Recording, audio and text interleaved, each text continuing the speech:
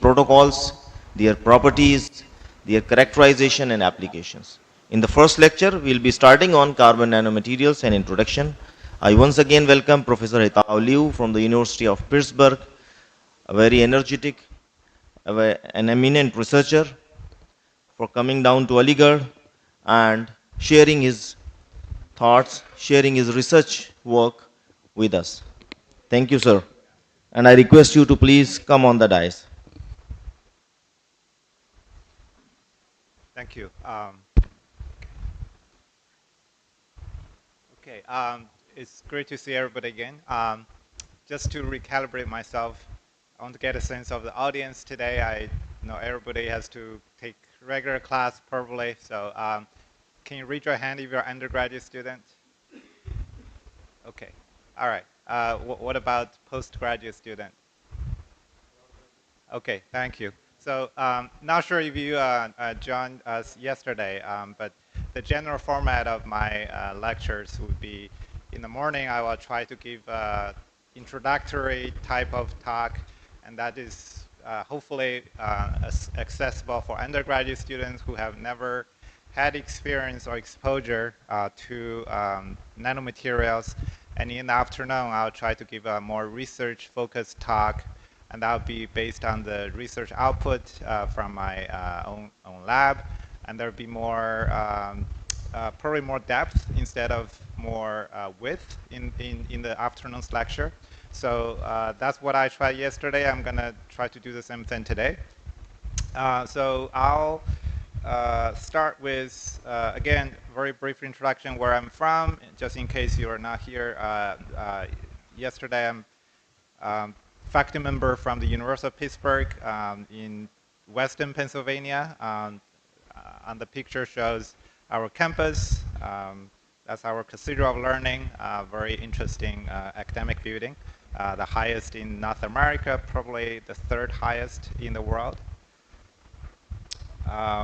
I started my independent career in 2010.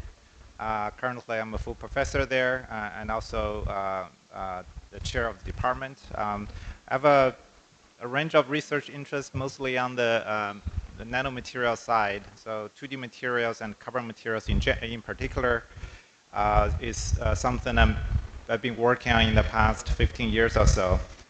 So yesterday I talked about 2D materials, and today I'm going to discuss more on the carbon material side. There's a lot of overlap between 2D material and carbon materials because graphene is one of the most prominent 2D materials people have worked on. On Friday, give a preview, I'm going to talk about DNA nanomaterial, biomaterial, and the DNA nanotechnology. In particular, how we use DNA nanomaterial in patterning and lithography applications on Friday. All right. So just to give a motivation slide here, why people have been so fascinated and motivated to study those materials. Carbon is pretty unique in that if you think about, where the elements are coming from, this is one of those elements that are certainly earth abundant. It's not like gold or platinum, things like this. Is a material that can potentially made with low cost, even if it's in a nanoscale form. So if you recall yesterday, I talked about this exfoliation-based process of making graphene pieces, and those can be done at kilogram or even ton scale, and they have been widely adopted in industry, making energy storage, lithium-ion battery, electrode materials. There's a wide range of electronic and optoelectronic properties that you can create within the broad range of carbon nanomaterials, ranging from, especially in the case of carbon nanotube, you can create semiconducting nanotubes, and those are especially relevant for nanoelectronics applications.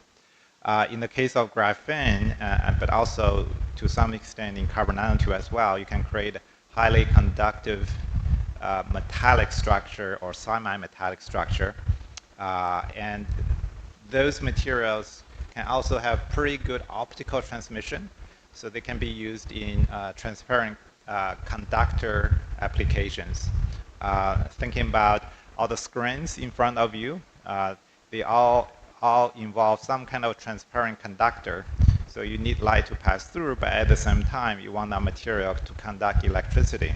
So right now, most of those applications are using indium tin oxide. That is still the dominating technology. But indium is pretty expensive, and it's going to get more expensive. So there's a lot of interest in developing alternative transparent conductors, and the carbon nanomaterials has been one of those alternative solutions. Moving on, there's also very extensive research done in composite material regime where you blend carbon nanomaterial into another structural material, typically polymer. And this is a very popular way to enhance mechanical property and sometimes electrical property as well of those polymers. And again, because carbon nanomaterials can be made cheaply, and also because these materials often have very good mechanical properties themselves, they have been a very popular additive for enhancing mechanical properties of polymers. So everything I talk about here, come down to the applications that people can develop using those materials. At least some of them, but the actual list is much broader. Composite materials, energy storage, sensing, nanoelectronics. The list can go on and on, but that ultimately motivates scientists around the globe to look at those materials in different forms.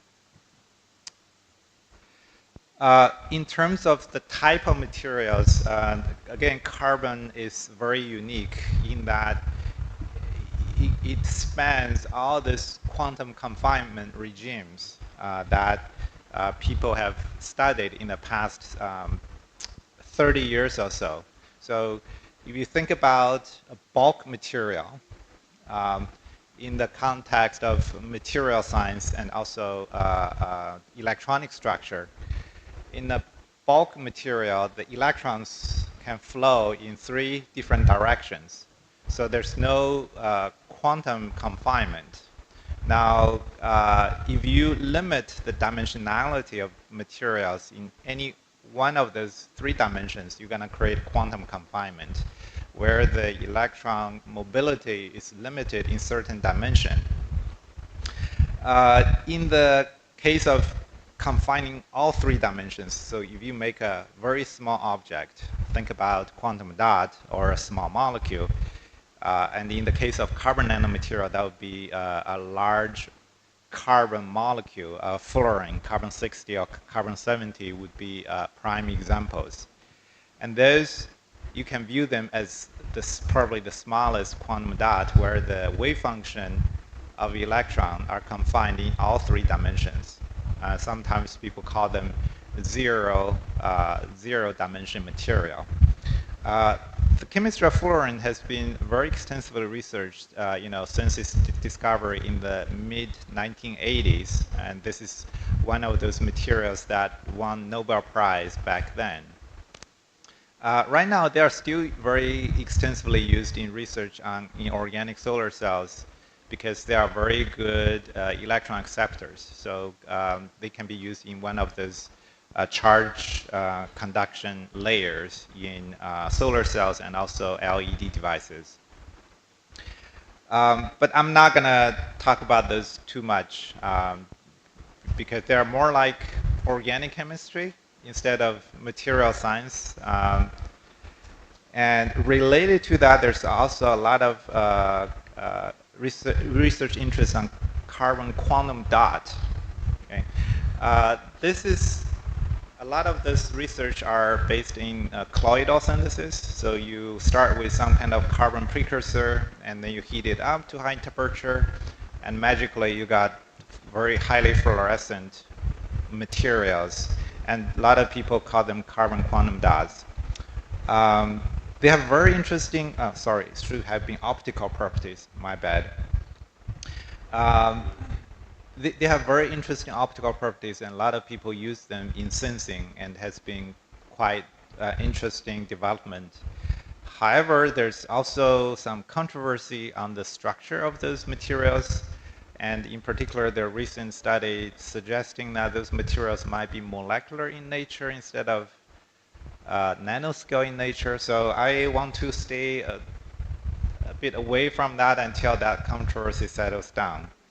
And what I want to focus most of my time today are on two materials that are very much related to what we discussed yesterday. One is on carbon nanotubes, and another one is on graphene oxide.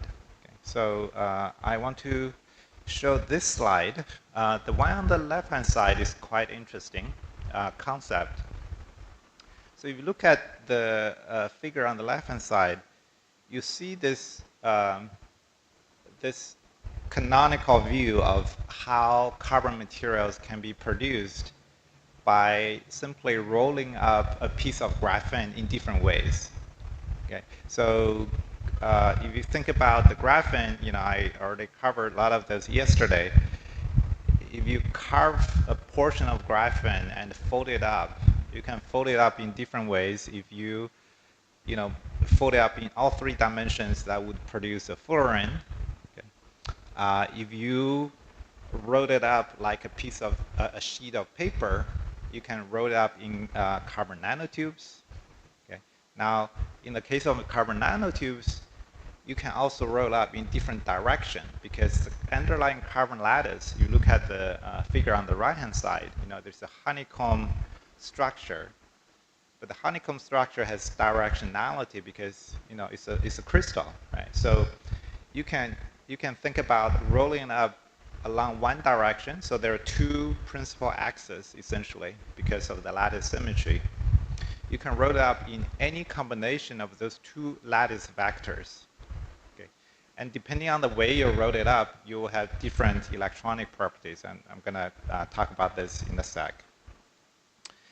If you stack the graphene in the vertical direction, that can create, in the ultimate case, bulk graphite. But if you limit the number of layers, then you can create single-layer graphene, bilayer graphene, so on and so forth.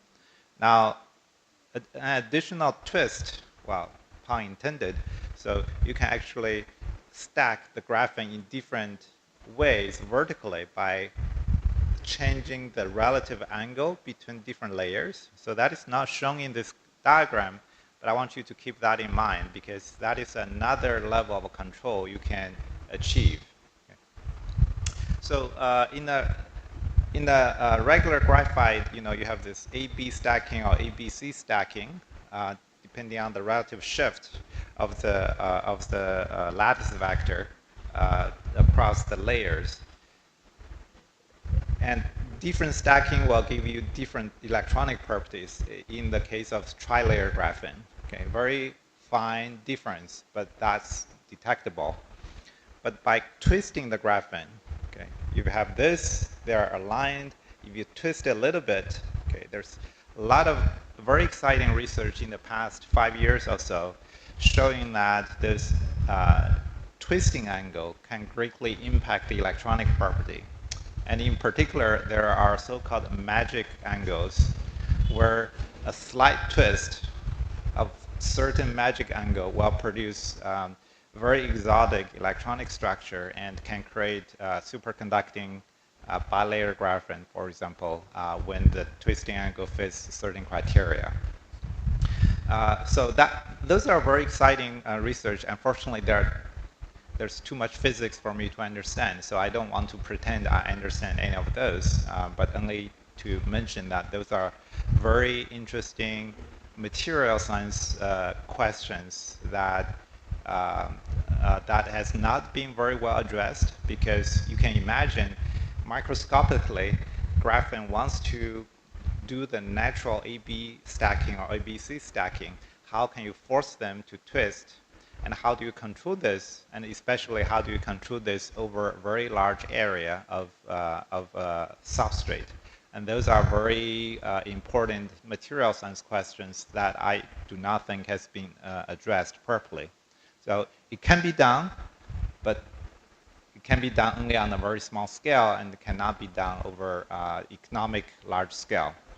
And same thing, I think I should mention that same kind of concept also applies to a lot of other 2D materials, not necessarily to graphene. Again, the very fine control of all the 3 lattice vectors, including the rotation, can produce a lot of interesting outcome.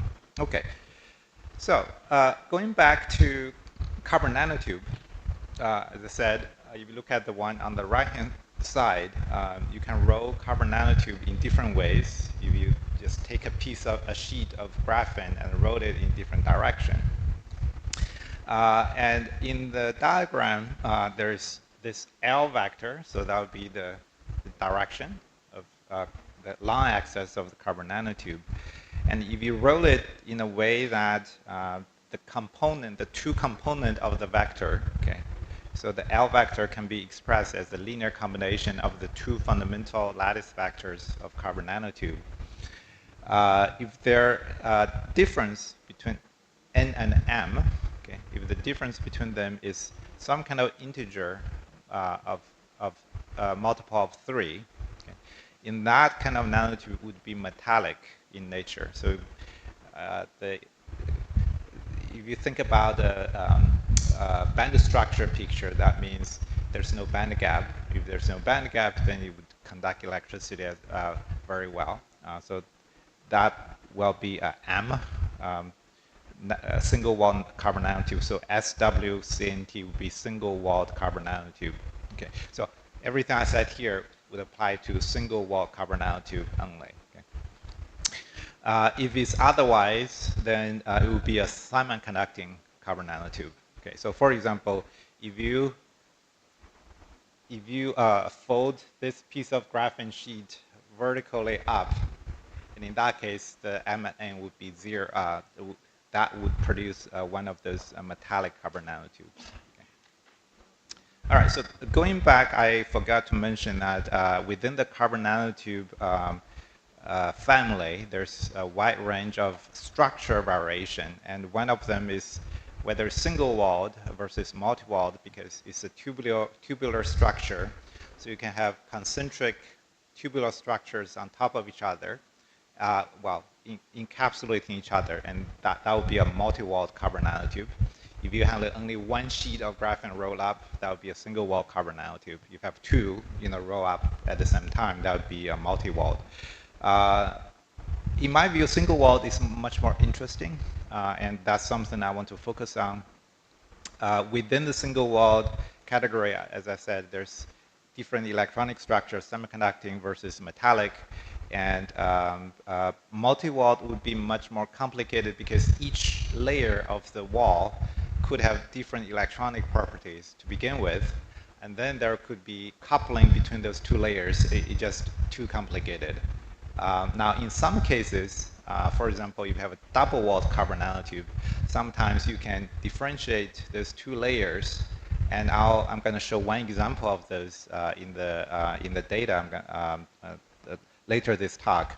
But for the purpose of being concise and to give you a taste of all those different materials, I'm going to focus just on some simple, very simple single-walled structure. All right. Okay, so I want to go back to what we talked about yesterday, the large-scale synthesis. And one thing I mentioned yesterday but did not spend a lot of time was this oxidation and mechanical exfoliation approach of creating 2D materials, in particular graphene. So this approach is particularly useful in creating so-called graphene oxide material. And what is done is you start with bulk graphite, and you subject to a strong acid treatment, and in addition there will be oxidation agent added into the mixture. And a particular useful method is called Hammer's oxidation. If you work in this area, you may have experienced or read something like along those lines. And what happens in this process is there will be acid intercalation, but also oxidation of carbon lattice. And you're going to install a lot of oxygen functional group onto the carbon lattice in the form of hydroxyl group, in the form of carboxylic acid group, or combination of them. And essentially, you are destroying the pi structure. If you look at if you look at the middle structure here, those red atoms, they are oxygen. So you can create a lot of functionality that are polar, and this greatly increase the water solubility of those materials to the point that when you sonicate them in water, they can readily exfoliate and produce pretty much exclusively single layer structures. Okay. This is one of those processes that can create very well-defined single layer structure on pretty large pieces. This is very different from the mechanical exfoliation examples I showed yesterday, where most of the pieces are multi-layer. In the case of graphene oxide, you can actually get most pieces single layer. Now, the downside of this is there's a lot of disruption of the pi conjugate system, which in a lot of cases are useful, because if you are disrupting the pi conjugation, then the electricity is not going to conduct over long range, and you lose a lot of the very useful and interesting electrical properties that a lot of people are motivated to explore in terms of looking at graphene research. Now, what you can do, though, is you can recover some of that by using a chemical reduction. So that would be the second step shown here. Let me see if I can do a pointer. Yes. Okay. So you look at the second step there, you can do some kind of reduction. And this reduction can get rid of some of those red oxygen functional groups and restore the pi system. This works well to some extent, but it's not going to fix all the problems, because when you do the oxidation, you actually also get rid of some of the carbon atoms to begin with. So there will be damage. It's not going to be perfect. The quality of graphene is not going to be as good. Okay. So after you reduce it, sometimes people call it reduced graphene oxide, or chemically derived graphene, or many other different names. All right, so this is another recap of what I just said. You start with graphite, you turn it into graphite oxide, and you just stir it in water pretty much, and you can get graphene oxide. Okay. Another way of looking at it is if you start with graphene single sheet, you can oxidize it, introduce oxygen functional group. You can also reduce it, and by doing that, you can get rid of the oxygen functional group. Typical oxidation agent are nitric acid, permanganate, and are also popular. The reduction can be done in a variety of different ways. Hydrogen has been a pretty popular reduction agent, but even as simple as, it sounds weird, a thermal heating can sometimes remove a lot of those oxygen functional groups as well. Okay. On the bottom on the left bottom is atomic force microscope image of this graphene oxide, and you'll find, the scale bar is 20 micron. So those pieces are pretty big. Okay. You recall the exfoliated graphene piece I showed yesterday, those are a couple of micrometers. Here is, it's pretty easy to get a large piece. And if you are being careful, not doing sonication and just be gentle, you can get 100 micrometer graphene oxide sheets. So those are graphene oxides that are not being reduced yet. And on the right-hand side is a similar piece deposit on the graphite substrate, and by doing that, you can do a much stringent characterization using STM, so scanning tunneling microscopy, where you can see the actual lattice of carbon. And what you see here are, in some areas you have very good carbon lattice, but in other areas they are smeared out. What that means is the structure there is not very well defined. So there you have essentially structure defects in those areas, but in other areas you have very good carbon lattice. So that goes back to this kind of disruption of the pi system. The oxidation would disrupt the pi system, but it disrupts the pi system in very inhomogeneous ways. If you think about the structure, once you have one defect, then it's much easier to attack a carbon atom close to that defect, because that is the most vulnerable place. All right, so on the right-hand side is XPS. You may recall the discussion on XPS yesterday. And one of those key features and useful features of XPS is you can get a sense of the kind of oxidation state of the surface atom.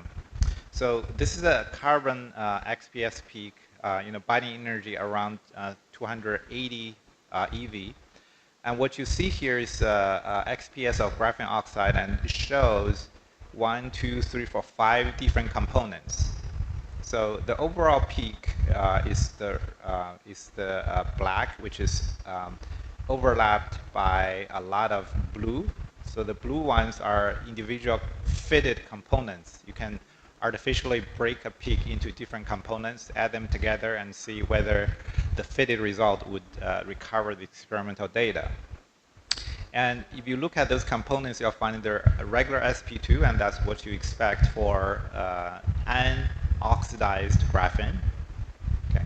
You'll also see components like COH and COC. So those are hydroxyl modified carbon and also ether type of carbon, and both can be a direct result of oxidation.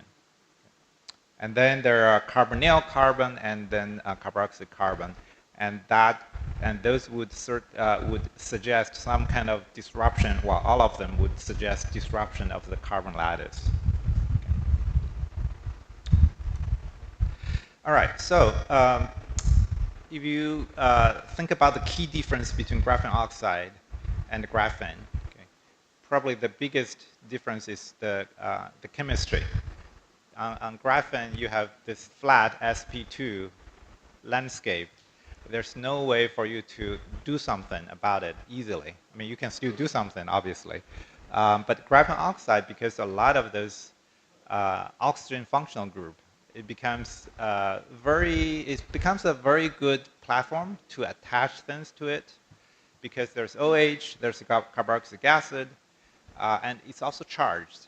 So you can attach a lot of different things to the surface by electrostatic interaction, by covalent bonding as well. So this cartoon shows, basically the idea, what kind of things you can do with graphene oxide. There are a couple of interesting examples here. One is the quantum dot, and those are semiconductor, very small particles of semiconductor, and a lot of them are fluorescent. Graphene oxide, because the presence of those pi systems still, not completely destroyed pi systems, so there's still a lot of those pi systems there. And they can interact with quantum dots and trigger energy transfer or charge transfer. Okay. There is a lot of research done to attach biomolecules. Could be DNA, could be enzyme, could be just any protein. And this can be done by coupling the amine group on those biomolecules to the carboxylic acid group on graphene oxide. And that can be done by so-called EDC coupling. If you're taking organic chemistry, then you probably know what I'm talking about. That's a process where you couple carboxylic acid group with amine to form an amide bond.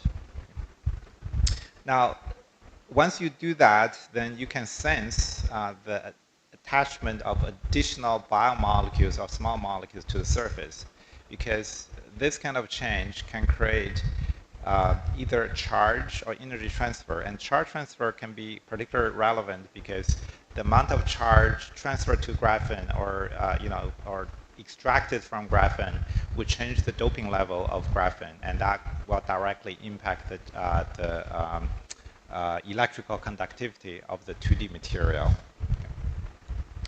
All right, so with this in mind, I want to briefly talk about examples of the application. So this is probably one of those most popular sensing platforms people have developed for graphene. And what you see on the top left, this is a lithography patterned array of electrodes. And essentially you have interdigited electrode array. And those are metallic. And then what you can do is you can spin code nanomaterial. And this nanomaterial can be pretty much anything as long as they're conductive. Okay? Graphene oxide can be one of them. So graphene oxide, as I said, you still have some of those pi systems. It all depends on to what degree you oxidize this material. So you can create a range of electrical conductivity. If you oxidize the graphene more, then the conductivity will be less. If you control the oxidation, or if you reduce it, okay, then the conductivity will go back to some extent. Okay. So what you can do is you can spin code, those graphene oxide pieces, and on the right-hand side is, is the electron micrograph of those graphene oxide pieces. And you're essentially having this 2D material overlapping, connecting two metal electrodes. And you can expose those 2D material to different analytes. And on the bottom are two examples. I believe one is exposure to amine, another is exposure to NO2.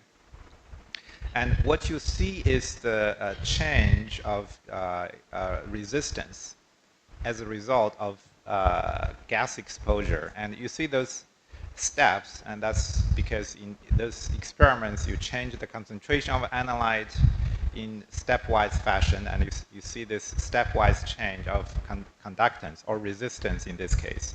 Yeah. And the reason for this resistance is because the gas molecules, if you look at this diagram here, the gas molecules can absorb onto the surface, and then there will be charge doping effect.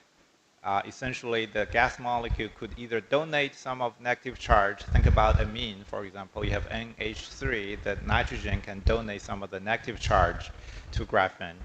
If you have NO2, which is highly oxidizing, there could be a partial negative charge transfer from graphene to NO2. Okay. Now, either way, you're going to change the overall doping scheme of the 2D material, well, in this case, graphene oxide or reduced graphene oxide. And that will change the amount of free charge carrier in the graphene oxide or reduced graphene oxide. And that will directly impact the electrical conductance, or in another way, resistance. Okay, so now why different gas produce different outcome? In one case it goes down, in another case it goes up, right? And that's because the graphene oxide or any 2D material, they come with some kind of natural doping to begin with. Okay, so either they are p-doped or they are n-doped. So if you think about p and n, so n-doped means there's excess electron in the material. P-doped means there's excess positive charge in the material. Whether it's naturally p-doped or n-doped has a lot to do with the material property itself. But a lot of them are p-doped because there's oxygen in air, and oxygen can naturally p-dope a lot of materials. So imagine if you have a nanomaterial that is p-doped to begin with, so there's already excess hole or positive charge in the material, and you expose it to amine, which can donate negative charge.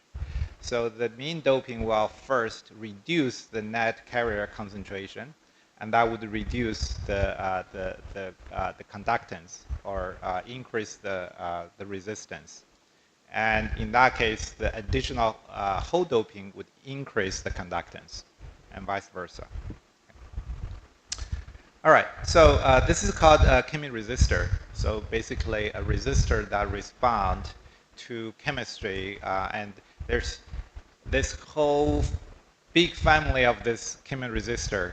You can pretty much put any nanomaterial, well, not even nano, you can put any material between two electrodes, apply a voltage, and expose the material to something, and chances are there will be a change in electrical conductance. This can be a nanomaterial, can be bulk. Example would be zinc oxide, for example, tin oxide, and those, a lot of those can be operated at high temperature and used to detect hydrocarbons, methane, for example. That's actually some of those principles of methane sensors used in industry, is to heat up a chemoresistor made of tin oxide or other metal oxide and look at charge transfer at high temperature between the hydrocarbon and the metal oxide. Now, this would so a different sensing mechanism, which I didn't get a chance to talk about yesterday, is a field effect transistor. Okay. The key difference here is in a chemoresistor, this is a two-terminal device. Okay. You have source, essentially you have source and drain. You have positive charge, positive electrode, and negative electrode. You apply voltage, and charge will go through, just like a regular resistor. A FET, or field effect transistor, is a three-terminal device. So what you have is you have your active channel. Okay, that usually is a semiconductor. So you have a source and drain connecting to the two ends of the semiconductor, and in this case would be a TMD. Okay. What you do is you have a third electrode that's called gate electrode, usually on top or bottom of the active channel. Okay, so source, drain, active channel in between, but also a gate. Okay. You can do top gating or bottom gating, but in a lot of sensing, it's easier to do bottom gating. What the gate electrode does is you can apply gate voltage to inject additional doping. Okay. You can inject additional hole doping or electron doping depending on the polarity of the gate voltage. Now, this is a more interesting configuration because you can now have independent variation of the doping level within the semiconductor. So you can play with there's more control of your device, essentially. So you can view it as a chemoresistor on steroid, because in a chemoresistor, you have no independent control of doping, but in the FET device, you can. But the basic operation principle would still be the same. So here I showed two examples, and this is a very typical sensing outcome of this FET sensors. And this is a device made by spin coating TMD between source and drain electrodes and with a bottom gate. Okay. So in one case, they expose the TMD, molybdenum disulfide, I believe, to NO2. And you can see the source drain current. So the current you apply between source and drain electrodes as a function of source drain voltage. Okay. And you can remember, you can tune the gate voltage to inject electron or hole, right? So what you can do is you can change the gate voltage so that you can turn on the channel, which means you can allow the electricity to pass through, or you can turn off the channel. Now, how do you turn off a channel for a semiconductor device?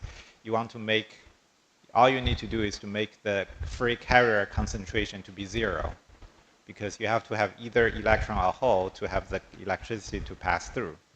If you tune the gate voltage to make the overall charge carrier concentration to be 0, then the semiconductor becomes insulator.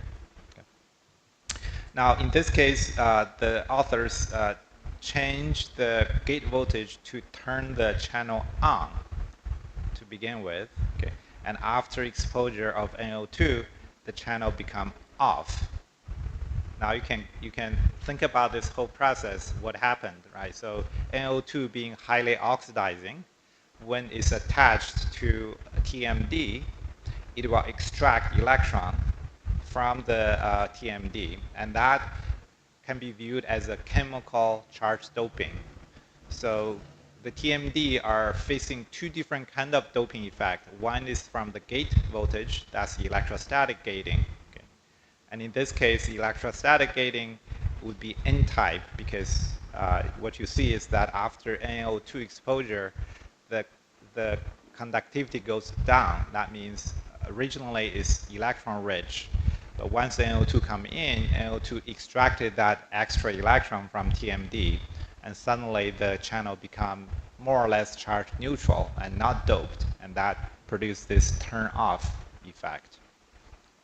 You can do it other way around. So that's the bottom case where you turn the channel off. So this is the the black one is before ammonia exposure, and you see you're applying source drain voltage, but there's no source drain current. And what that means is there's no free carrier in the channel. And when there's no free carrier in the channel, there's no source drain current. Now, once you expose this channel to amine, there will be electron donation from amine to the TMD, and that suddenly makes the channel conductive, and you start to see this conduction behavior. Okay. So again, it's a very similar concept between the chemoresistor and the field effect transistor. The only difference is this additional control of field effect transistor where you can impact a gate voltage. Okay. In this particular case, we are still looking at the sensing by looking at the source drain current as functions of source drain voltage. But you can think of different ways of doing the sensing because now you have a gate voltage. You can actually also look at how the gating curve would change. That would be a change of source drain current as a function of gate voltage. You can also see sensing output from those measurements. Okay. Just as a side note, because I didn't get a chance to talk about this today, a lot of 2D materials, because of their their atomic thinness nature, they are flexible. Okay. You can stretch graphene, you can stretch TMD, you can stretch a lot of 2D materials. And as a result of the stretching, their electronic structure will change. Their conductivity, for example, would change. And you can use this feature to do sensing of mechanical deformation. Okay. Imagine you want to simulate some kind of tactical response. You want to touch something, and how can you tell you touch something? Like electronic skin type of idea. What you can do is you can spin coat or create a 2D material membrane on a flexible substrate, and a touch would depress and essentially stretch the 2D material, and that can produce a change of electrical conductivity, and that can be the basis of sensing of touch.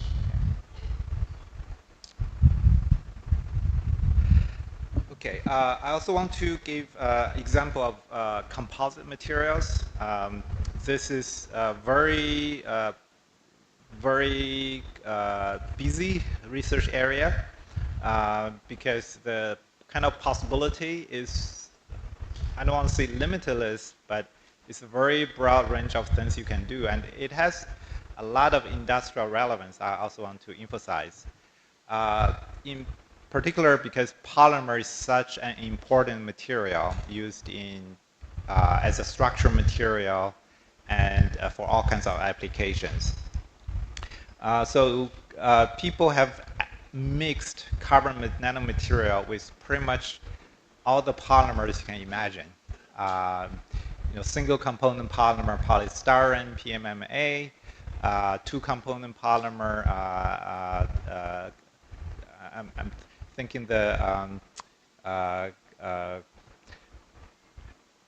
cross-linked polymers where you can think about glue, for example. Okay, you have amines cross-linking a variety of epoxide-related polymers, and those are oftentimes used as glues or as a epoxy type of enhancement. And this is not new in the sense that people have been using this kind of composite material for a long, long time. But the nanomaterial, in particular graphene oxide or graphene, because of its large surface area, if you think about the graphene oxide I showed, it's very easy to make them into single layer structure. So the large surface area is of particular relevance here because it increases the interaction between the two phases, and that make it more efficient to transfer the mechanical load from the polymer to 2D material. So there are typically two kinds of interests. One is the mechanical enhancement. The 2D materials, graphene oxide, graphene, and carbon nanotube, their mechanical strength is much, much higher than that of polymer because of their covalent nature. Another is electrical modulation. Those materials are oftentimes electrically conductive. And this is one such example published by a very well-known group, Professor Uoff. He's a pioneer in carbon nanomaterial research.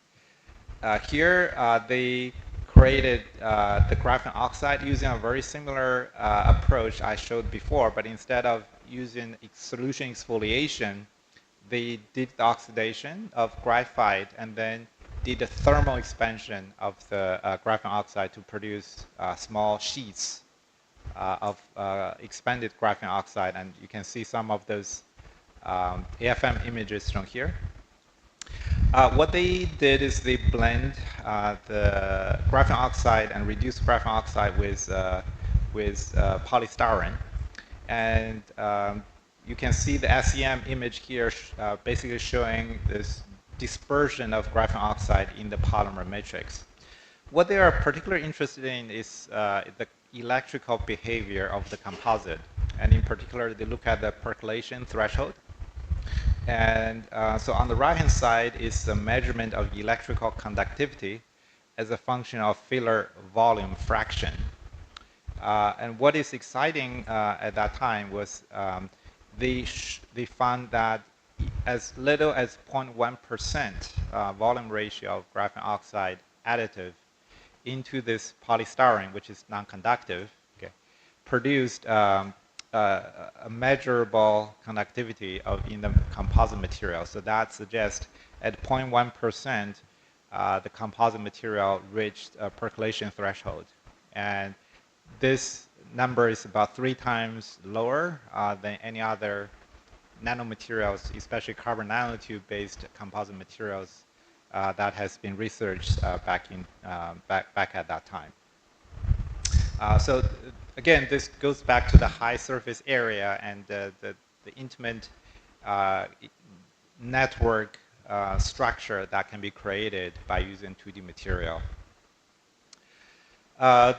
Another extensive research application related to carbon nanomaterials is electrocatalysis.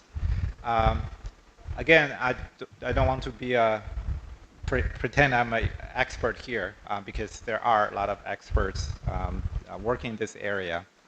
And my personal feeling is there's a lot of very exciting research, but at the same time, I want to cast a more cautionary tale because the material composition is so complex. Okay. A lot of times, it's very challenging to fully understand what you're working with. So I don't want to be pessimistic here, but I do want to share this very interesting paper on ACS Nano, where the authors are trying to really give a warning to the community because a lot of the electrocatalysis research in the context of graphene oxide or graphene-based electrocatalysis are on the motivation of doing electrocatalysis in a metal-free system. Now that is a very important direction because a lot of the electrocatalytic metals, they are very costly, and they are not earth abundant. So their performance are good, but how can you duplicate those performance without using metal, especially precious metal catalyst? So there has been a lot of work using graphene oxide or graphene and show that those materials can enhance the electrocatalytic activities. Hydrogen evolution, oxygen reduction are two prime examples. But there's also controversy in the field, basically people arguing whether the reaction is actually metal-free. And this is particularly challenging and research question to answer because a lot of those nanomaterials, if you think about the graphene oxide production, they actually involve a lot of reagents that contains metal.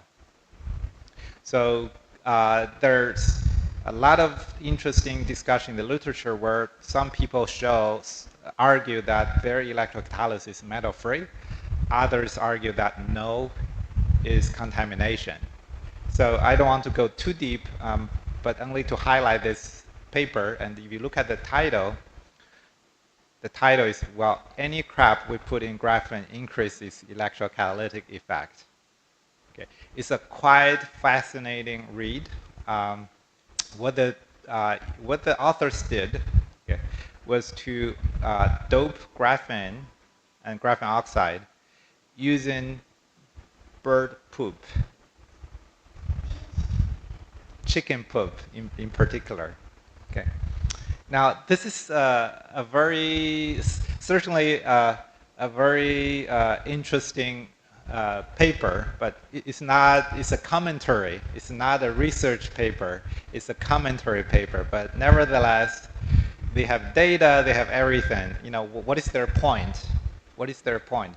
Their point was to really alert the community that there are more important things we should study, rather just to show that you add something to graphene and suddenly you have performance improvement. It's more interesting and meaningful to actually understand what happened. Okay. Now, people have different ideas about whether this paper is being too sarcastic. I think it probably is. But nevertheless, I thought it highlighted a very important issue within the community. So with that in mind, what they did is they made graphene oxide and reduced graphene oxide composite material. They doped chicken poop onto this material, literally, and they put those onto electrodes, and they used linear sweeping vatamogram. Remember what you learned yesterday. So you sweep the potential and you record the current. So that's what they did. And what they find is, in all the cases, look at the scanning electron microscope image, you create materials with high surface area, so on and so forth, and they maintain the graphene oxide kind of morphology. But if you look at the performance, you find this one's particularly interesting. You look at this current here is 0, so negative current is good. So that means you have more electrocatalytic activity. So this two samples, BD means bird drop. Okay. This two showed smaller onset voltage. So you do not have to reduce the voltage too much before you start to see hydrogen evolution to show up. Okay. That means those are better than undoped graphene, and certainly much better than glassy carbon, which is GC. Okay. Now, this is an interesting paper because those are the sort of, if you dial back about 5 or 10 years ago, there's a flood of research papers basically showing, you have graphene oxide I dope it with one metal, I see a catalytic activity enhancement. If I dope it with another metal, I see another enhancement. And you can basically dope pretty much anything in the periodic table, and you will show enhancement. And once that is done, people start to look at binary dopant. You have two combination of metals, and they show even better enhancement, so on and so forth. So this group of authors, they got fed up with this kind of research because there's no mechanistic insight, and they basically tried to make a stop on those, and so they doped with bird job and shows enhancement. So that triggered a lot of discussion. Again, I think it's probably too sarcastic, but nevertheless, I hope you can, I highly encourage you to read this paper, okay, and think about critically to yourself, there are two different levels of research. One is I made an observation. Another is I made a scientific insight. Now, I'm not saying that you should always go all the way to the end, to the end of atomic understanding every time. Probably not.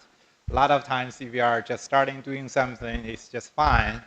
If you just say, "Oh, I find an interesting observation," and I think that's totally justified. But certainly, it would be so much better if you can provide the scientific community a more deeper understanding of your results. All right. So again, something I didn't get a chance to discuss yesterday. There's a similar interest in electrocatalysis on a lot of other 2D materials, TMD in particular. Aluminum disulfide and disulfide in particular has been a very popular target for hydrogen evolution reaction. The sulfur-rich edges has been shown to be a particular active site for hydrogen evolution, and by changing, so this is an interesting work where they change the sulfur vacancy, and they can modulate the activity of hydrogen evolution reaction. Okay, I want to move on to carbon nanotube, and I want to highlight the CVD synthesis of those carbon nanotubes. Yesterday, I talked a lot about chemical vapor deposition. In the case of graphene, you have you have substrate, you flow some kind of precursor gas, and then just something happened. We don't exactly know what happened, but then carbon material formed. Okay. So basically, people have done exactly the same thing in carbon nanotube way before those graphene synthesis. And actually, whatever people have done in graphene synthesis are adapted from carbon nanotube synthesis. But one of the most interesting things on the CVD synthesis is the ultra-long carbon nanotube preparation, which I find particularly interesting because this synthesis produces a material that's sort of a gap, bridge between a nanomaterial and a bulk material. So what they did, if you look at the figure on the left, this is a paper back in 2004, but people are continuously optimizing this, and the most recent one, optimization improvement, come from 2 years ago. What people showed in 2004 is that they find if the condition is right, you can grow single-wall carbon nanotube several centimeters or even several centimeters long. Okay. Now, imagine how incredible this is. You have a nanometer scale thin wire, essentially, and grows centimeters long. Okay. That's, if you think about the aspect ratio, that's about 10 to the 6 or 10 to the 7.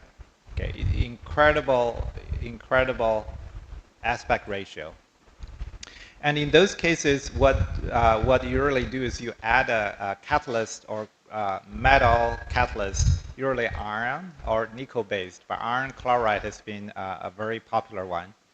You paint the catalyst on one end of a silicon wafer substrate. You flow methane gas or ethylene gas, and that's a carbon precursor.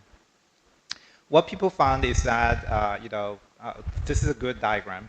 So you have your metal catalyst on one end. Those are essentially small iron particles when you heat them into in a reducing atmosphere.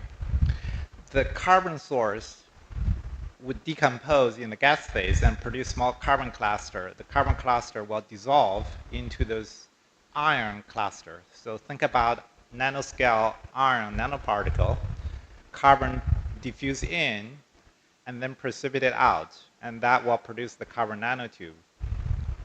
And the growth will essentially lift the iron catalyst to the tip of the carbon nanotube. Okay. Now, what's magical here is that because everything is in a gas flow chamber, so you're flowing your precursor in the tube, okay, in a tube furnace, this laminar flow will lift the carbon nanotube just like a kite in the sky. So you have this wire of carbon nanotube and this catalyst flowing in the gas phase and just keep growing in the gas phase for centimeters long. It's just incredible to even believe it. But if you look at those SEM images, you see this very long features. Those are individual single-wall carbon nanotubes. And in the most recent optimization, this group of chemists, they were able to expand on this earlier idea. So instead of growing nanotube and let it lift, okay, now that lift sometimes happens, some other times it doesn't. And if it doesn't lift, then it doesn't grow very long. Okay? And the reason being, if they are on the surface, they always got eventually covered by some kind of amorphous carbon, and then the growth will stop. But once they're in the gas phase, they're not going to be covered by amorphous carbon, and the growth can be sustained. So what they did is they, instead of putting the catalyst on the substrate to begin with, they inject metal cluster into the gas phase and let the nanoparticle grow, let the carbon nanotube grow in the gas phase. So this is so-called fluid bed process. And then they have the substrate to intercept this carbon nanotube growing in the gas phase. And once that is captured, they can grow. Okay, and they can grow and just like a kite in the sky kind of mechanism. And this produced incredibly high density, ultra long carbon nanotubes. And if you look at the patched image here, okay, this again is several millimeters long, and the density of those nanotubes are extremely high. Okay. All right. And related to this, several years ago, we've been looking at the patterning of silicon wafers using DNA nanostructure, which I'm going to talk about on Friday. But a side project of that is we discovered a very interesting mechanism to visualize those carbon nanotube on silicon wafer. Now, I have to mention that all those images, they are made by scanning electron microscopy. Those nanotubes are very thin. They're nanometer or two. You are not going to be able to see them in optical microscope. Now that creates a lot of challenge because if you can't see something, you cannot characterize them because you don't know where they are. It's much more difficult to make a device. So a question we had was, how can we visualize those nanotubes?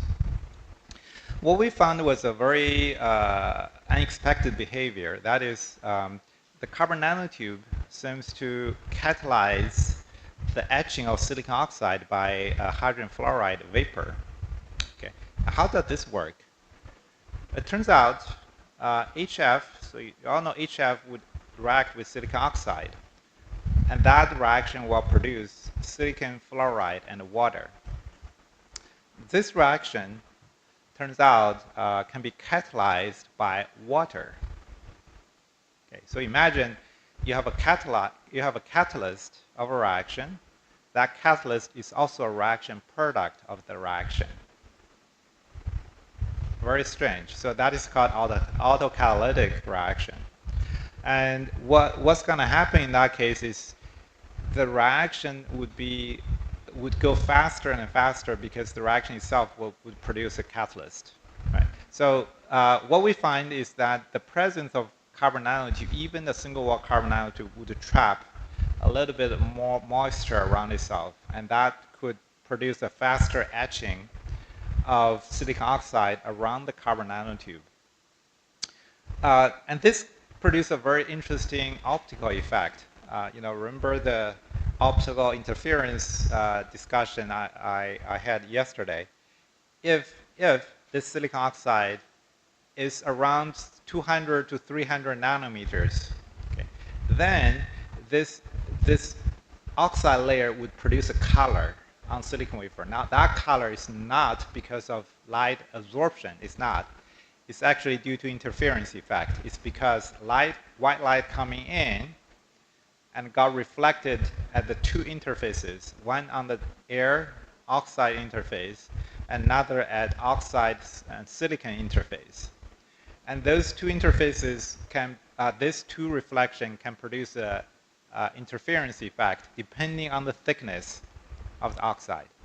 So a change of the oxide thickness would change the apparent color of the oxide layer. Okay, so what that means is if you do the etching, you can change the oxide thickness around carbon nanotube, and somehow that produces a visual contrast. Okay, so I want to show this figure on the top. On the top is actually an optical image. Now this is not SEM anymore. And what you see are all those, strolling features. Those are actually the trenches. What you see here is the trench produced by the HF etching of silicon oxide, and the etching goes faster around the carbon nanotube. As a result, you see the trenches. Okay. Now in each of the trench, there's a carbon nanotube.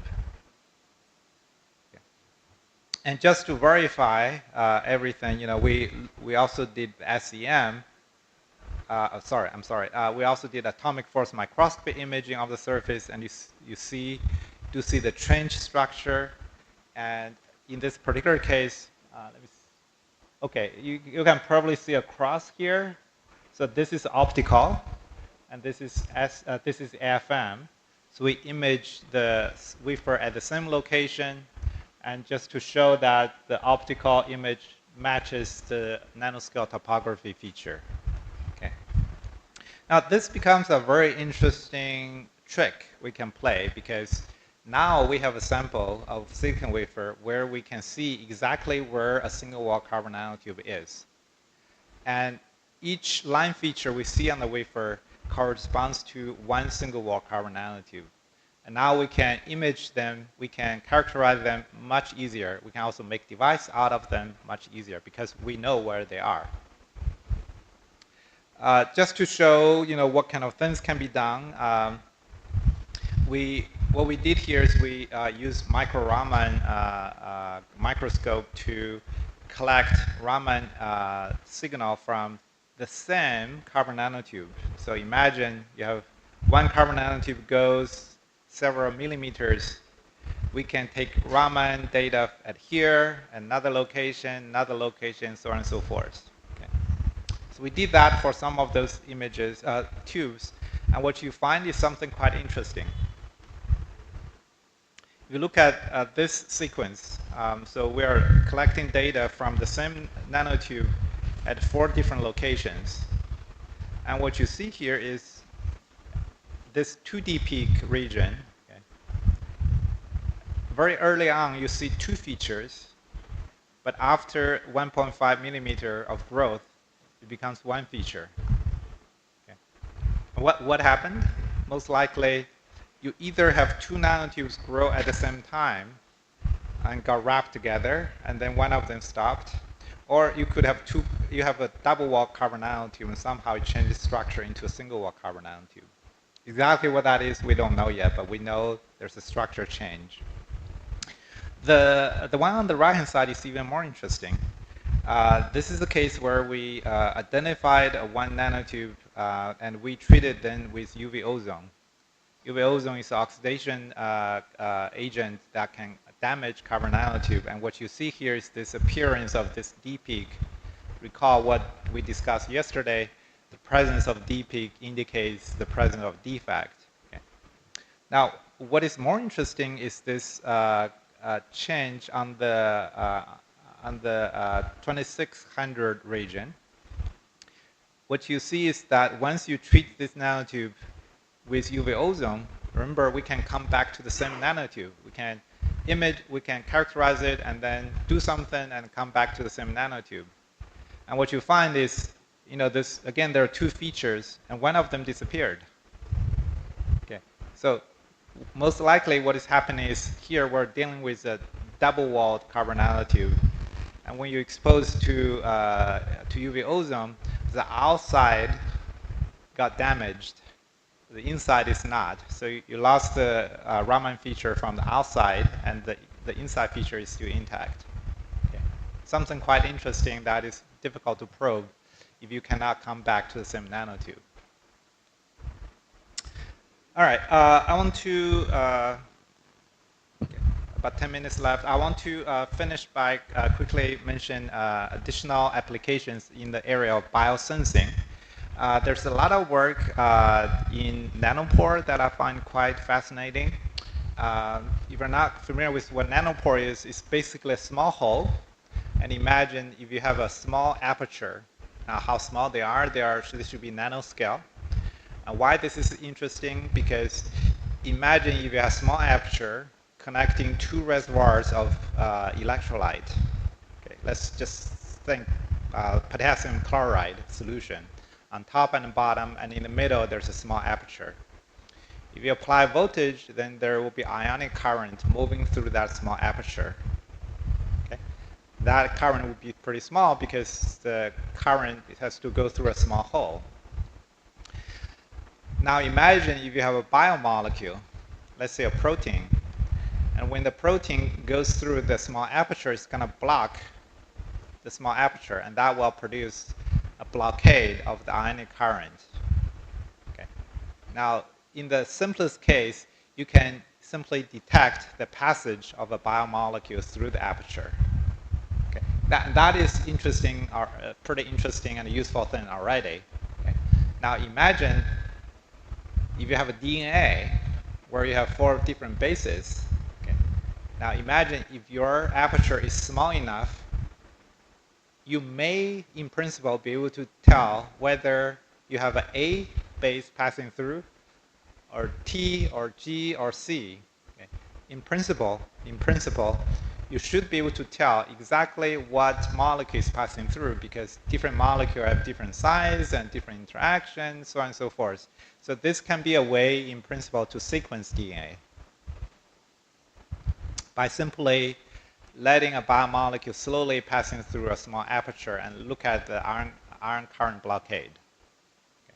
And that has been the basis shown here. So this is essentially what I said, what I just mentioned. You have a graphene, you carve a small hole, and you let DNA pass through, and you look at how that passing through would blockade the ionic current, and that is shown here.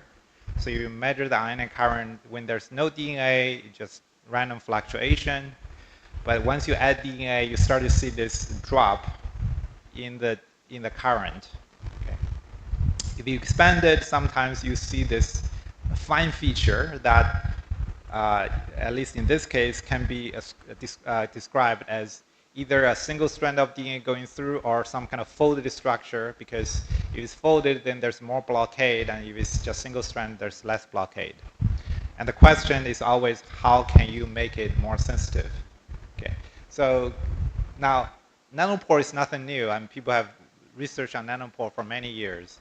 And for a long time, people have been using so-called biological nanopore. There's a lot of protein you can find within cells, human or non-human cells, where the protein will self-assemble and create a nanopore structure by itself.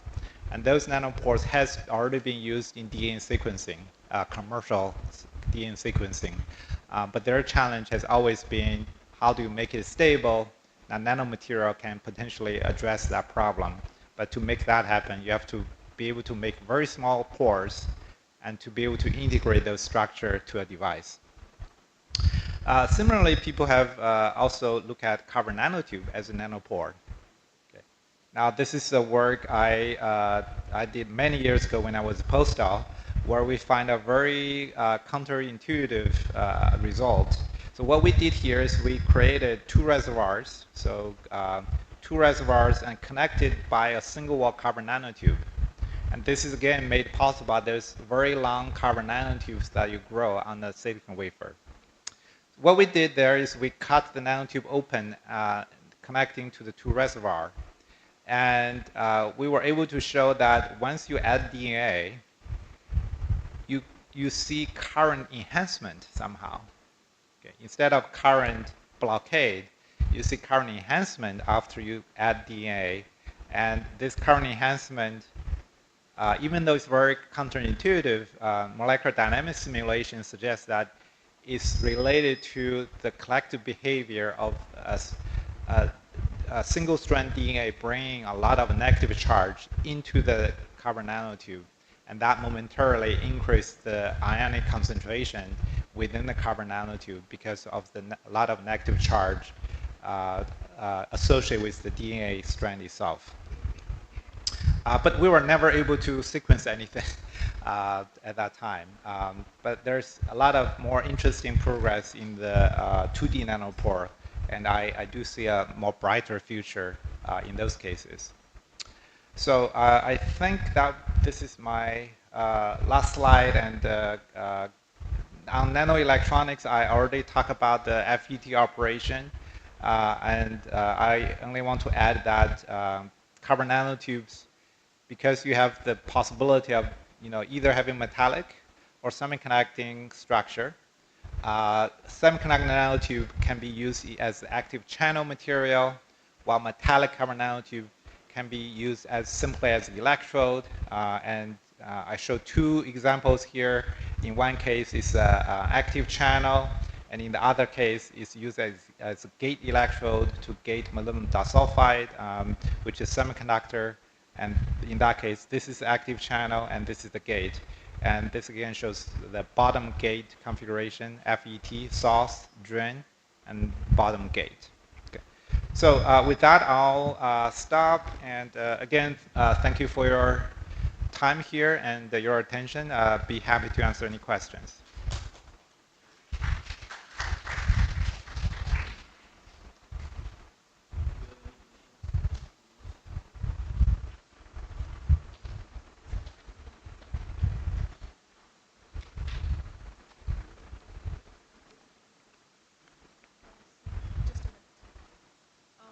I would like to thank Sir for such an informative lecture. And it was very interesting, especially slide number 13. Can any poop in graphene enhances electrocatalytic effect? So I would like to invite questions from audience. This is an interactive session, and we are supposed to have questions from audience. He has traveled all around from University of Pittsburgh to enlighten us with the knowledge of nanomaterial. Questions? Any questions? Yes. Varis?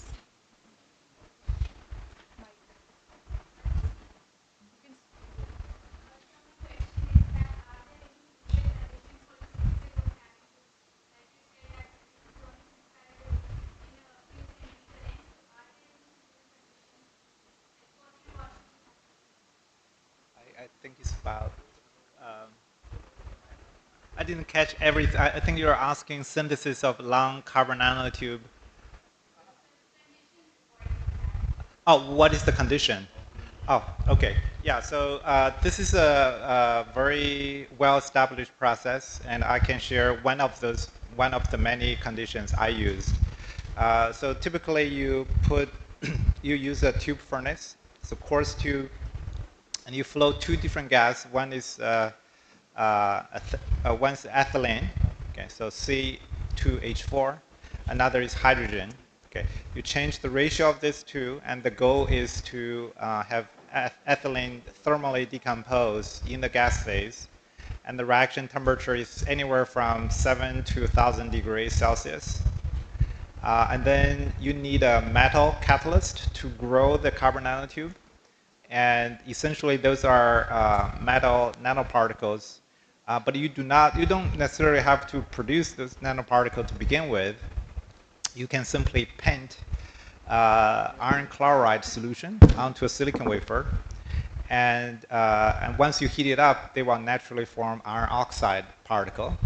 And those iron oxide nanoparticle would naturally be reduced by hydrogen environment to produce iron particle. Now, not all of those particles would have the right size, but this is a self-selecting process because if the size is not right, then the precipitation of carbon nanotube doesn't work out as well. So some of those particles will be active, and those active ones will produce those long carbon nanotube. Now, again, there are a wide variety of catalysts you can use, but that's the general format. You have some kind of metal catalyst, you have some kind of precursor gas, can be acetylene, can be benzene, can be, literally anything. Anything that contains carbon can be fed into this process. And iron, nickel, or cobalt, those are all their alloys have been used in the synthesis of these materials, either single-walled or multi-walled. The nature of the catalyst and the nature of the precursor often dictates the outcome of the synthesis. But the general format is very similar.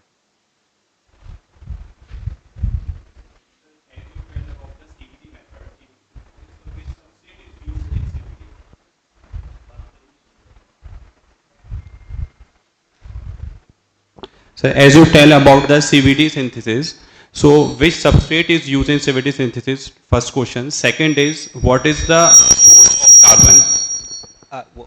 For the carbon source in graphene synthesis, if we prepare graphene from CVD, so what is the carbon source? What is the carbon source? Okay. And first is what is the substrate used in CVD? Yeah, so the substrate has a lot to do with the intended application. So again, there's a very wide variety of options there. Now, imagine if you are a chemical company and you want to produce, tons of carbon nanotube for additives, then you do not want any substrate. You just want pure carbon nanotube, right? In that case, you can just forget about substrate. Instead you can inject iron precursor into the gas phase. Let's say ferrocene. People have inject ferrocene solution into the gas phase, let it evaporate. Ferrocene would decompose and produce iron particle. And at the same time, you can add carbon source into the gas phase, so you can grow carbon nanotube in the gas phase. Ferrocene is one of those precursors people use, but you can use many others. But you can just create a fluid bed reactor and grow carbon nanotube in the gas phase without any substrate. If you are interested in looking into nanoelectronics applications, a lot of those times you want some kind of bottom gate. And silicon wafer has been popular because it's flat and you can do lithography, and you can use the doped silicon as a back gate. So in those cases, a lot of people use silicon wafers because it's convenient and also stable at the temperature that people typically use to grow carbon nanotubes. You have to pick a substrate that is thermally stable at 1,000 degrees. So glass is not going to work. But there are also, a lot of work done on quartz. And turns out the quartz and also aluminum oxide to some degree, they have interesting surface structure, crystalline structure that can direct the deposition of carbon nanotube. With respect to the carbon source, pretty much, as I said, pretty much any hydrocarbon can be used. Ethylene and methane are popular, but any aromatic organic compound can be used.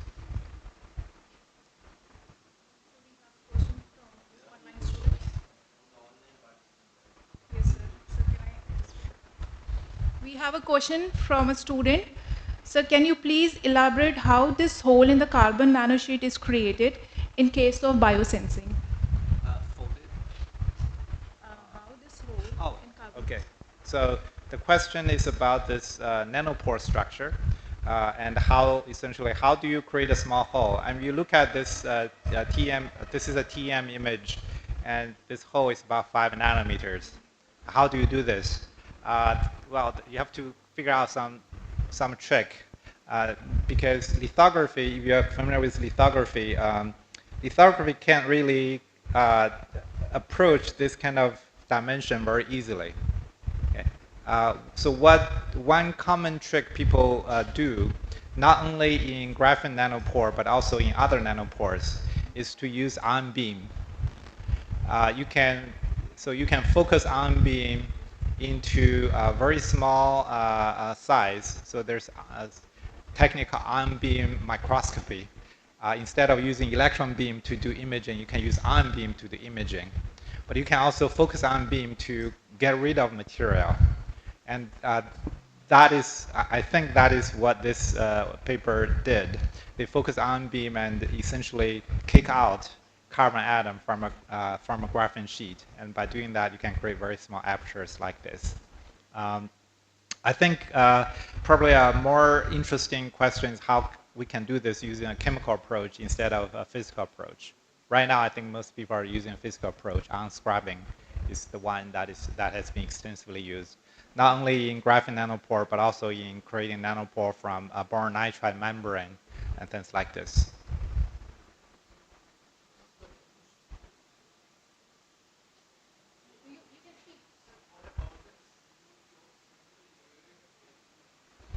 What is the stability of single-layered graphene sheet? So the question is about stability of single-layer graphene sheet. I presume that's chemical stability.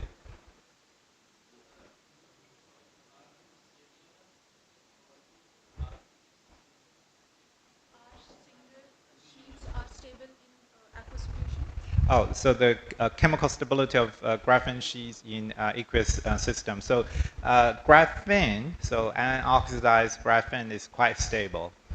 So you can, at room temperature, you expect a single layer graphene to be infinitely stable. Whether it's in water or in the absence of water, that's not a problem. Graphene oxide, that's a different story because of the functional group on the surface and the disruption of the pi system. Graphene oxide is much less chemically stable. And there are some study in the literature looking at the decomposition of graphene oxide over long term. But graphene is, I don't see any issue, in the absence of oxidation agent, the chemical stability is not a problem at all. Can we have questions during the tea time? Because we have already been late by 10 minutes. You can ask the same question during the tea time. Now I request all the participants to please proceed for tea. We will resume again in this lecture hall at 12 noon for the second lecture. Again, there will be attendance in that session, and assignment questions will also be shared in hard copy with the offline candidates, and for online participants we will be sharing through the Zoom link as well as email. Thank you very much. Please join us for tea, and we have 20 minutes for the tea session. Thank you. Thank you, Professor.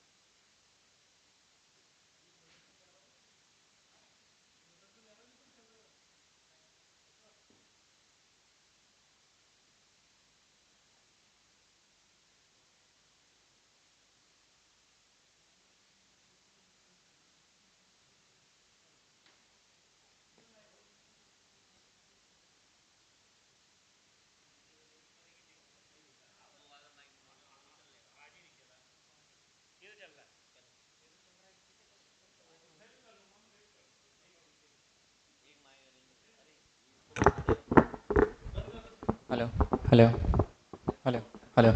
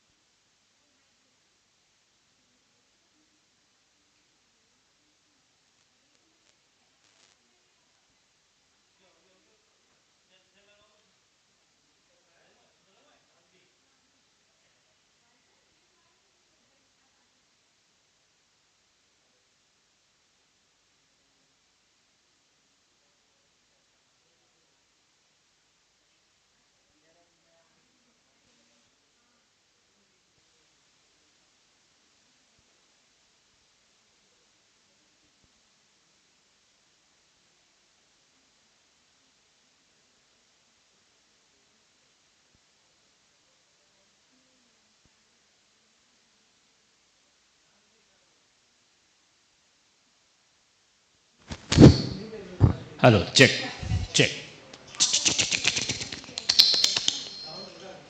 Hello, check. Hello. Hello mike check hello हाँ मैं सब कर दूंगा hello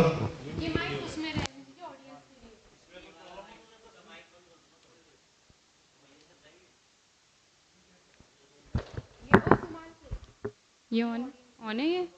हाँ on है।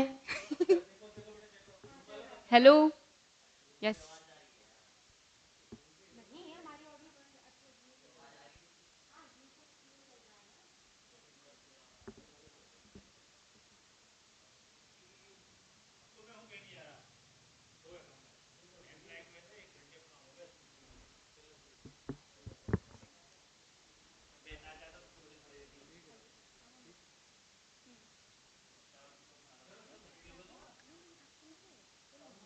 अभी क्या है टी ब्रेक चल रहा है, बस मैं 10 मिनट में निकलती हूँ। ठीक है ठीक। आप लोग आ गए? ठीक है। हाँ बस मुझे 10 मिनट दे दो।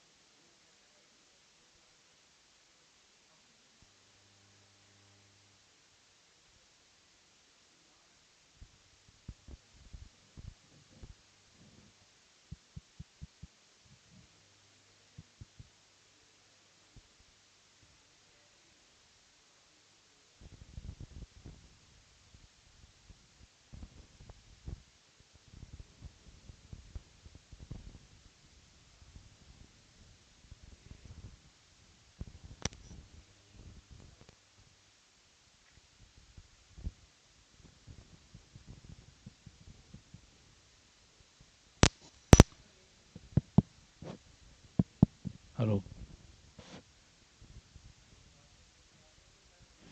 Hello hello check check hello hello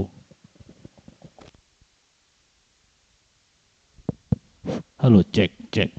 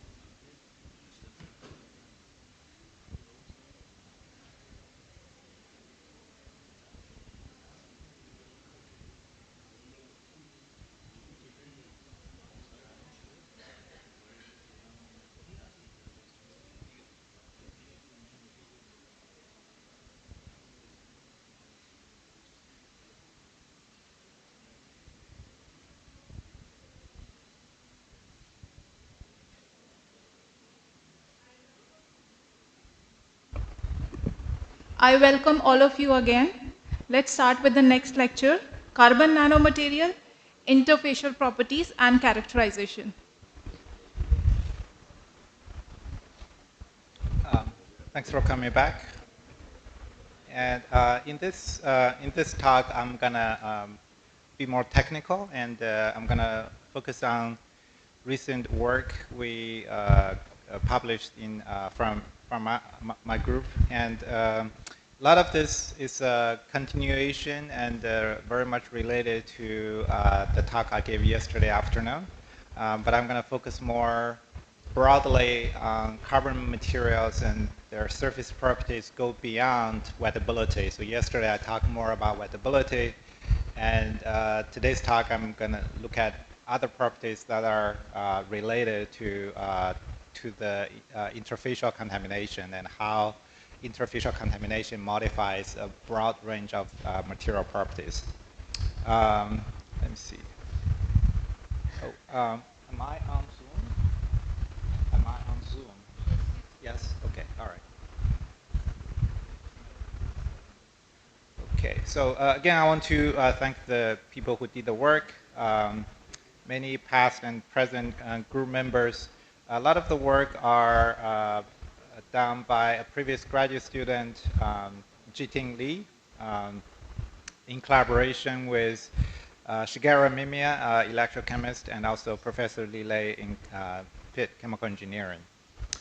In his group, two students in particular made a very significant contribution in the early days of the work, Andrew Cosbell and Yunjing Wang. Okay, so I want to start from what was left yesterday. And yesterday I made the case, hopefully I convinced you that the wettability of carbon materials and many 2D materials are being unintentionally modified by environmental factors, and simply by exposing your 2D material and graphitic materials in general, in particular, the wettability has been significantly changed, as short as an hour or, an hour of air exposure. So again, taking a very broad look at how people are being using carbon material, energy storage would require a good understanding of the double layer structure that is related to the surface.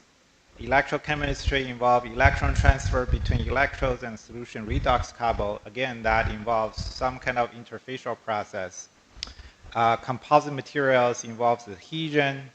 Lubrication involves friction and sliding action, and that again involves some kind of interfacial process. Certainly catalysis, separation, they heavily involve absorption, and those are directly related to surface energy. So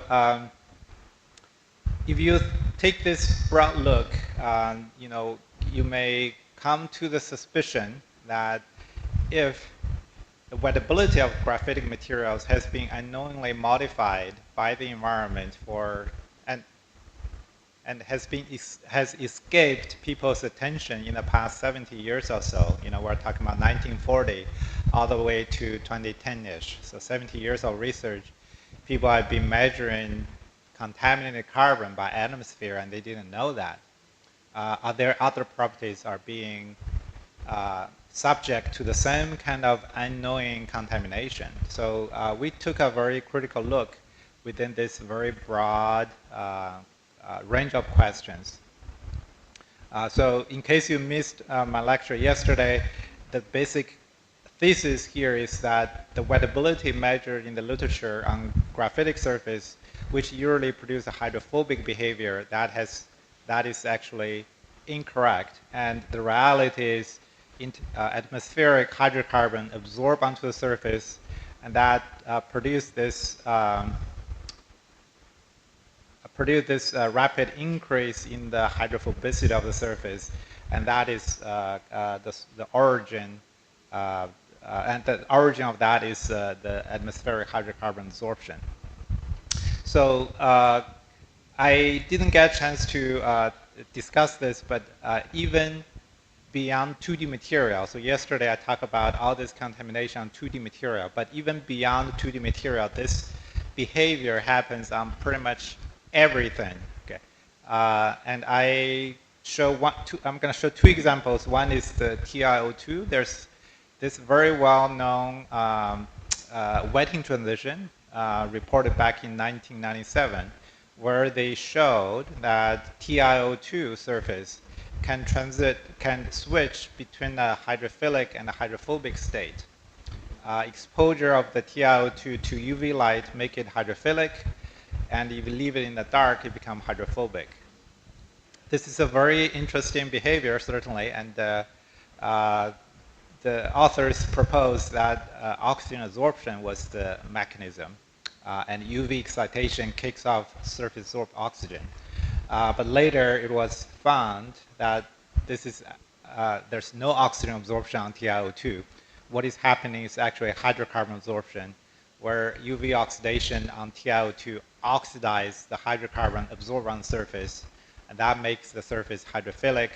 If you leave it in the dark, there will be natural absorption of airborne hydrocarbon, which make it hydrophobic. So same kind of mechanism we observed in the 2D materials, but operating on the oxide surface. It's quite interesting to say that people have been making the same kind of, I don't want to say mistake, but falling into the same trap again and again. This is a paper in 2013 from a group in MIT where they report hydrophobic ceramic material. Now that was a big deal at that time because in a lot of industrial applications, the heat exchanger would prefer a hydrophobic coating. Why that is? Because if you are dealing with condensation of water vapor, you prefer a hydrophobic interface because that creates water droplet condensation. So there's a difference between water condensed into droplets versus water vapor condensed into a water film.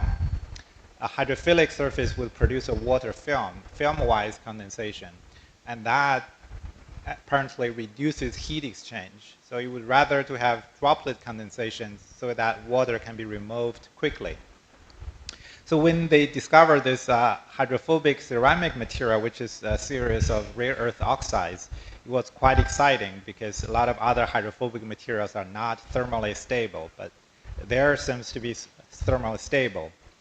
However, if you think from a chemistry perspective, this is very counterintuitive because ceramic materials are highly polar. You have negative charged oxygen, positive charged metal ion. How could those be hydrophobic? It doesn't make any chemical sense. Now, when we look at this, we quickly realize that this is just another example of airborne hydrocarbon contamination. We repeat the experiment, making serum oxide thin film, and that indeed is hydrophobic, just as they reported. However, once you anneal the sample in air at high temperature, so what we are actually doing here is we are burning off the surface hydrocarbon, and the films quickly become hydrophilic. So just another example of how the same kind of phenomena impacting different kinds of materials. And if you are not paying attention to the experiment and understand the chemical principle behind it, you may come to the wrong conclusion. So more recently, we showed that the same kind of process happens on gold surface. We prepared porous gold surface, and this is an optical microscope, and this is a scanning electron microscope. The intention there was to get a sense of what kind of hydrocarbon materials we're dealing with. And also, at the same time, the porous gold, as you may know, that they have a lot of interesting application in SERS, surface-enhanced Raman spectroscopy. This is a very popular analytical technique capable of detecting a single molecule in some cases. So there's a lot of interesting report within the SERS community about detecting single molecule, or what they claim to be a single molecule event. But when we look at those search substrates, in this case made of porous gold, we find that simply by exposing those surface material to air, produce search signal. And this is good in the sense that it gives us a way to characterize what kind of airborne hydrocarbons are there. So on the bottom, I show some of the representative images, Raman spectra we collected on those search substrate. You see some interesting features. For example, the black one, it's some kind of fine fingerprint feature related to long chain non-aromatic carboxylic acid. And there's also this broad feature around 1500, and those are usually related to amorphous carbon or large aromatic structure. And even in some cases, there's a feature around 2100 wave number. Anybody know what 2100 wave number corresponds to? It's a pretty unique IR signature. Anybody down organic chemistry? Yes? Not CH2. CH2 is 2900. See, okay, that's pretty close. So, so carbon-nitrogen triple bond is pretty close. This one is actually a carbonyl, so carbon monoxide. And that is wild because I'm pretty sure my lab doesn't use carbon monoxide, and somehow we detect carbon monoxide absorbed onto on the search substrate. This is XPS data again shows, hopefully you're familiar with this now, basically shows different kinds of carbon material being deposited on a gold surface. Again, by simply exposing a porous gold substrate to air, we start to collect hydrocarbon from air, and we signal and oxygen signal. So again, this shows it's partially oxidized hydrocarbon material. Want to briefly show that we can detect search signal, and in this case, what you are looking at is a heat map, essentially the intensity of Raman signal, because this is search substrate, so this is we're just going to call it search signal. And so on the top, from top to bottom, we look at the same substrate, but we look at the same area after as a function of exposure time to air. So on the top is 1 day after the sample was prepared, we left in air, and then 3 days and 5 days. And what you see in the heat map is the appearance of those yellow dots. Now, yellow means higher Raman intensity. So what you see is as you increase the air exposure, you start to see more and more stuff showing on the Raman, the search substrate. And those stuff are aromatic or non-aromatic hydrocarbons being accumulated on the surface and being detected by search because the search substrate enhances the Raman cross-section of the analyte molecules. On the right-hand side, I show the same kind of statistics, but just showing the relative intensity histogram, and you clearly see this high intensity part becomes more and more significant as you expose the substrate to air for a longer period of time.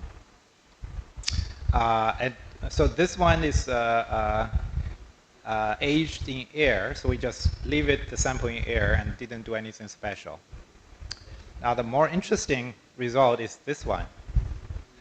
This is very unexpected. So we did the same thing. We make a search substrate, we leave it in air for a couple of days, except in this case, we cover, so we put in a glass vial. So we have search substrate, we put in a glass vial, we leave the vial open and lay flat so air can go through. In this one, we cover everything with a glass filter paper. And surprisingly, we now we do not see those Raman signature anymore. Okay. This is totally counterintuitive to us, and we do not understand fully what this means.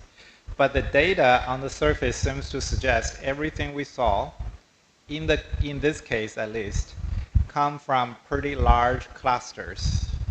Could be amorphous carbon cluster, could be aromatic carbon cluster, could be aerosol, could be a lot of things, but it does not seem to be a molecular species diffusing in air. Okay. Again, we do not know whether this is specific to the metallic substrate case, or is it broadly applicable to all the cases we have studied. Now remember, in the case of graphite, we have done ellipsometry measurement where we see this progressive growth of thin film, and in that case, it indicates the molecular species that is absorbed on the surface. But this one seems to be different. Okay. Regardless, I hope that convinces you this is a very general phenomena, and it happens on all kinds of surfaces. So chances are, regardless of what kind of carbon material, nanomaterial you're working with, there is some kind of contamination on the surface that just may be impossible to avoid.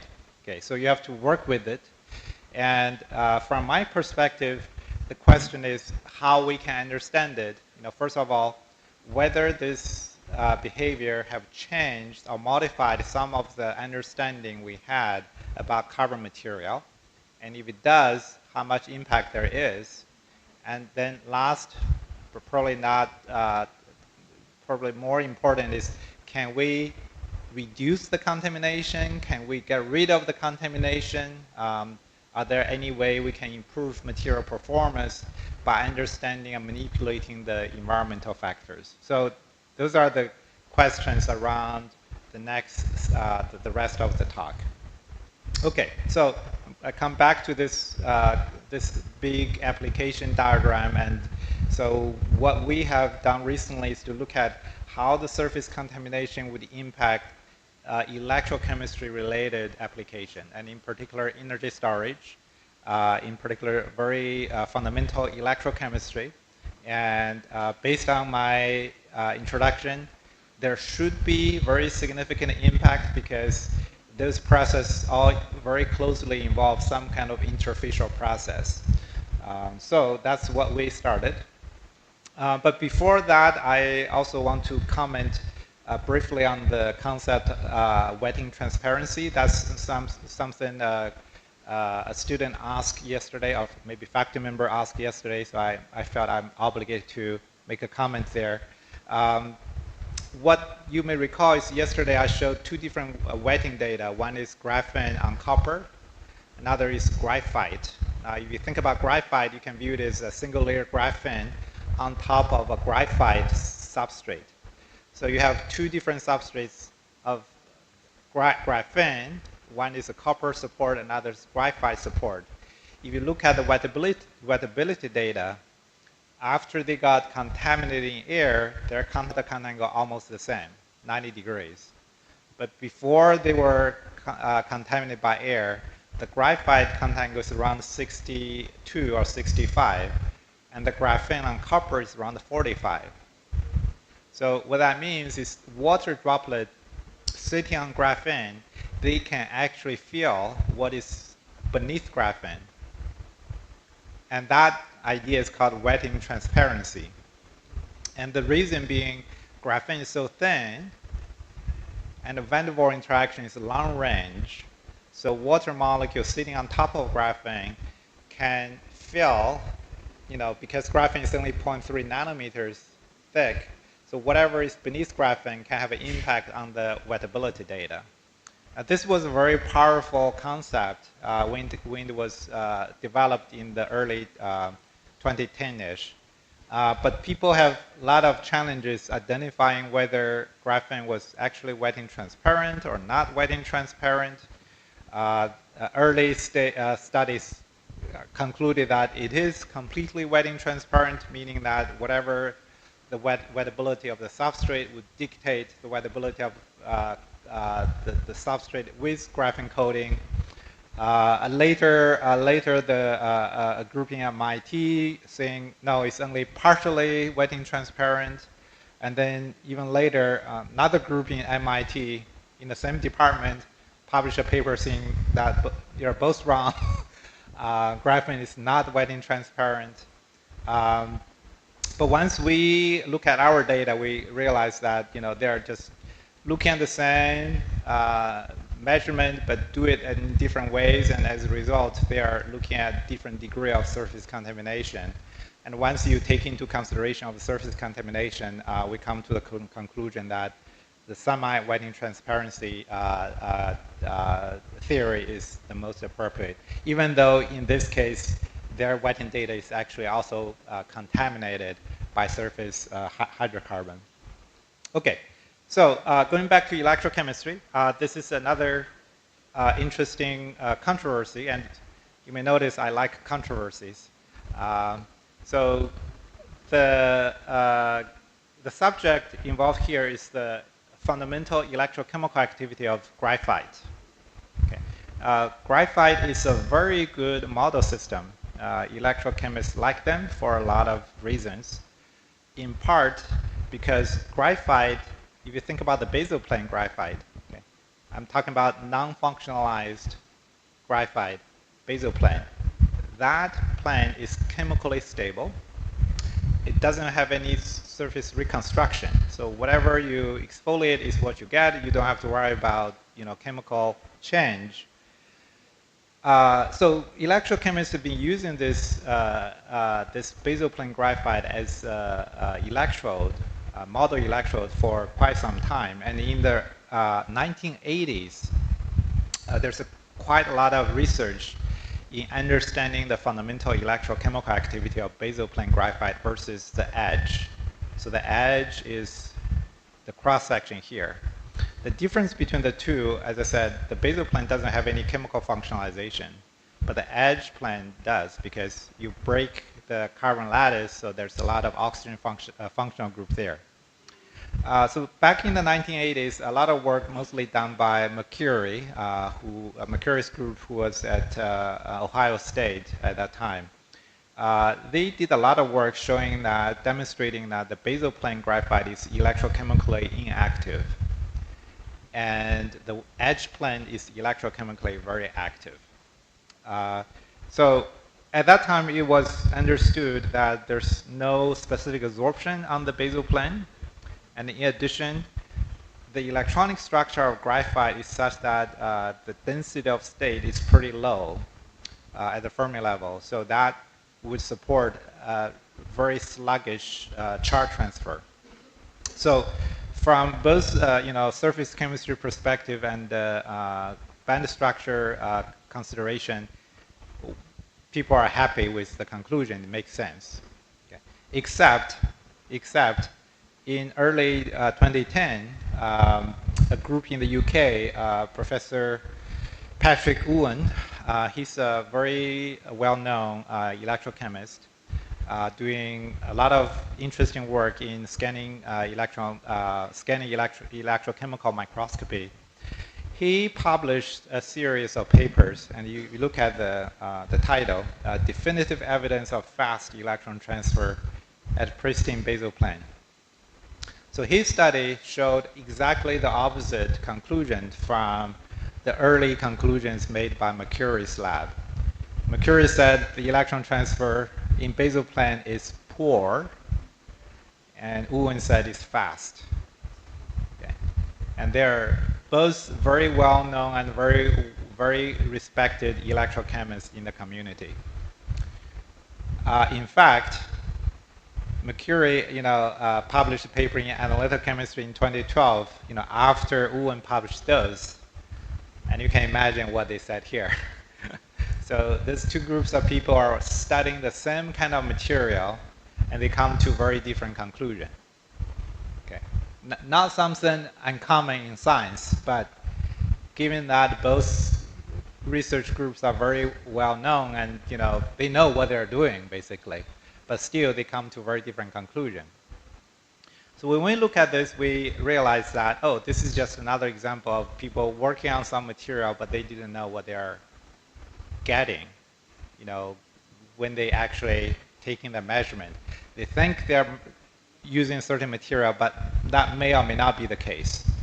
So we take a look, and we realize that we just need to do cyclovoltammogram. So if you recall the tutorial yesterday, what you do here is you scan the voltage and you collect the current. Okay, so what we did here is we have a piece of graphite and we exfoliate the top layer. So now we have a clean surface of graphite. And we use this surface, clean surface, as the electrode to collect cyclovoltammogram. And we do this as a function of time, and this time is the amount of time we left the electrode in air. Okay. So this is done using iron hexcyanide redox couple. So this is one electron redox couple. And if you think about all the electrochemistry you have learned, the oxidation reduction peaks should be separated by 59 electron millivolt ideal, sorry, 57 or 59 millivolt ideally. So if the redox is reversible, that should be that would be the number you are expecting. And we are getting 60, so that's pretty close. Okay. And but we only get 60 if we do the measurement right away. So if we are doing the measurement within 2 hours, you see pretty significant, obvious oxidation reduction peaks in the CV. And that is a good indication that the redox reaction is reversible and fast. However, if you leave the electrode in air for much longer time, 6 hours, and especially after 3 days, you see 2 changes. One is the intensity of the current goes down. So the peak got reduced. Okay. But also the peak separation, the oxidation reduction peak separation increased. And both are classical indication of more sluggish, slower, or non-reversible electron transfer process. Now, how do I understand this? It becomes pretty obvious if you accept that the surface of electrodes are not clean after a couple of days. So if you have clean surface, there's no hydrocarbon, then the electron transfer would go directly from the graphite electrode to the solution redox couple. However, if you have a layer of oil, essentially, hydrocarbon, they are not conductive, then the electron transfer has to go through this additional layer. Now, this is electron tunneling, essentially, and the electron tunneling is exponentially sensitive to distance that you have to go through. Okay, so basically the hypothesis here is that interfacial contamination would reduce the electrochemical activity of basal plane graphite. Okay. Now, if you go back to this part and look at those very 2 different conclusions, you may guess that, in the case of Mercurius' work in the 1980s, they're probably working with contaminated graphite. And indeed, we think that is the case. We dig into their experimental section, and we found that they used a particular technique to define the surface area of their electrode. And the way they do that is to cover the surface they do not want to measure with paraffin oil.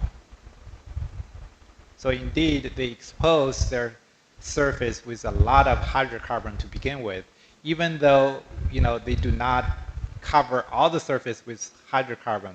But the presence of paraffin oil would produce a vapor that potentially would contaminate all the surface, even though it doesn't look like that's the case from their perspective. Okay, so related to this, I'm going to talk about this briefly. How can we reduce the hydrocarbon contamination in the later part of the talk.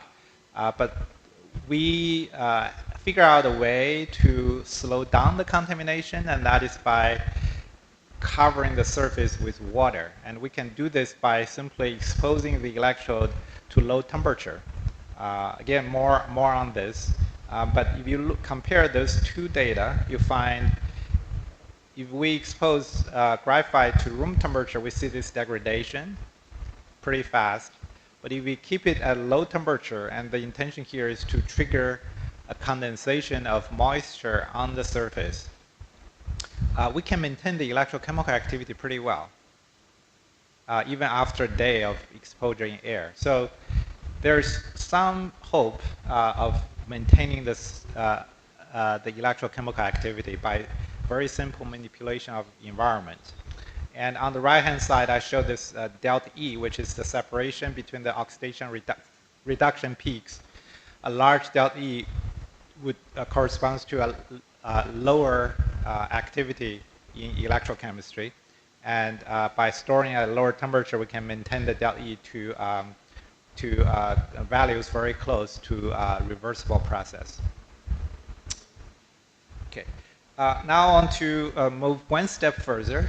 I want to talk about contamination, not in air, but in aqueous solution. So what I show here are ellipsometry. You may remember I showed some of this in an earlier episode where we look at ellipsometry measurement of graphite exposed to air. Okay. Now here I'm doing the same kind of measurement, except I'm doing everything in water. Okay, so what the experiment is, I have graphite. I expose the graphite to some solution, aqueous solution. Okay. And then I have laser coming in, shooting at the liquid solid interface. And then I analyze the reflected laser light. By analyzing the polarization change and the intensity change, I can figure out how much additional thin film is being grown at the liquid-solid interface. So same experiment, except yesterday I was showing the growth of thin film at air-solid interface. Now I'm looking at the liquid-solid interface. So if you look at the diagram on the left, so there are 4 different traces of data collected, and they are measured in DI water, or nanopure water. So this is supposedly the best water, the purest water you can get in the research lab. But still, in all the cases, we find accumulation of some material within about, I would say, 1 hour. And it plateaus at about half a nanometer. So this is a very similar behavior we saw in the graphite in air kind of experiment, except in this case it's in water, and it's in the nanopure water, supposedly very clean water, but still you have this accumulation of some stuff on the surface. We repeated the same kind of experiment using an electrolyte solution. This is 1 molar of sodium chloride. And you see the same kind of accumulation of contamination, we think, on the surface, except this is much faster, first of all. And second, it goes all the way to about 2 nanometers over a long time. And if you look at this too, certainly there's additional sodium chloride. And we didn't use any ultra pure sodium chloride. We just, get sodium chloride from Sigma Aldrich, and that's what we used. And clearly, there's more dirty stuff in this solution compared to nanopure water. Okay, so I guess the point I want to make is, first of all, there is the possibility of maintaining the contamination layer can maintain structure in the aqueous solution. That's probably not entirely surprising, given that I already showed you that in the cyclovatomogram vattometry experiment, you do see the impact of this contamination. Okay. But regardless, in this case, the surface was clean to begin with. Okay. So your electrode will be contaminated by air and will be contaminated by water. It's simply when that's going to happen. It's not about if, it's more about when. Okay, so with this in mind, we moved on and look at how this could potentially impact certain chemical energy storage applications. So in the energy storage application, in particular, we're looking at supercapacitor type of energy storage device. The capacitance of the material plays a very important role. Okay. Because the energy stored within the double layer structure. So the larger the capacitance, the higher the energy storage density you can achieve. Okay. So what we did here is we, on the left, we measure the double layer capacitance of graphite basal plane. And what we did is we exfoliate graphite, we leave it in air for a certain amount of time, and then we measure the double layer capacitance by EIS technique. Okay. And each data point on this corresponds to one separate exfoliation. So we did about 30 different exfoliations here. They're not on the same substrate, so there's a large fluctuation of data point. But overall, you still see this very obvious trend. That is, the longer you expose your electrode in air, okay, the more reduction of capacitance you will see. And you will see roughly 50% reduction if you leave your graphite electrode in air for about half day. Okay. All right. Again, I want to emphasize that this is on graphite basal plane, and this is on unfunctionalized graphite. And this is important because a lot of energy storage supercapacitors, they are not made of graphite. I emphasize this is a good model system, but it may or may not translate to actual device, okay? Because the surface contamination would be critically sensitive to the surface chemistry, and whether you have graphite or non-functionalized or functionalized, that can play a big role. Okay, but regardless, we see this reduction on the basal plane of graphite. And we see this whether the surface of the graphite is on top, face up or face down. It doesn't matter. So in this data set, it seems to suggest that it's not particle contamination, but rather molecular contamination. Okay. We also did the same kind of measurement, but by continuously measure the capacitance using EIS technique of the same electrode immersed in electrolyte solution. So what we find here is there's a rapid decline in the double layer capacitance within the first hour or two, and then it plateaus. Okay.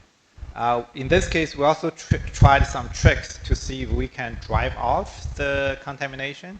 And what we did is we applied either a very positive or very negative potential.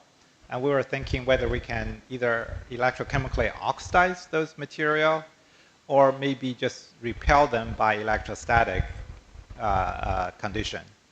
And in both cases, we find quite some interesting recovery. So what we did is we do the measurement continuously, and then at here, we stopped the measurement. Instead, we apply minus 1.2 volts and hold it for some time, and then we resume the measurement. When we resume the measurement, we find, oh, we have some recovery. But then it got declined again. So it looks like we can get rid of some of those contaminants, but not 100%, obviously. And also, it goes back to the contaminated state pretty quickly as well. So some effect, but not very promising. So we later we continued this investigation, look at whether the same kind of contamination would impact a more relevant materials. By relevant, I mean the active carbon material that people actually use to make supercapacitor. Okay, so the difference being, again, the result here are done on graphite. Okay.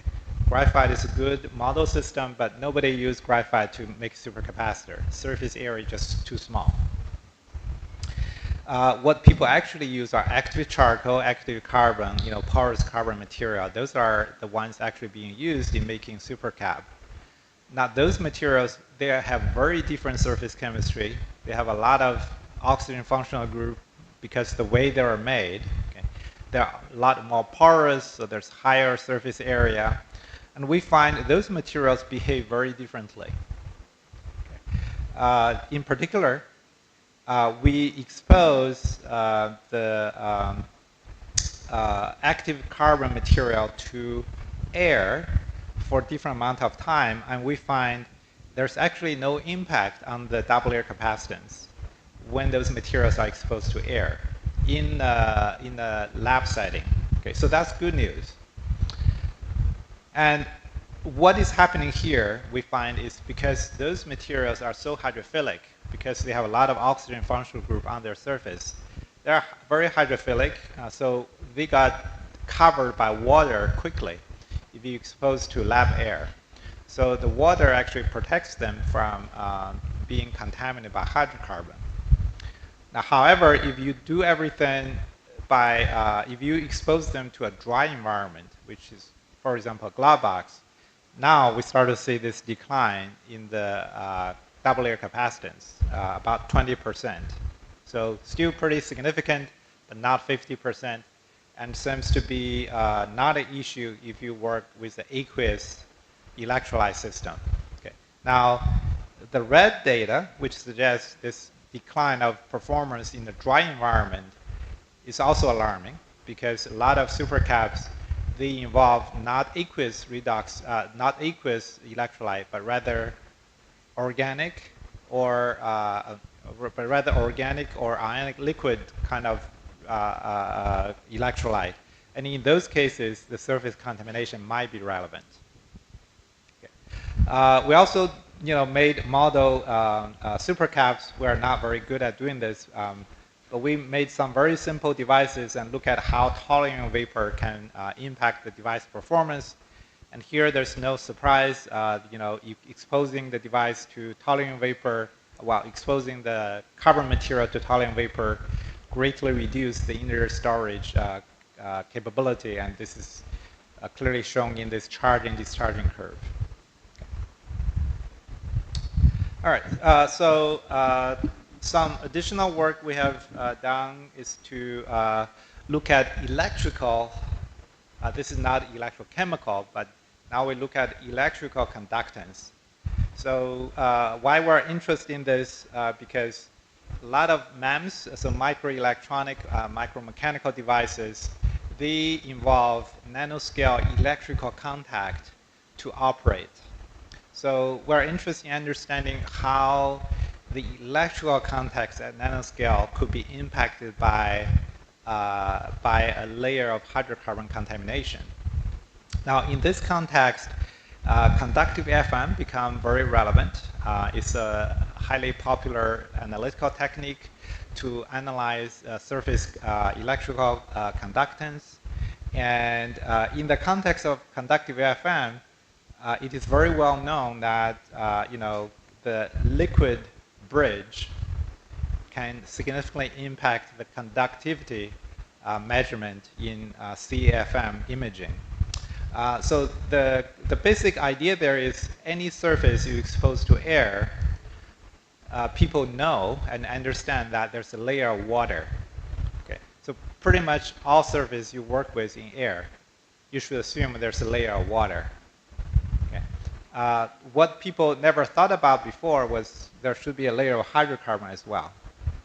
And within the conductive FM community, people know this model, this water meniscus model, and knowing that if you have AFM tip, so this hemisphere is the tip of AFM probe. Okay. It comes down to the surface, and then that structure, this contact would create a capillary condensation effect to accumulate water. And that water would change the local conductivity behavior and that could increase the current measured in the CFM experiment. And what we showed recently was that this layer of organic contamination actually produces the same kind of effect. So you would see this modulation of electrical current in the presence of hydrocarbon contamination, even if you are working in a dry environment. To illustrate that case, I show a bunch of, so this is a bunch of current voltage curves. So what we did here, again, is we have this AFM tip. I'm going to use this. So AFM tip, and this is my graphite substrate. And we push the tip to the surface. And when there's a contact, we apply voltage between the tip and the substrate, and then we measure the current. Very easy. So we do this in different environment. In one case, we look at we look at freshly exfoliated, and what we find is if you apply even a very small voltage, the current quickly saturates. So that means the electrical contact is very good. Okay. But once you age the graphite in air for longer and longer period of time, 5, 7, and 9 days, you start to see this reduction in the current. You apply voltage, the current doesn't go to saturation as fast, and instead you see this gradual, this nonlinear IV curve. Okay. And there's some indication that if you do the measurement repeatedly, there seems to be a way to drive off those hydrocarbon within the tip. Okay. We also did experiments which I didn't show here. We look at the conductivity in a dry and a clean environment versus a dry and a dirty environment, and then a wet and a clean environment, and a wet and dirty environment. And we were able to show that in this case, you get the least electrical conductance, the least electrical conductance, because there's no meniscus established between the tip and the substrate. And in both those cases, you can see an enhancement in the electrical conductance, okay, compared to this one.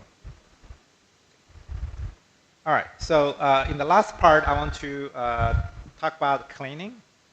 And that was one of the questions from yesterday. We already know that there's this extensive surface contamination, and it seems to be unavoidable in air. So if you want to get a clean surface, and there seems to be a lot of benefit of getting a clean surface, the electrochemical activity seems to be a little bit higher, and in addition, the double layer capacitance seems to be a little bit higher. So would there be a possible outcome in maintaining the surface to be clean, or to prevent the surface to be contaminated in the first place? So after our work, and in parallel to our earlier work published on surface contamination, a lot of people have looked at ways to clean the surface.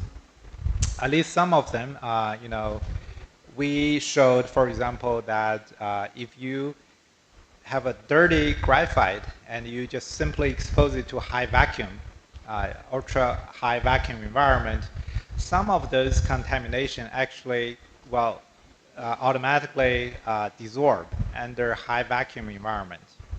And the example we did here, for example, is to put a dirty graphite sample to an XPS chamber overnight. We take it out the next day and find the water content actually reduced from 80 to 65-ish. So some kind of evidence of desorption of hydrocarbon. But this is not very, meaningful if you are, it's meaningful if you work on a small piece of sample doing research, not meaningful if this is related to industrial fabrication. We also showed that if you apply high temperature, that helps to drive off the hydrocarbon. Again, is it's working, but only to limited extent. There seems to be some remaining hydrocarbon that cannot be driven off. There are other people look at very innovative approaches. This one is quite interesting. This CO2 blast.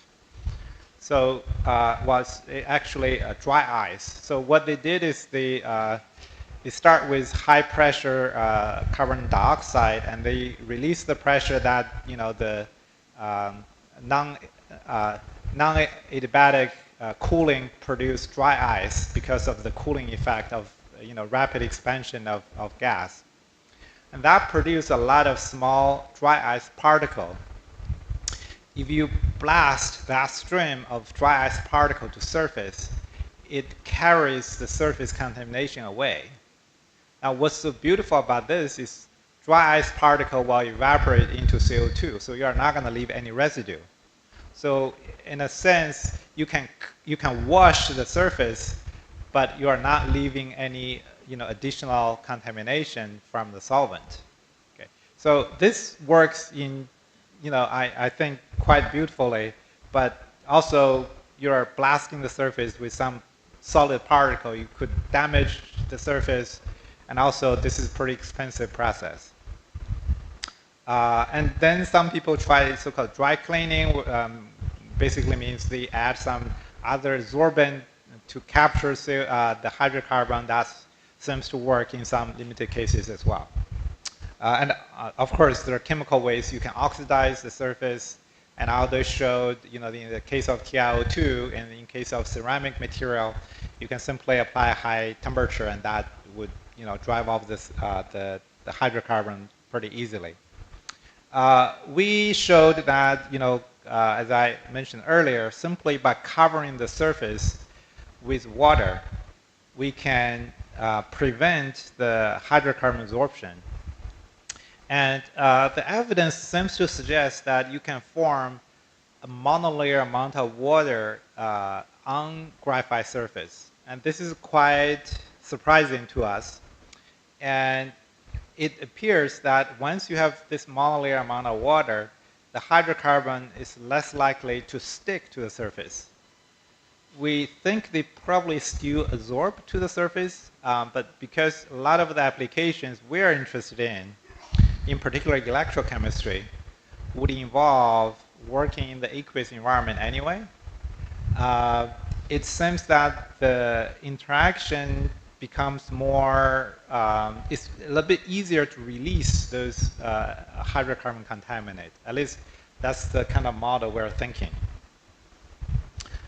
So this shows you the evolution of the water contango as a function of time. And you may notice that, so the black is graphite. Okay, so graphite, we do exfoliation, and the first data point is around 65, as you may recall. So this is the black curve. And very rapidly, the contango of graphite increased to about 90 degrees. You may recall this same kind of behavior I showed yesterday. And then, plateaus around 90 degrees. So classical behavior that I already showed. Now, if I leave the graphite, if I do the exfoliation of graphite and I immediately put into dry ice temperature, I just store it around a bunch of dry ice. And then you take it out periodically to do the contango measurement. Surprisingly, you find in this case, the contango doesn't increase as fast. Instead, it simply fluctuates between 60 and 70. So it doesn't increase anymore. We also look at an experiment where we store it at low temperature, and then we move it to room temperature, and quickly we see this increase in the water contango.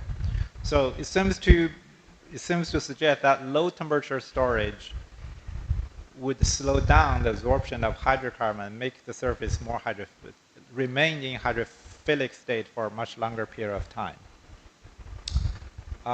We confirmed this, this is not a temperature issue, but rather a humidity issue. And this can be shown by looking at the desiccant effect, meaning that if we expose the graphite to a dry environment, the contamination seems to be faster.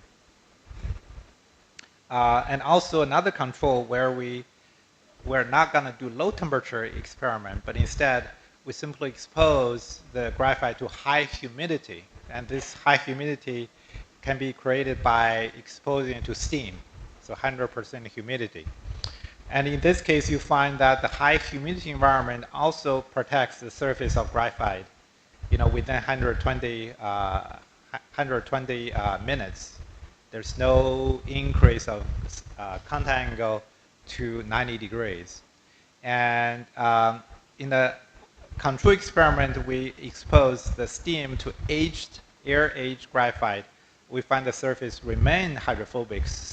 And this indicates that steam doesn't damage the surface. It's not a chemical damage that makes the surface hydrophilic, but rather is something intrinsic about the relative humidity of the environment that keeps the surface in a relatively pristine state. Later we also did measurement using FTIR technique and showing that there is actually a very strong indication of hydrogen-bonded water network on the surface. And even more surprisingly, this hydrogen-bonded water network seems to be stable. So once they are formed, they seems to be stable even in much lower relative humidity, and suggesting that there seems to be a lot of hysteresis of formation and disruption of the hydrogen-bonded water network. So we still don't know a lot of the details, but regardless of the mechanism, if you recall the electrochemistry data I showed before, by keeping the graphite in a low temperature environment, we can keep them electrochemically active after even 1 day. So that was quite impressive in our own assessment. So I probably have about 10 minutes strand depending on the direction. You can systematically shift this peak in both directions. A compressive strand would shift in one direction and the tensile strand in a different direction. And people have produced calibration curves. So based on this shift or Raman peak, we can figure out in percentage-wise how much strain we are impacting onto the graphene thin film. Then what we did is we bended in different direction, and then we use this graphene substrate as electrode, and we do a hydrogen evolution reaction on this electrode. So this is the data. What we did essentially is we altering the strain as a function of time. So if you look at this one, okay, so the strain is 0, and then we apply positive, and then come back to 0, and then after some time we apply even greater strain, and then come back to 0. So we essentially we're doing this bending or not bending, bending, not bending, a different amount of bending, and the amount of bending would create different kind of strain. This is the raw data. The data, the electrochemical current decays over time, probably because of surface contamination. I don't know exactly what. But on top of that, when we apply the strain, we see this periodic drift. So if we get rid of the background, we got something like this, which is more easier to analyze. So what you see here is when we apply strain, we find this enhancement of electrochemical current. And when we release the strain, it reverses back. Okay. And overall, we see this very positive correlation between the amount of strain and the kind of current modulation we see in the electrochemistry. To understand this, the model we use is thinking about the hydrogen reduction process, and a key step there is the absorption of hydrogen atom being a critical intermediate step.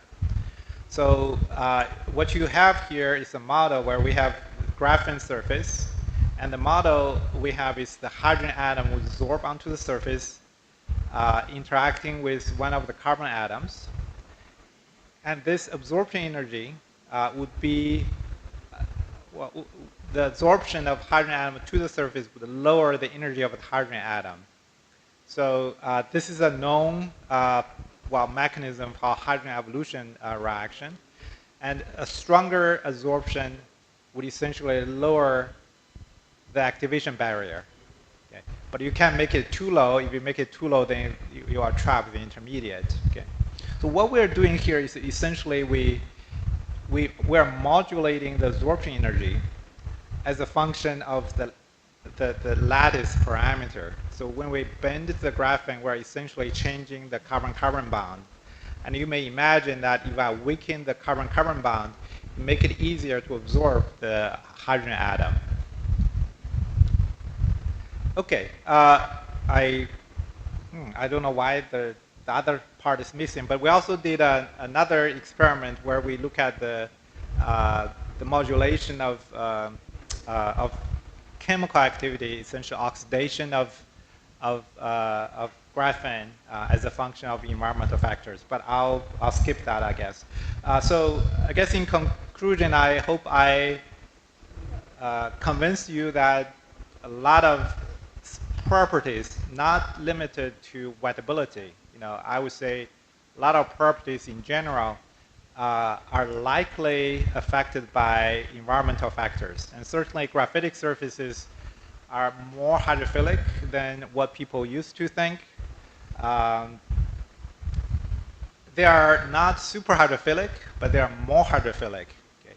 And we see the same kind of impact of environmental hydrocarbon absorption on electrochemical, fundamental electron transfer rate constant, and also on double layer capacitance. And we show the same kind of effect seems to impact model supercapacitors. And there seems to be ways we can slow down, but probably not to completely reverse the absorption in the electrochemical. In one research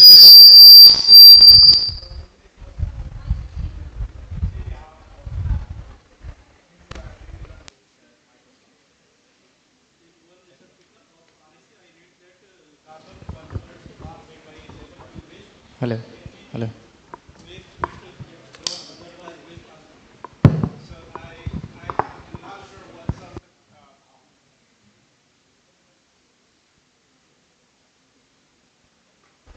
So the question, the question is about the production of carbon quantum dot, and there are reports of making carbon quantum dot using waste material. I think that's what you're asking. And the question is, are there other ways of, or different sources of making carbon quantum dot? Is that the question? Is that the question? Yeah. So yes. So right. Yeah. So indeed, there's a wide variety of reports on manufacturing of fabrication of carbon quantum dots. Usually, this involves some organic compound. Can be a waste material in some cases, and this often involves some kind of high temperature process or digestive process. Hydrothermal process, and the approach is also very wide-ranging. And the end result is some kind of fluorescent material. And the biggest concern when I read this paper is the characterization, because there are so many different things that can happen during the hydrothermal processing of organic compounds. There are condensation of small molecules that can produce aromatic compounds, which can be fluorescent. There's certainly condensation and the dehydration of compounds that can produce amorphous carbon or even carbon cluster. Those are all possibilities. The challenge is how to properly characterize those. And the more The one paper I come to my mind is the solid state and MR and solid state MR and solution MR analysis of one of those approaches, in which case they find a specific organic molecule is responsible for the fluorescence, and that just changed a lot of my perspective. So a lot of those applications, they make carbon quantum dot for sensing application. I think, whatever sensing application they do are still valid. It's just the interpretation of where the signal come from and what is the actual material basis of the optical property that needs to be more critically assessed. I still don't know whether it's a one-time, reproducibility issue, or maybe that small molecule actually applies to all the materials people have been using in making carbon quantum dots. Because, as you said, carbon quantum dots can be made in from such a variety of different materials. So the actual mechanism might be very different depending on what kind of material you're using. Maybe in some cases people are actually getting carbon cluster. Maybe in some other cases it's a condensed organic molecule. I don't know the answer to all of them. But you probably see the theme of a lot of my talk is about controversy. So I like to follow on this.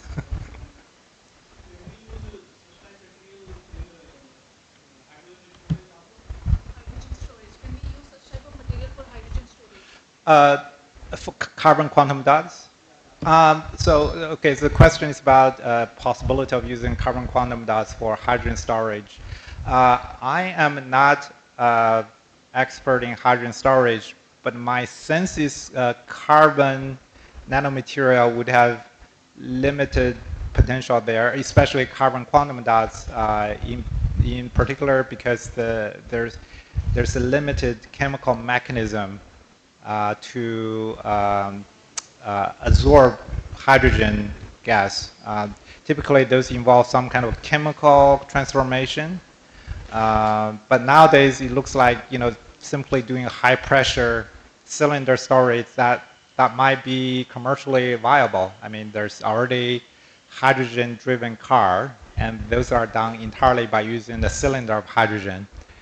A lot of people using MOF and many other things, but I think carbon quantum dot structure might be challenging to produce hydrogen storage application. But that's just my limited view.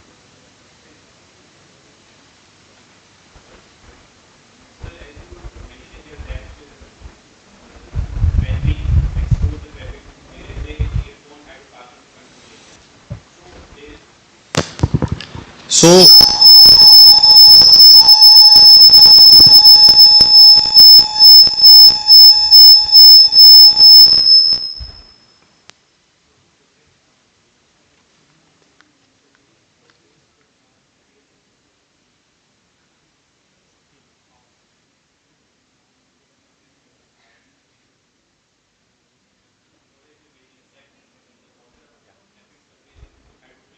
Yeah. So the question is how can we protect the surface from hydrocarbon? And I do not have a good answer for that.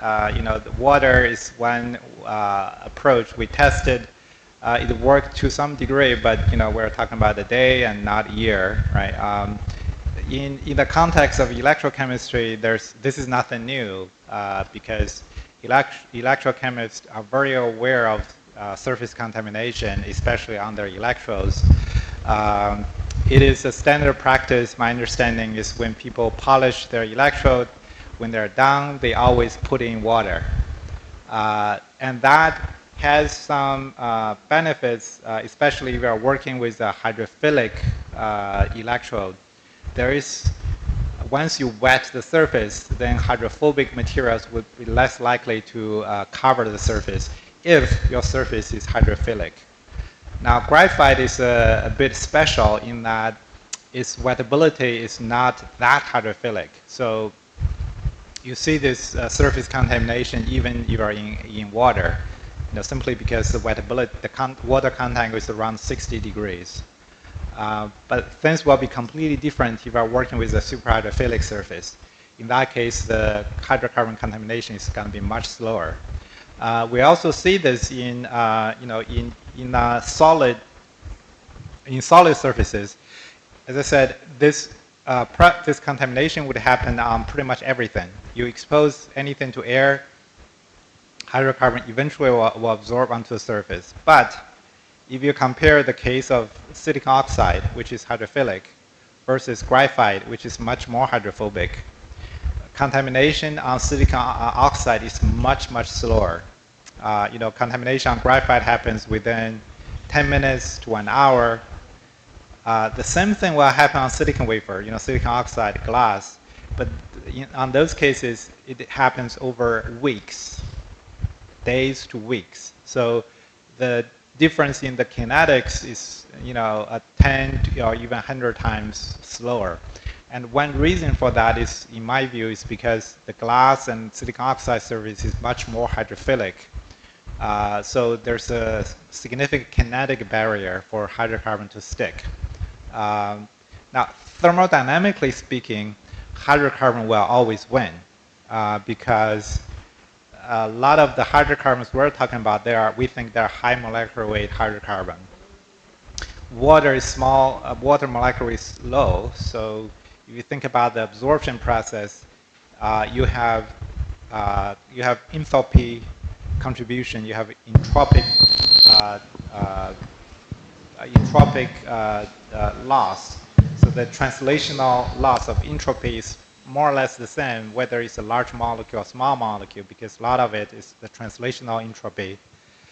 So eventually, if you have a large enough molecule, the enthalpy contribution will dominate, and the enthalpy interaction would scale with molecular weight if you are talking about van der Waals interaction. And so large hydrocarbon will eventually win. So, just like oil will eventually wet the surface, and your glassware in the lab, eventually they will become oily. Your car window will eventually become dirty if you don't wash them, even though they are pretty hydrophilic to begin with. Hello.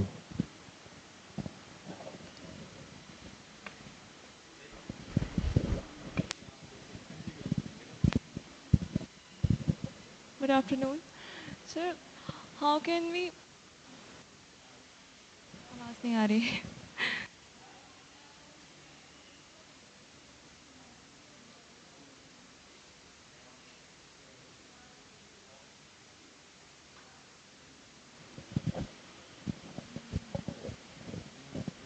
So this question is about control of purity and the uniformity of carbon nanotube and graphene during large-scale production.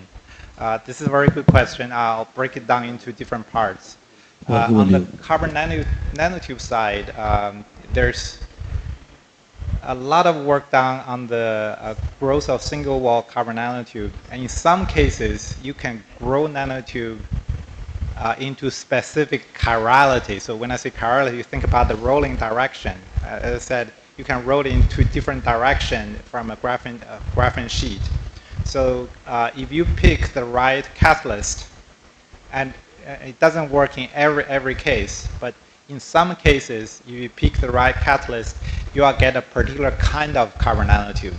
It could be metallic, it could be semiconducting. Okay. So that is done in some cases. Now, there's also a lot of work done in terms of purification of carbon nanotubes. So maybe you're growing carbon nanotube, they grow into the mixture of metallic and semiconducting. Now, once you have this mixture, because of the graphene sheets are wrapped in different way, okay, there are actually ways to sort them into different. Just like you run a chromatography of organic reaction mixture, you can do the same kind of purification of carbon nanotubes based on their structure. One such approach is to wrap carbon nanotube with DNA. You can find a particular DNA sequence that recognize certain kind of carbon nanotube. And by doing that, you can separate carbon nanotube into specific chirality. This is a very surprising outcome, but that has been very extensively researched. So that's on carbon nanotube. And for graphene, there's not a lot can be done for the exfoliation process. There's some control you can have. You know, you do exfoliation, you get different layer thickness. You can, for example, do centrifugation, and you can separate the batch roughly by layer thickness or by size, but that's not a very good control. For electronic, nanoelectronics related application, there's a lot of promise in the growth of single crystal graphene, where you can start with a single crystalline sheet of copper foil. And it sounds like a very fancy substrate, but it's actually very easy to make. You can simply heat up copper foil, polycrystalline copper foil, and let it do directional cooling. And whatever nucleate at the very beginning will propagate, you know, that nuclei will propagate, and you can end up with a single crystal copper thin foil. And from there, you can grow single crystalline graphene. And people also done row-to-row production. You know, you have a row of copper foil, you can do the rolling and do the graphene growth at the same time. So that has been demonstrated as well. So there you can have some control over the quality of graphene, crystalline graphic direction. And also, on top of that, there are also work done to grow, to control the layer thickness, whether it's single layer or two layer, and that can be done as well.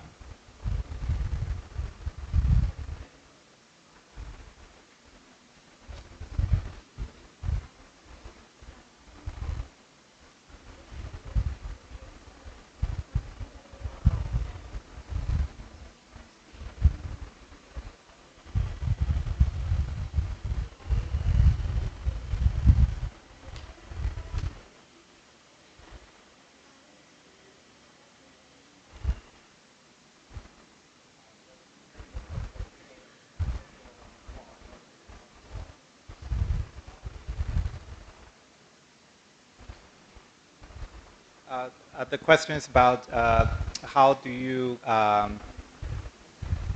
compare the properties of single-wall carbon nanotube or multi-wall carbon nanotube? How do you assess, I guess, a metric of each other? Yes. Okay. So that's a very good question. Now this multi-walled carbon nanotubes, because of their complexity in the structure, it's very difficult to get a high purity of sample. Now, a lot of those materials, they have a very good application in as a mechanical enhancement filler, for example, as a, you know, in general, a conductive material, as an electrical catalyst. You know, those kind of applications, you don't really care what kind of chirality you have, as long as it's conductive, is fine. The single-walled ones, they have much more defined properties, especially optical and electrical properties. If you're gonna make you know, transistor device, you want strictly semiconducting single-wall carbon nanotubes, and the semiconducting tubes are always going to be single-walled. If you have multi-walled, the chance of getting every shell being semiconducting is very low. So for the multi-wall tubes, they are probably almost always going to be metallic, because if you have a mixture of metallic and semiconducting, the metallic behavior will dominate. So for nanoelectronics, I think you know, the single-walled tubes are going to be desirable. For a lot of optical applications, medical applications, for medical imaging, oftentimes you require a near IR emitting fluorophore, and the single-wall carbon nanotube can be useful in those contexts as well. So basically, if you want some kind of optical, electrical application, chances are you want single wall tube. For mechanical reinforcement, electrochemical, I would say you don't really. I think you do not care too much about the nature of the tube. So that's my feeling. Yeah.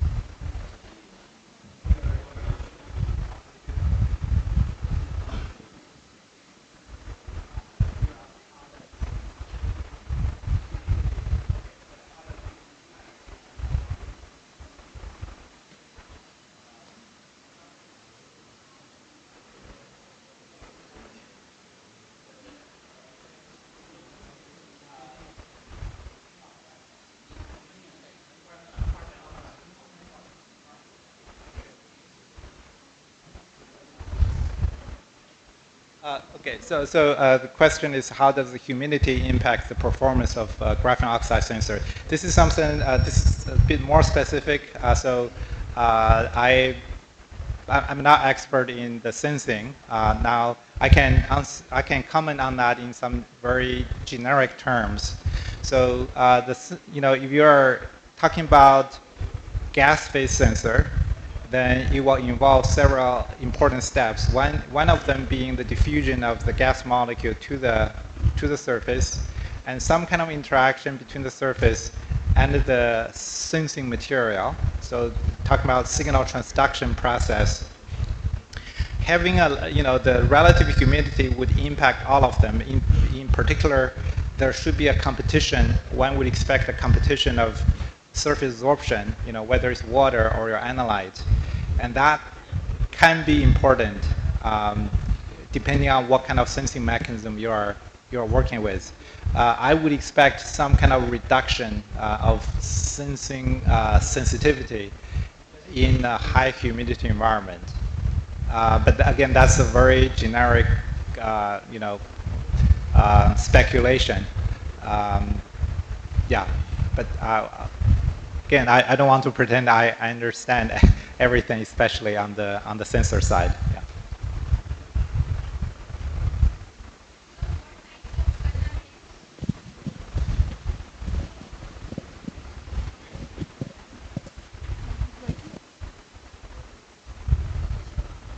Hello. Hello, hello. What type of contaminants are tolerated in supercap? Hello. What type of contaminants are tolerated in water-based supercap, and how these affect electrochemical stability? So you told about water-based supercap and non-water-based supercap. I think you're asking what kind of contaminants are tolerated? Yes, sir, yes, sir. What type of contaminants? Okay, very good question. We actually have no idea. Okay, so something, so remember at the beginning of the, so in this SIRS study, we're actually very interested in figuring out what kind of contaminants are there. Unfortunately, that just made everything more complicated because the data seems to suggest the behavior on the SIRS substrate is different from the carbon material. But in this case, at least we find a couple of things that are relevant. Okay, let me see. Pointer. Okay, so for example, this is some kind of branch chain structure, carbon chain. And this one is related to some kind of carbonyl structure that's and this one is, as I said, is the carbon monoxide. And this seems to be some kind of thermal decomposition product coming from the contaminant. Now in the ellipsometry measurement where we showed the buildup of the contamination layer, ellipsometry unfortunately doesn't provide any chemical information. All the modeling is made of assumption of certain refractive index. So we cannot know for sure exactly what kind of contaminant is there. Now, what can be done, I think, is some kind of mass spectrometry technique. Atmospheric ionization mass spectrometry technique.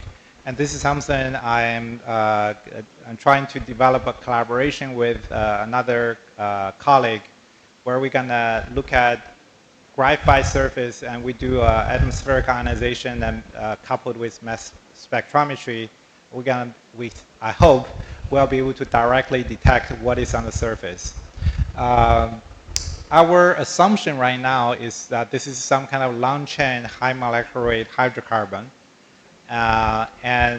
For the aqueous chemistry, the high molecular weight species would not be tolerated. Instead, the low molecular weight species are probably fine. The more polar compounds are probably fine. Polar compounds. It's all about surface absorption energy in my view. Okay, thank you, sir. So one more question is that, you told us the way of graphene clean synthesis of graphene.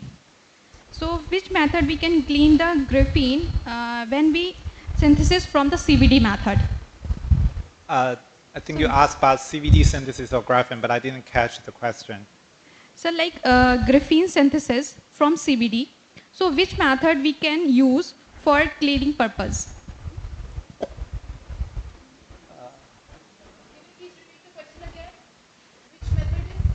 Which method? Which method is better for graphene synthesis? Yes, yes. She's asking which method is better for graphene synthesis, either CVD or homostasis that you have. Oh, so the question is what method is good for graphene synthesis? So again, because the wide variety of synthetic approaches, cleaning. Oh, what cleaning process? Oh, okay. So what cleaning process are suitable for CVD graphene? Okay. Yeah. So there's so the cup of cleaning process I showed. I think the CO2 blast would work in some cases if the graphene is deposited on the mechanically strong substrate. And that's because if the graphene substrate interaction is not strong enough, then the graphene would risk being damaged by the CO2 blast. The UV ozone technique can be tricky because the UV ozone can oxidize the hydrocarbon very easily, but also can also damage the lattice. So you have to control the degree of oxidation carefully. But UV ozone can be amenable to large area processing. The only other thing is the high temperature annealing. You can do this at about 300, 400 degrees Celsius. You won't damage CVD graphene at that temperature. You can apply reduced pressure at the same time. So depending on your requirement, but none of them will work perfectly. I'm a bit more pessimistic on that side, but on the other hand, if you can figure out a way to clean them very well, that can be a very impactful discovery.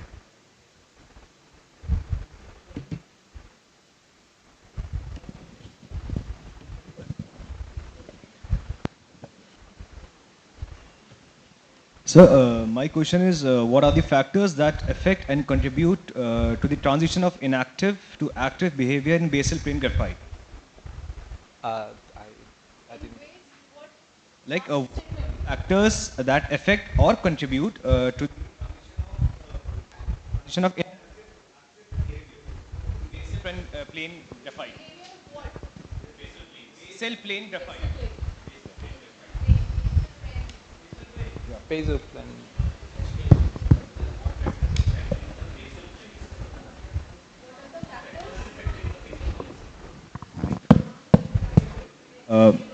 Once more, what are the factors that affect or contribute to the transition of inactive to active behavior in basal plane graphite? Okay, so the question is what factors impact the transition of from inactive to active of the basal plane behavior? I speculate you are talking about the electrochemistry? Yes, sir. Okay.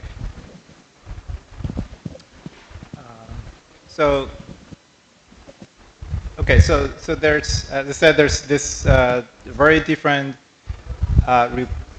outcome in the electrochemical measurement, and from our view, whatever has been reported for the inactive behavior, they are due to surface contamination. Now, this transition would be, in my view, from active to inactive. So active is the intrinsic behavior. Inactive would be the extrinsic behavior. So if you have a clean surface, it would naturally be a highly active electrode. We have a collaboration with Shigeru and Mimi's lab showing that if you keep the surface of graphite and graphene clean, the electron transfer rate constant on those surfaces can match that of platinum and silicon and the gold. So it can, approach the metallic, ideal metallic behavior electrode. So those should be the intrinsic behavior of the basal plane electrode in my view. And whatever contamination on the surface would render the surface less desirable.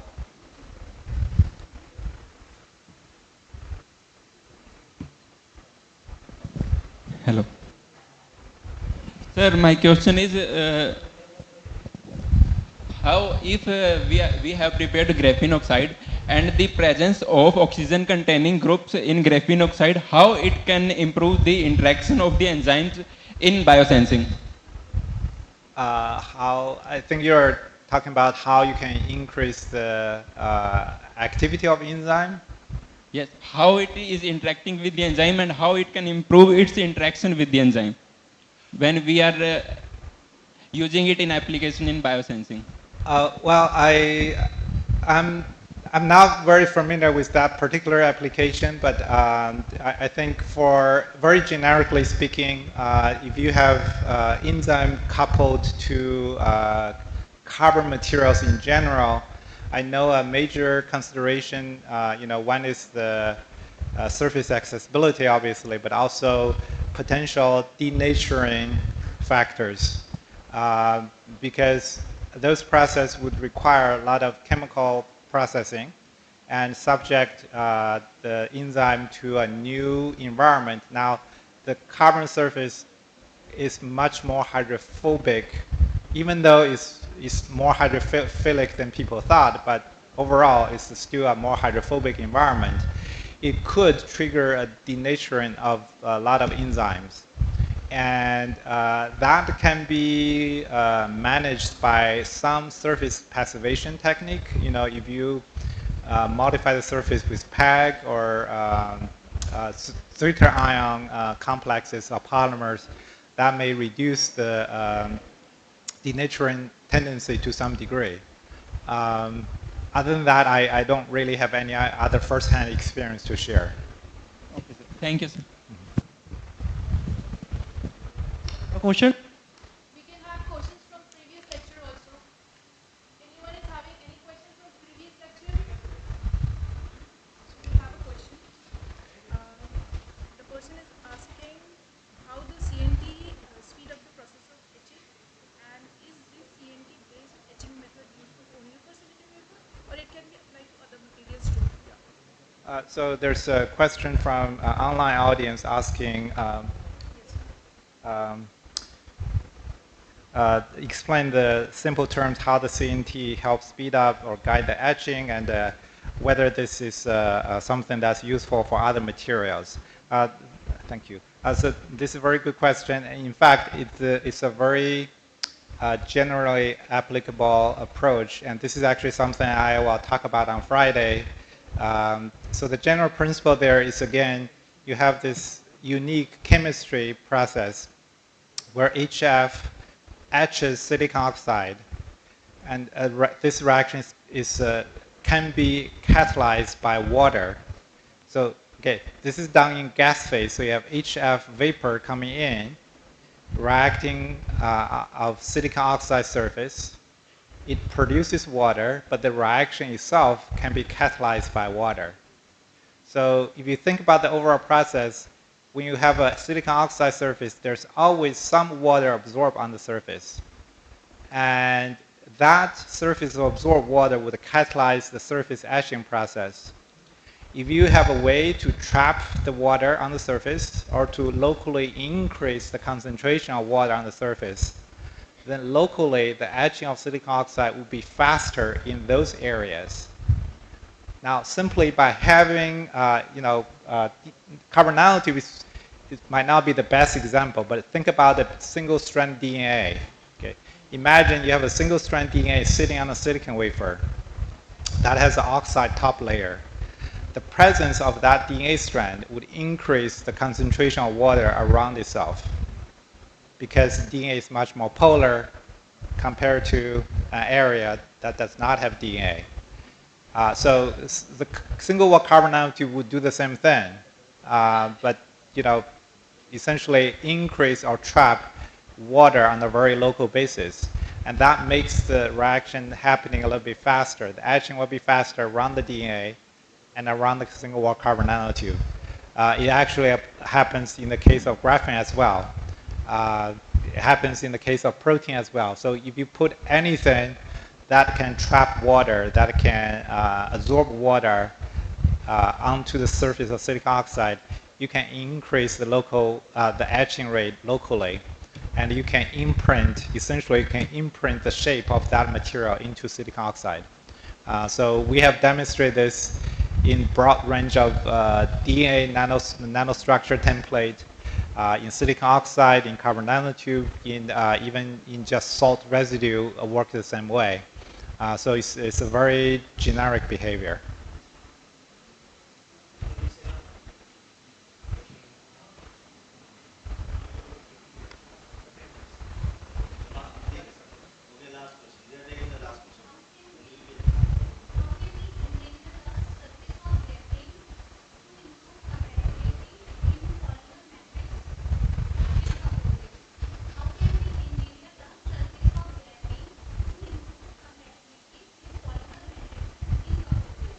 Okay, I think you're asking for how to engineer in the property of graphene?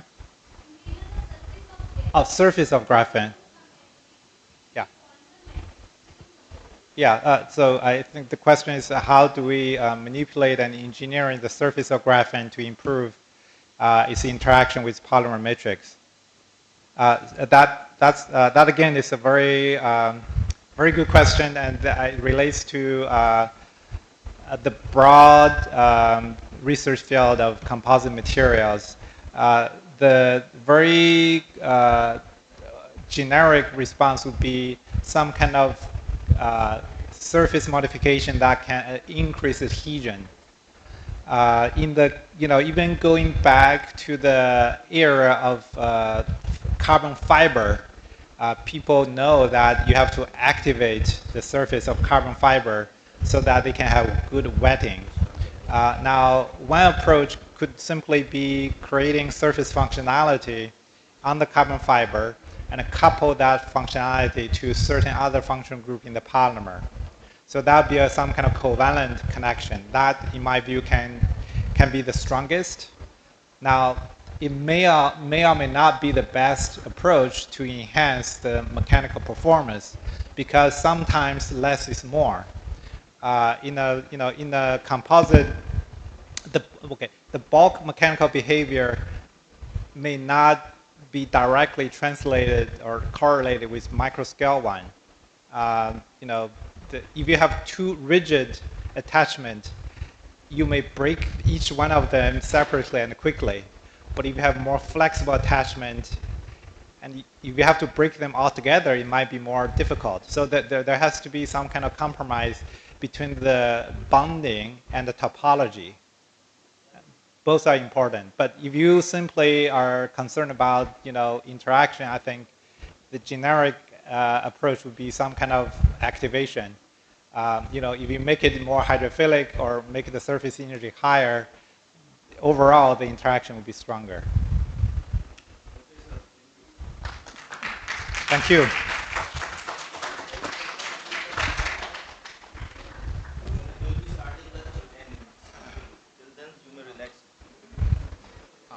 Thank you very much for your nice and informative lecture. We will start lunch up to 10 minutes. I request you kindly wait inside the hall, and thanks for your kind and cooperation.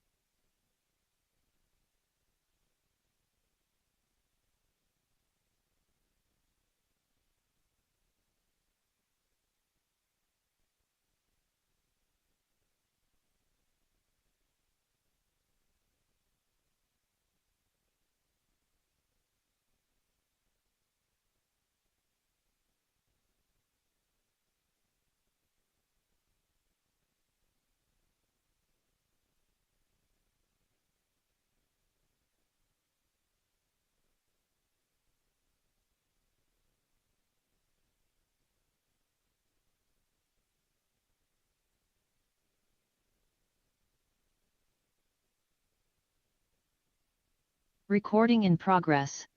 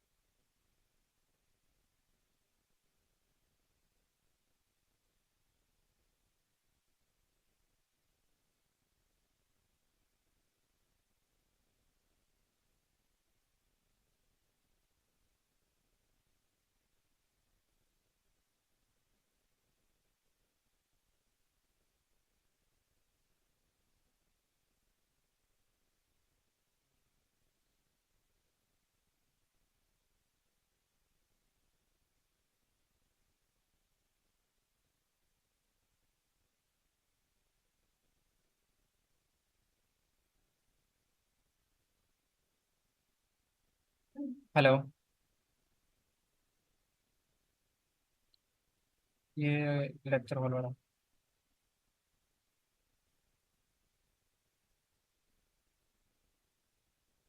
अच्छा, exam लगा है।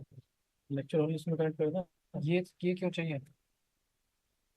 ये थोड़ी चाहिए, उसी के वाले से साउंड चाहिए हमारे को।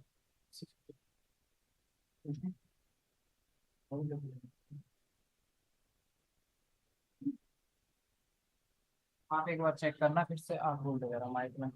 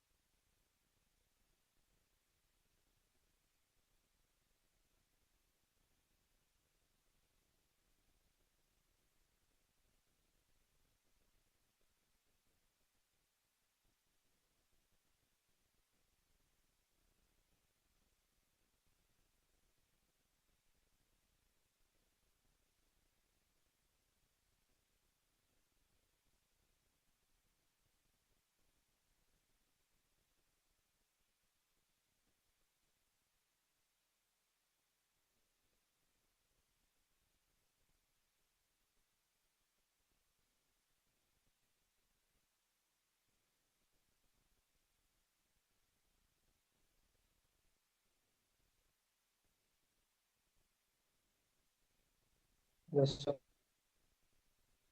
Yes.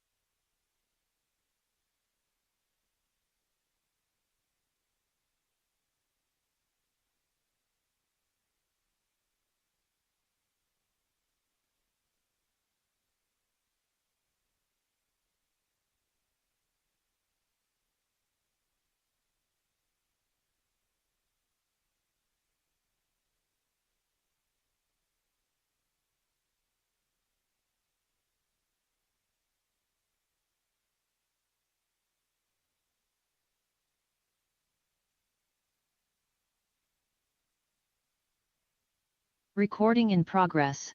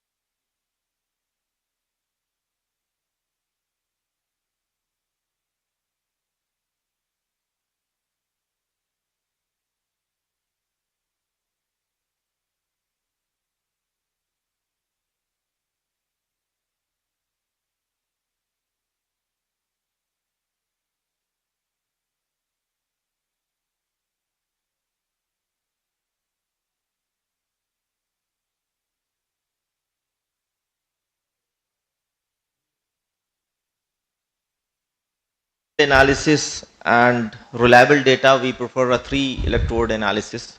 And in the 3-electrode system, we have the working electrode, the reference electrode, and the counter electrode. Counter electrode mostly maybe of platinum wire or a gold wire or a disc in place of wire.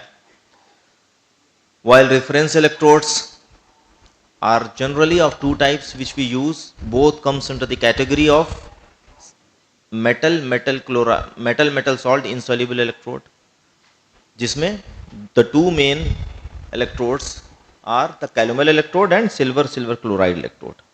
Now the third electrode is the most important electrode, because it is the working electrode which is mainly related to the oxidation as well as the reduction of the analyte. All the reactions are taking place around this electrode. And for working electrode, we have few options.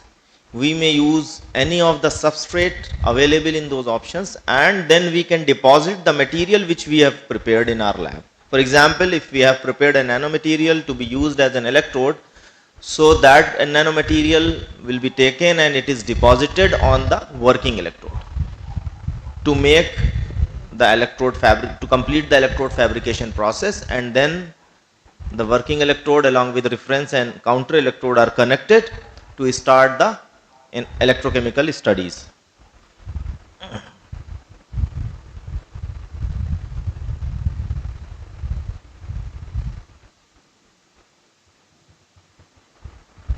Slide not changing.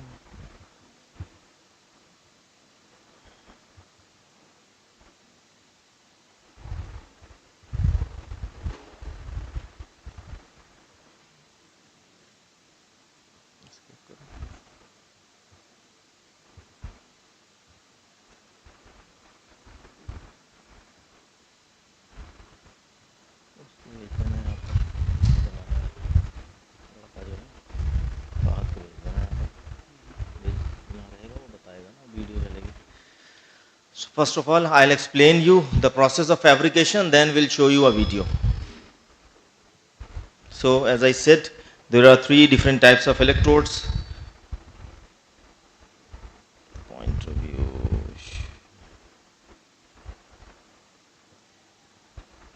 So we have reference electrode, saturated calomel electrode containing HgCl2 and Hg, or AgCl electrode, and we have in counter electrode the platinum wire. Even graphite rod can also be used. Now here comes the working electrodes, which is the main electrodes we are focusing in this particular slide, because reference and counter electrodes are ready to use electrodes. Once you purchase them, you can use them. But working electrode has to be prepared, has to be fabricated for each and every analysis. You have prepared some new material, you have to first of all do the process of cleaning, as I explained you yesterday, do the degassing, and then you do coating and use the electrode. So three different types of substrate electrodes are available for working electrode. The first is called as the glassy carbon. We also have platinum electrode, gold electrodes, and you can also use carbon felt or carbon paper. Today I have those electrodes with me to show you. This is the glassy carbon electrode which we use, and this is basically the carbon material which is placed in the form of a disc, and this through this point it is connected to the terminal. I have shown you three clips, blue, red and black color yesterday. Through those clips it is connected to one of the terminal, and when we are using the 3 electrode, we connect working and counter on one side, one of the terminal, the other terminal is connected to the reference electrode. This is the basically the carbon where we place our material. The process of fabrication involves some of the chemical additives. For example, we need binders, we need the active material, we also need some conducting material that I'll explain in the other slides. So this is the glassy carbon electrode which is used as a working electrode, and this is nickel foam. The cost of this electrode of 10 by 10 centimeter is around 4,000 to 5,000 rupees.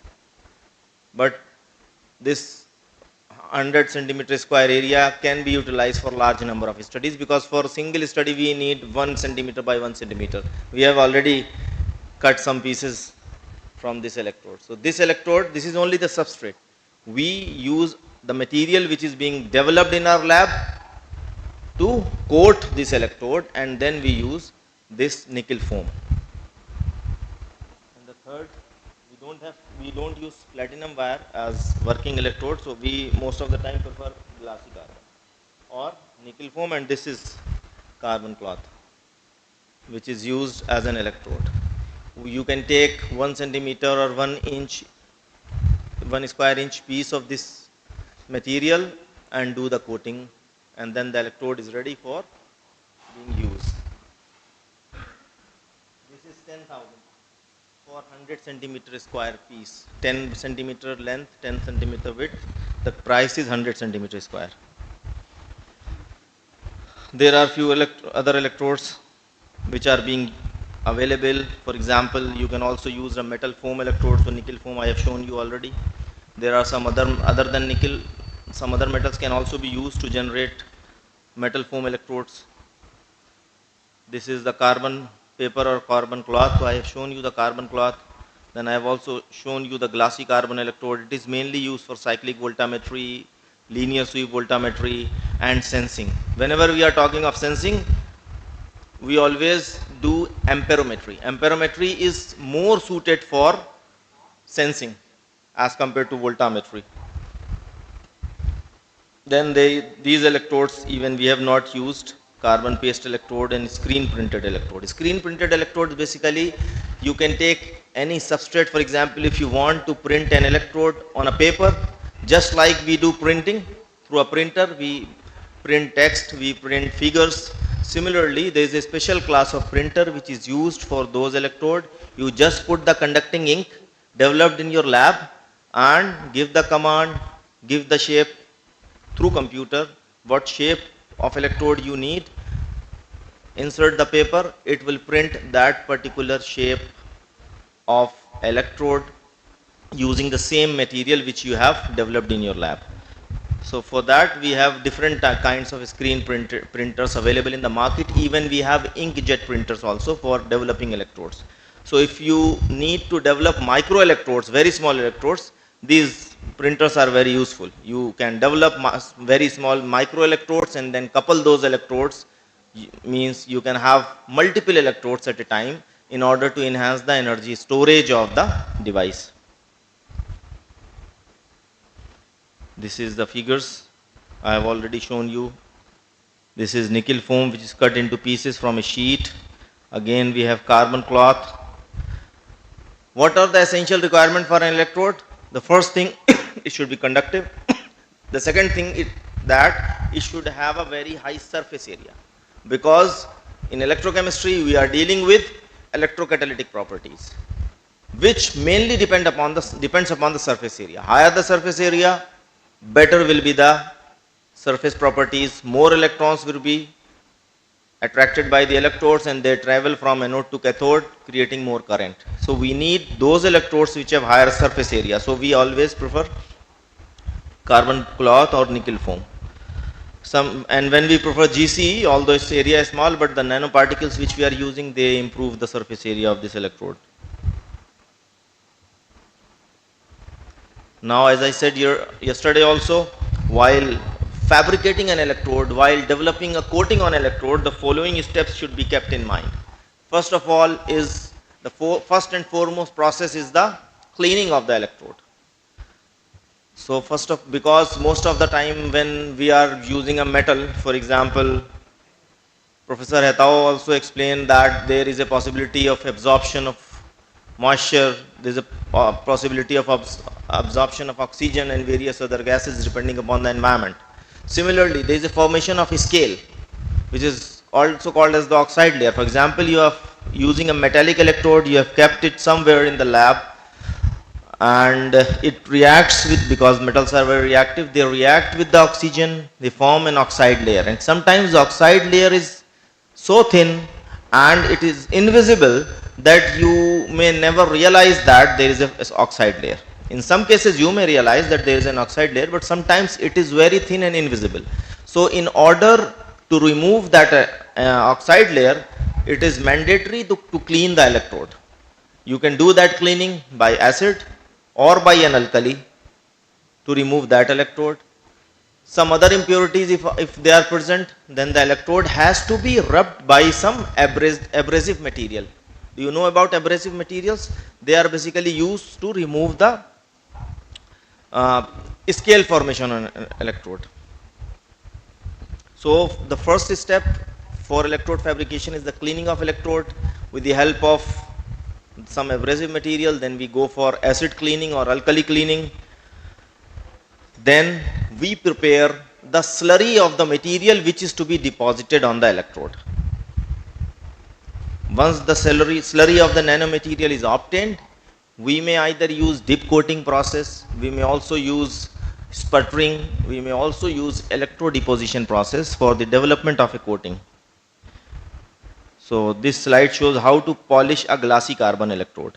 For polishing and for removing the scales formation on this electrode, what do? Is we take a paste of alumina in water. Means the concentration of alumina should be high so that it forms a slurry. Then we put the slurry on a surface, and with this side we rotate it in the form of the numeral 8 so as to have uniform cleaning. If we are not following this process, if we are, for example, using a circular process, or we are just moving it from one side to the other side in a straight line, even then also there is a chance that we do not have uniformly removed the scale on the surface.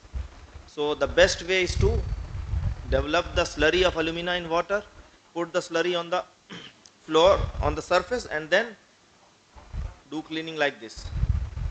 Just it is shown in this, like the alphabet 8.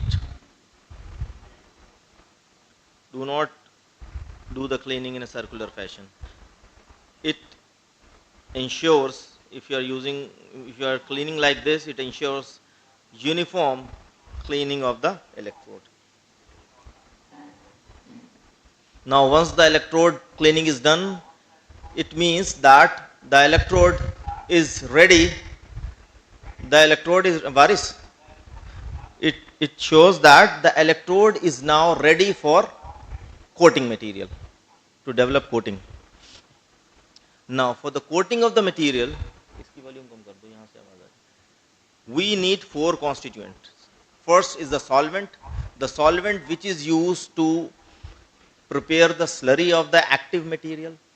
While selecting the solvent, we always keep this in mind that the solvent has to be evaporated. So we take those solvents which are low boiling point so that they can easily evaporate and they easily remove from the slurry after the coating is done, so that the electrode becomes dry as early as possible. If you have taken an organic solvent which is not evaporating fast, it will remain in the solution, it will remain in the slurry, and your electrode will not be dried up easily.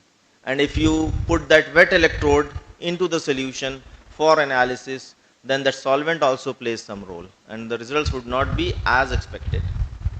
The second thing is the binder. Binder helps your active material to bind on the electrode. If the binder quality is not good, your electrode is not stable. For example, once we have mixed all these things, solvent, binder, conductive, means conducting material and the active material, and we have performed the coating, and if this binder is not good, once we put it in the cell and connect it to the terminal, I told you yesterday that we take some sort of electrolyte as a medium. So when we put it in the electrolyte, there is a chances that material start wearing off the surface of this electrode. Material start removing it, start falling off this electrode surface. And since it is not stable, you cannot perform the analysis. So binder is very important. Generally we use polyvinylidene difluoride, PVDF, as the binder. It is commercially available, although its cost is a little bit high, but we use that as the binder. Third is the conducting material. We add some conducting materials to improve the conductivity of the electrodes. And finally, the active material. The active material is the nanomaterial which you have prepared in laboratory. It may be graphene, it may be carbon nanotubes, it may be metal nanoparticles, metal oxide nanoparticles, or transition metal dichalcogenides like molybdenum disulfide, which have been shown by Professor Hetao in his lecture. You may use any material. It depends. So now the steps. Earlier I have shown you the steps of cleaning the electrodes. Now the steps for making the slurry of the active material to be deposited on the electrode. First is you have to do calculations that what ratio is the optimum ratio for preparing the slurry of the active material. Once it is done, the ratio weight percent is calculated. We go for weighing the materials. Then we take solvent exactly in the right amount as prescribed. We put the active material that you have prepared along with the conducting material. With you take the active material as well as the conducting material with you, and first of all we add in the solvent the binder. We wait for the binder to get dissolved, and then we put the conducting material as well as the active material to prepare the slurry. Slurry means it is in the suspension form. It is like a suspended material. It should not be completely dissolved. So the volume of solvent should be low as possible. So as we have a thick solution. If the volume of solvent is low, it will evaporate also easily. Last is the viscosity optimization. If the viscosity of the solution is too low, your electrode will not be developed properly. Low viscous solution means the solution which is very dilute. Dilute solution do not stick to the electrode properly. Similarly, a very high viscosity is also not good, because if the solution is of very high viscosity, you can, of course, you can paste it on the electrode and it will stick to that, but the coating will not be identical. The coating will not be uniform. And since the coating is non-uniform, the coating has somewhere at some point it is having higher thickness, while some other point it is having a lower thickness, then that electrode is not be reliable for taking the data. So very high viscosity is also not good, because of the reason that it will not form a uniform layer, and very low viscosity will not stick to the electrode. So you have to optimize the viscosity of the slurry. For that, you can use solvent. You can change the ratio of the solvent as well as the active material. That what ratio will make the optimum viscosity of the solution of the slurry, so that it can be deposited in a uniform manner. First of all, the first thing that it should be deposited in a uniform manner. The second thing is that layer is stable also. Once you put the electrode in the solution, electrolyte solution for analysis, it will remain in that particular position during the study. During the experiment, it will not wear. It will not suffer any wearing. It will not fall off the surface.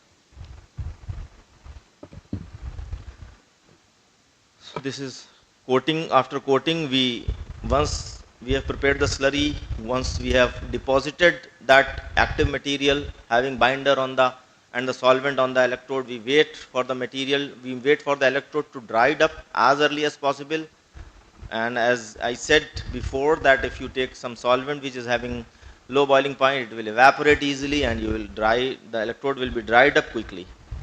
And sometimes we do pressing also in a hydraulic press, and finally that it is ready. Now the methods of coating. As I said, there are several methods available for coating of the slurry on the electrode. The first is called as the drop coating. In the drop coating, we use a pipette and take some active material slurry having binder and put it on the electrode with the help of a pipette. This is called as the drop casting. We are casting it with the help of a drop from the pipette. It is one of the simplest technique. Then we have a spray coating also, in which we have a spray coater. In case of spray coating, we have to little bit reduce the viscosity of the solution. Otherwise, it will not form a spray. Spray will form when it is mixed with air.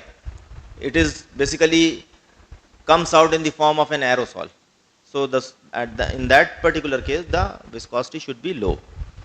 We are using drop casting in our lab, and we are also using electrodeposition method in our lab. The electrochemical, the last one. Then we have electrophoretic deposition. Electrophoresis, I am sure you all must have studied. It is a process in which we apply electric current with the help of two electrodes. Then positive ions move towards the opposite electrodes, and in this way they are getting deposited on the electrode. In this way, we put the electrode inside a system, apply current, and the charges they attract towards the opposite charge electrode, and they are being deposited. Although we are not using this particular method.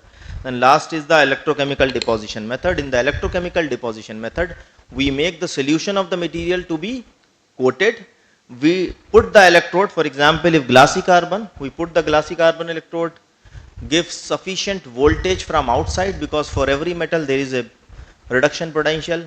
Once that reduction potential is reached, the metal salt which is present in the solution, maybe in the form of, for example, if iron is there, Fe+2, or if zinc is there. So for example, if zinc is there at 0.76 volt, it is being deposited, and it will reduce, and once it is reduced, it is deposited on the electrode. In this way, we will have a very fine, very thin and uniform coating of the material. So electrodeposition methods are also good, and they provide a very uniform thickness of the electrode.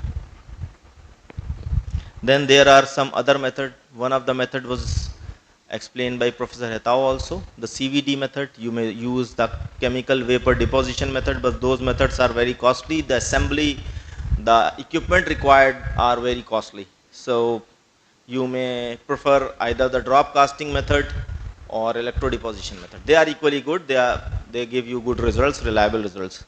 So we have in these methods, even in case of CVD, we do not apply the material directly. We take the precursors, and those precursors, they are being heated, they are supplied with energy, they evaporate and react with the pre-treated surface of the electrode, and they form compounds over there. Then we have a doctor's blade coating also. In the doctor blades, it basically involves spreading a slurry. In the doctor's blade, we take the electrode, put the slurry, and with the help of a doctor's blade, we make it uniform.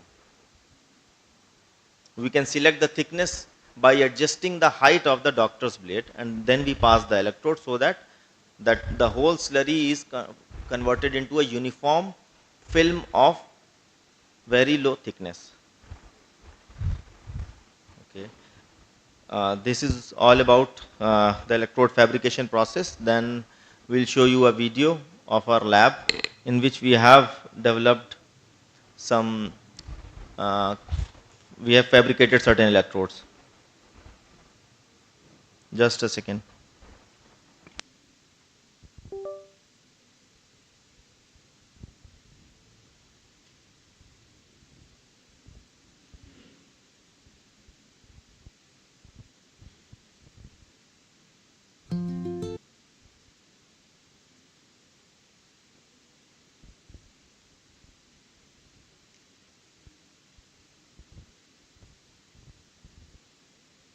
Today we also have a lecture on one of the very fascinating technique, one of the very useful technique these days, which is called as the DFT, the density functional theory. For that we have expert. He'll be connecting with us virtually, and he is basically from a company which provides the software for DFT known as Quantum ATK. We'll be introducing him very soon, just after watching this video.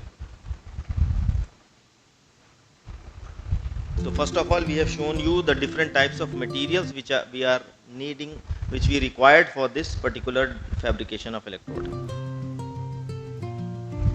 Polyvinylidene difluoride. The polyvinylidene difluoride, then we have glassy carbon electrode. This is a piece of carbon cloth, with just a very small piece is needed. This is the solvent which we use, and this is acetylene black, which is used as a conducting material. I've told you, along with the active material we mix some conducting material. You can use graphite also, but we use acetylene black. It is even more conducting. These are the used for cleaning. So you may have polyvinyl fluoride as a binder, then acetylene black as the conducting material, carbon cloth as working electrode, or glassy carbon can be taken as working electrode.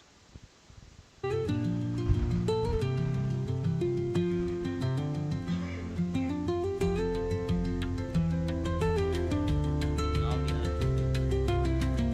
are doing the weighing and calculating the, we have already calculated the optimum weight ratio, so we are doing the weighing.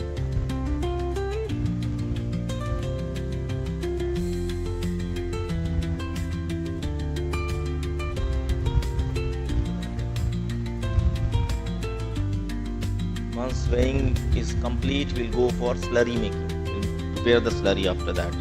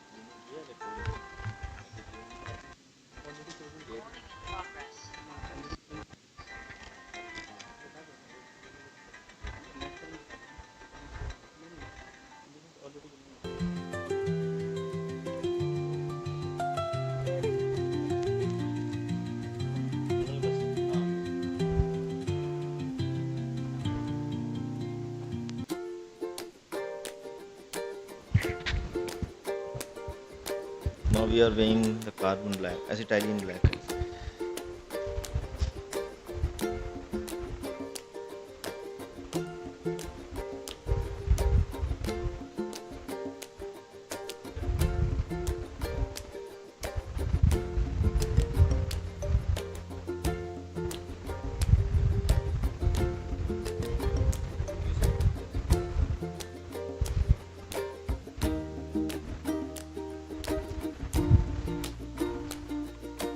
Acetylene black.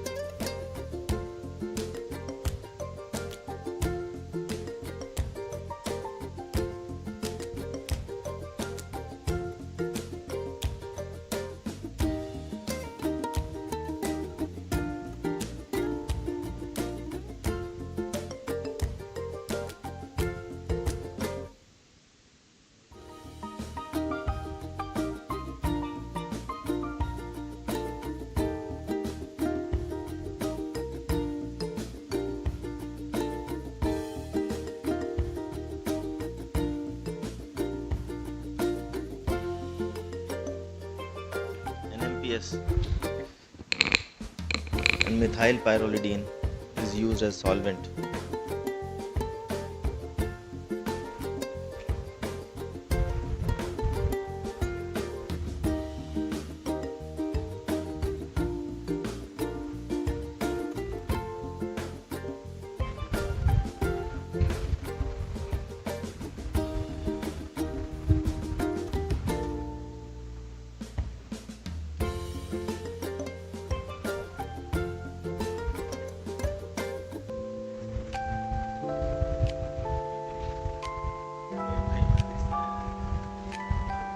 Now it is ultrasonicator, which we are used to prepare a uniform slurry. We have put the slurry inside a water bath and then ultrasonic waves have been passed. You might have seen this equipment, a minor equipment available in chemistry laboratory. Ultrasonicator bath, it passes ultrasonic waves, just to prepare a uniform slurry.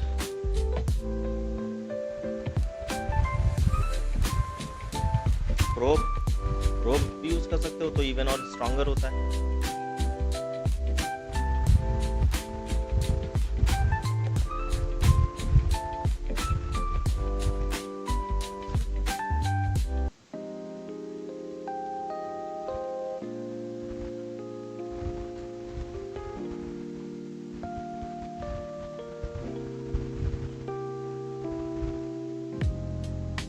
We are doing oven drying.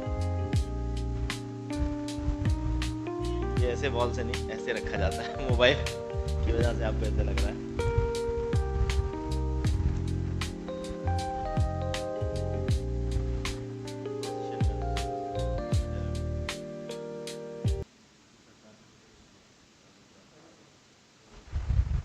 और है ठीक है.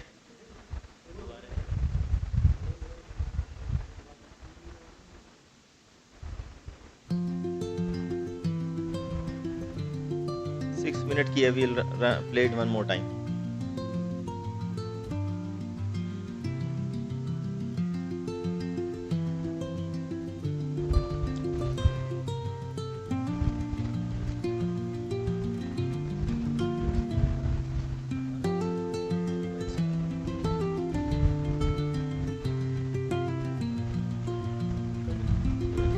These are the essentials for laboratory skills.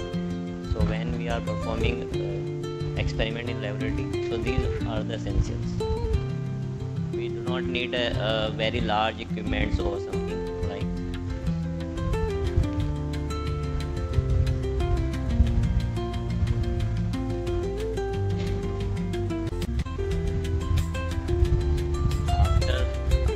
After preparing slurry, we will deposit the slurry onto the surface of this disc.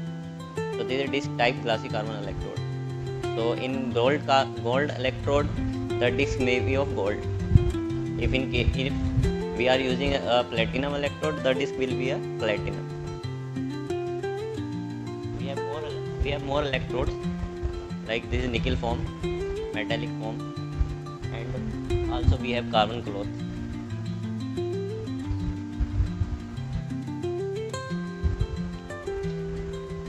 On last day of the GIAN course, on 18th of April, we will show you the potential state demonstration, and also we will try to show you how to perform the. We will also show you how to perform the cyclic voltammetry and LSB and EIS and GCD, and specifically target the supercapacitor application.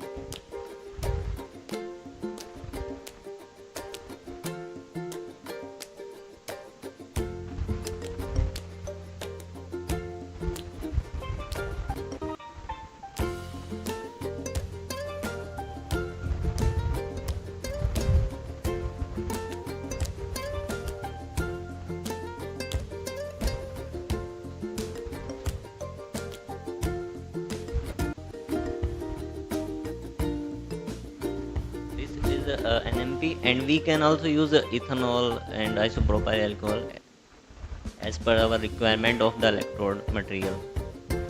Sometimes the electrode material do not homogenize in the NMP, so we have to check for ethanol, and if it is not dissolved in ethanol, then we have to go for methanol and isopropyl alcohol.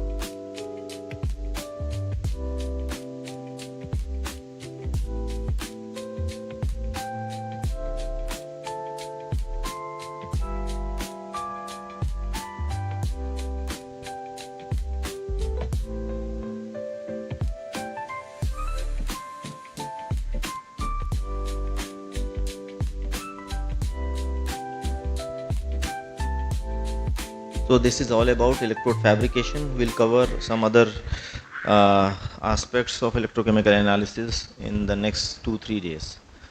Thank you very much. Now it's time for DFT, a lecture on DFT. Asfar, please introduce the speaker.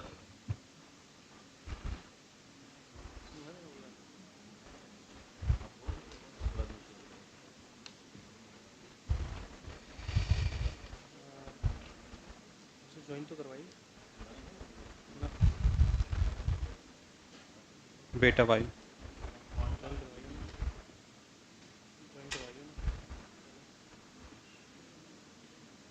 Now I would like to invite Mr. Deepak from Quantum ETK for the lecture on DFT.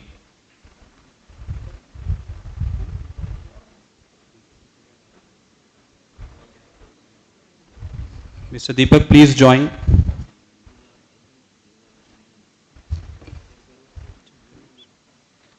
So,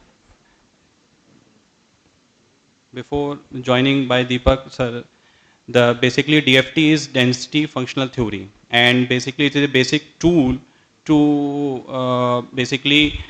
quantify the structures or the molecules which we prepare in our lab. For example, you prepare any organic molecule and you want to know what is the enthalpies involved.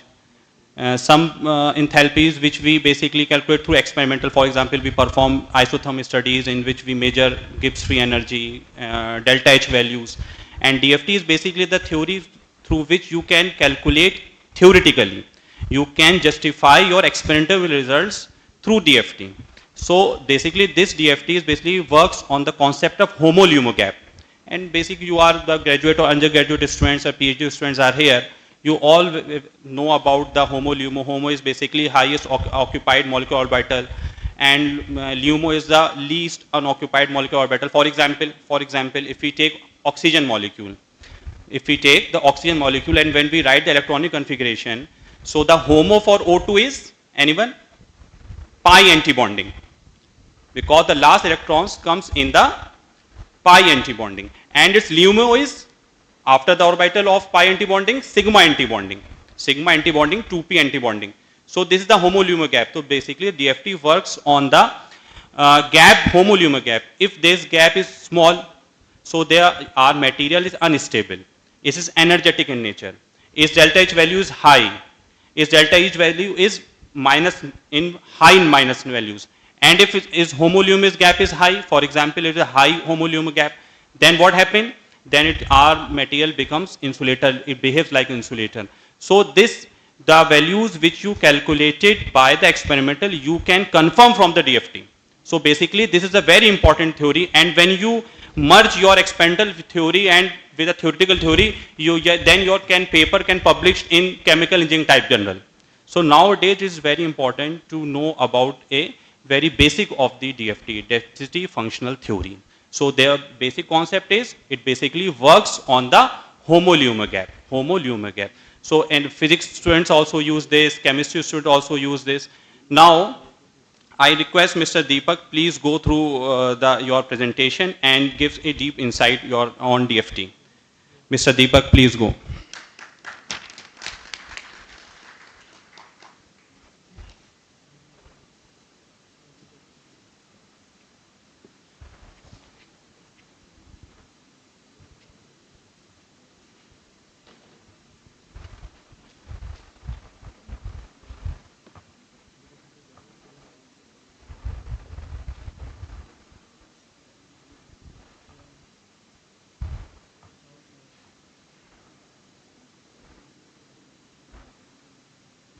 Mr. Deepak, I am audible? Mr. Deepak?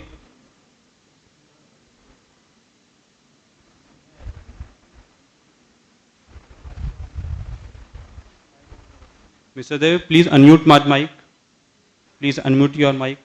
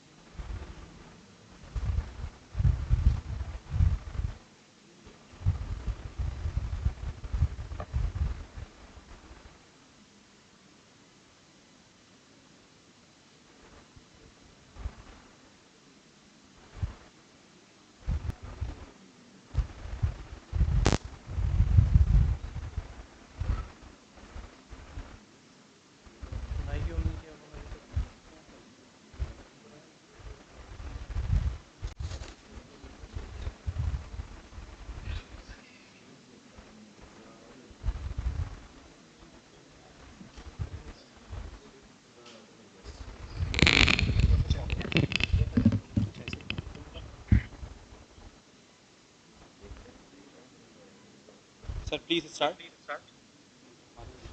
Okay, sir, let me start this session.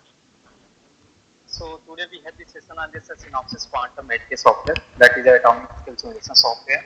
So firstly I will share the agenda. We will begin with the introduction of the software by the presentation, and this will be followed by the live demonstration of the tool, and after that we will have an open discussion for any other specific application.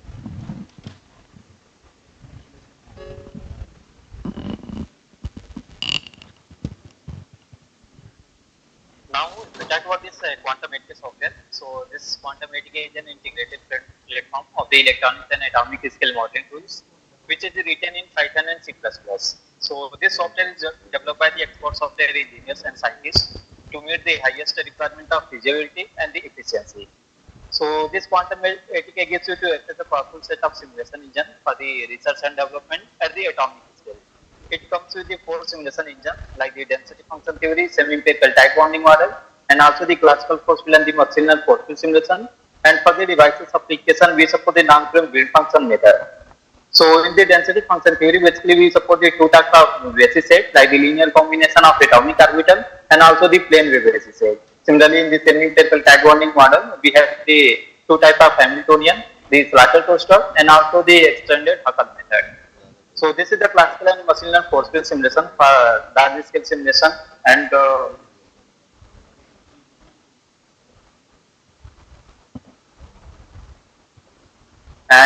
the device application, we have the green function method that will combine with the density function theory. You can also integrate this NEGF method with the semi-empirical tight bonding model to calculate the transport property of the devices. So this quantum mechanics provides the complete solution for the materials and devices modeling with the multiple atomistic method implemented in a single platform.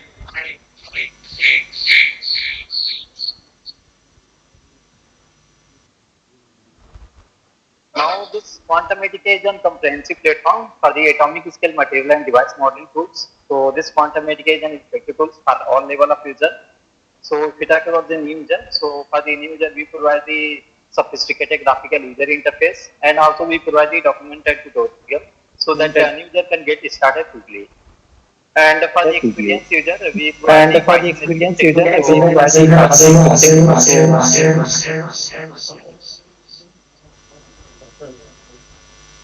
so experienced user can also customize the tasks for their needs.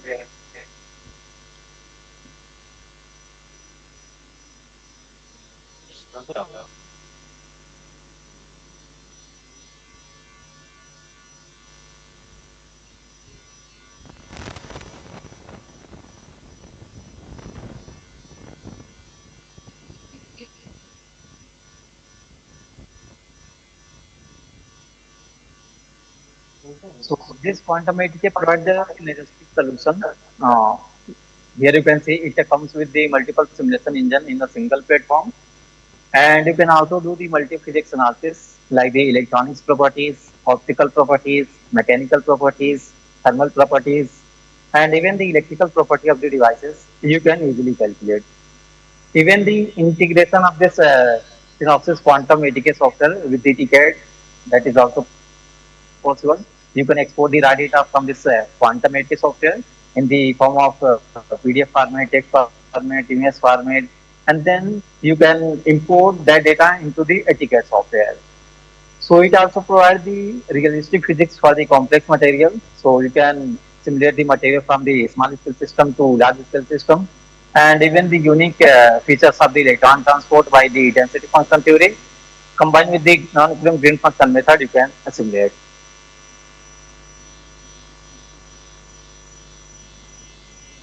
Now, if we talk about the bigger application of this tool, so the bigger application of this tool is for the molecule structure simulation, surface simulation, interface between different geometry and different symmetry, devices simulation, complex materials like hexagonal, tetragonal, triplex, phosphorus materials, polymers and composite materials, even nanostructures like the nanotube, nanoribbons, nanowires, you can easily calculate.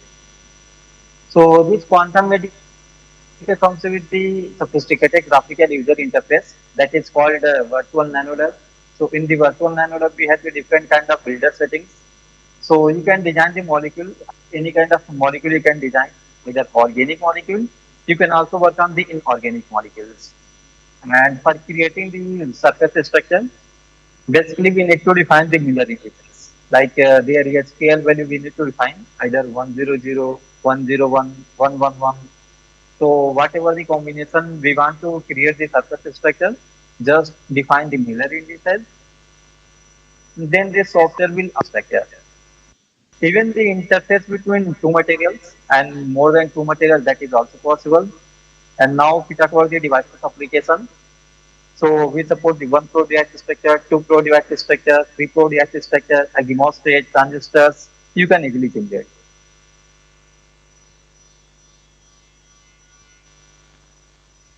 Now, this quantum NK software is helpful for all level of system configuration like the molecules, polymers, 1D and 2D materials, any kind of crystal structure like the face center cubic structure, body center cubic structure, hexagonal structure, simple cubic structure, rhombohedral. So any kind of crystal you can design by the graphical user interface that is called virtual nanolab. We also have the Marcus material builder and the interface and multiple layer structure, and even the devices you can easily create. So you can see this is the graphical user interface of this quantum HK where we have the various kind of builder settings. So this is the building tools. So this building tools basically will help you to create any kind of structure, either molecules, crystals, device, nanotube, nanoribbons, nanowires. And once you create a structure, it also comes with the database of the material. So in quantum HK, we have the tool to import the material. So either you can import the material from the local database that exists inside the software, and if the material is not available in the local database, then we have the option to import the material from the online database. like the crystallography open source database, and also from the material project. And even this material is not available neither in the local database nor in the online database. Then we also have the plugin toolbar where we have the crystal builder. So first you can define their space group, their Bravais lattice parameters, their alpha beta gamma values, ABC values, and also the illumination values, and also the then you can easily create any crystal build.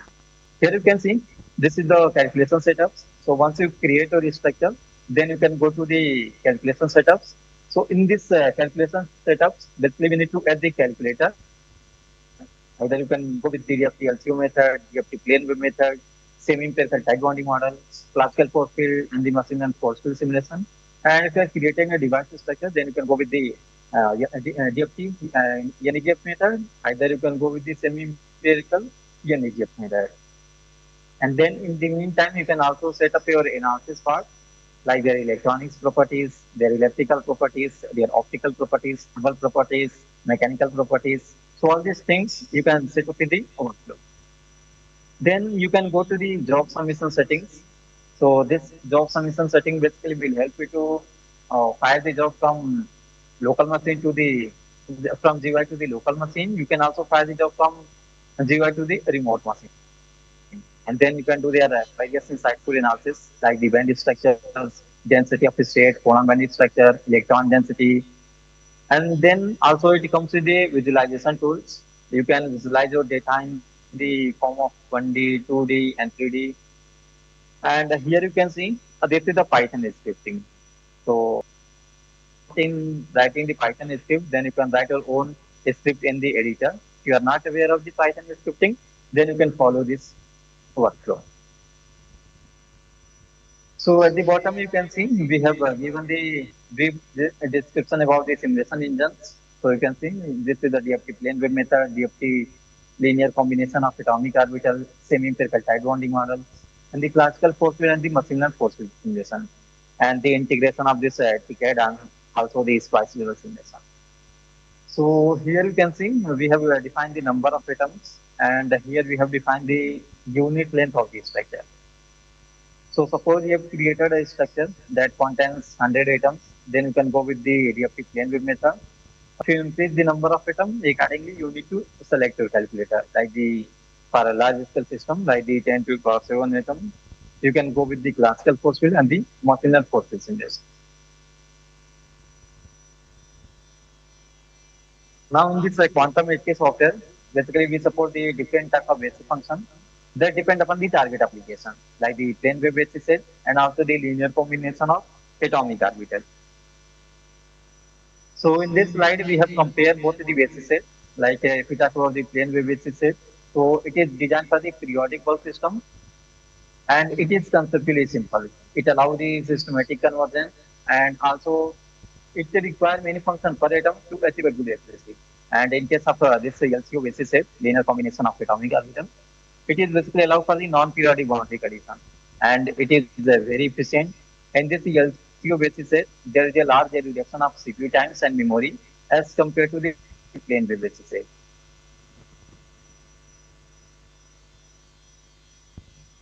So in this slide, you can see we have compared both the basis set for the different extent correlation function. So in the quantum HK, we support the various extent correlation function like the LDA, GGA, meta GGA, and also the hybrid function. So this slide is all about the hybrid function. So we have simulated the DFT by the DFT LCO method and also by the DFT plane wave method by using the hybrid function extent correlation. So at the y-axis, you can see we have the simulation times, and at the x-axis, we have taken the system size. So in case of DFT plane wave with the hybrid function, you can see the graph will exponentially increase. So at a fixed system size, it will require more time to get the simulation result. And here you can see with the case of DFT also with the hybrid function, we can achieve a linear scaling for this hybrid function simulation with respect to system size. So here you can see this is the pictorial representation of both the basis sets. So if we talk about this DFT LCO by the hybrid function, you can see it will require hour or something to get the simulation result. But in case of hybrid function with the plane wave method, it will require a day or more than 1 days to get the simulation result. So the conclusion is that the hybrid function DFT is up to 10x to 100x faster than the DFT plane wave method. This quantum ATK also comes with the DFT plus non-equilibrium green function method for simulating the realistic interface and the surface structure. So this DFT plus NEGF method is an accurate tool to study the interface and the electronic devices. Like here you can see, we have shown you the two pro device structure where we have the left electrode, right electrode, and we also have the center region. So in the left electrode and right electrode, we will apply the density function theory, and in the center position, we will apply the density function theory with the non-equilibrium green function method, so that we can calculate the transport property of the devices.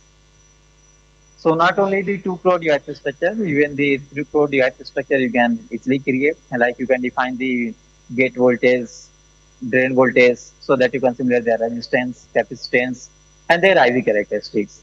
So this green function method is available with the density function theory. You can also integrate this green function method with the semi-empirical tight bonding model. You can see these are some key application area where we are dealing with this quantum 8K software. Like for the semiconductor application, you can calculate the NPN transistor, PN junction diode, and also their transport property you can easily simulate. It is also useful for the battery application like the lithium ion battery, lithium air battery, any kind of battery material you can design and you can simulate their various properties.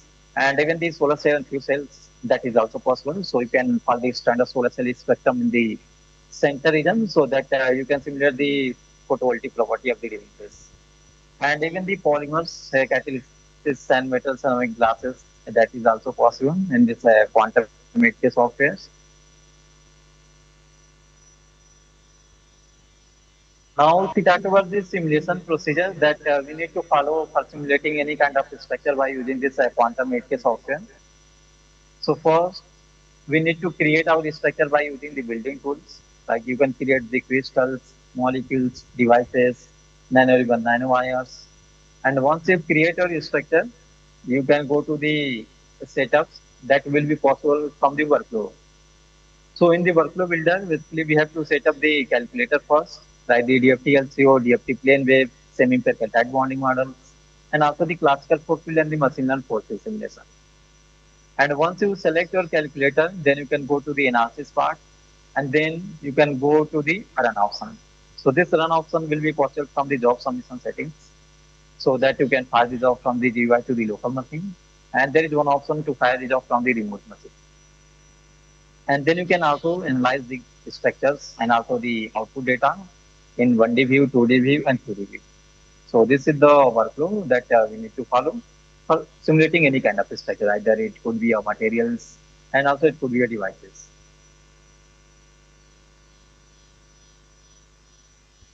So this quantum HK comes with the machine learned force field simulation. So the question arises, why do we need this machine learned force field simulation?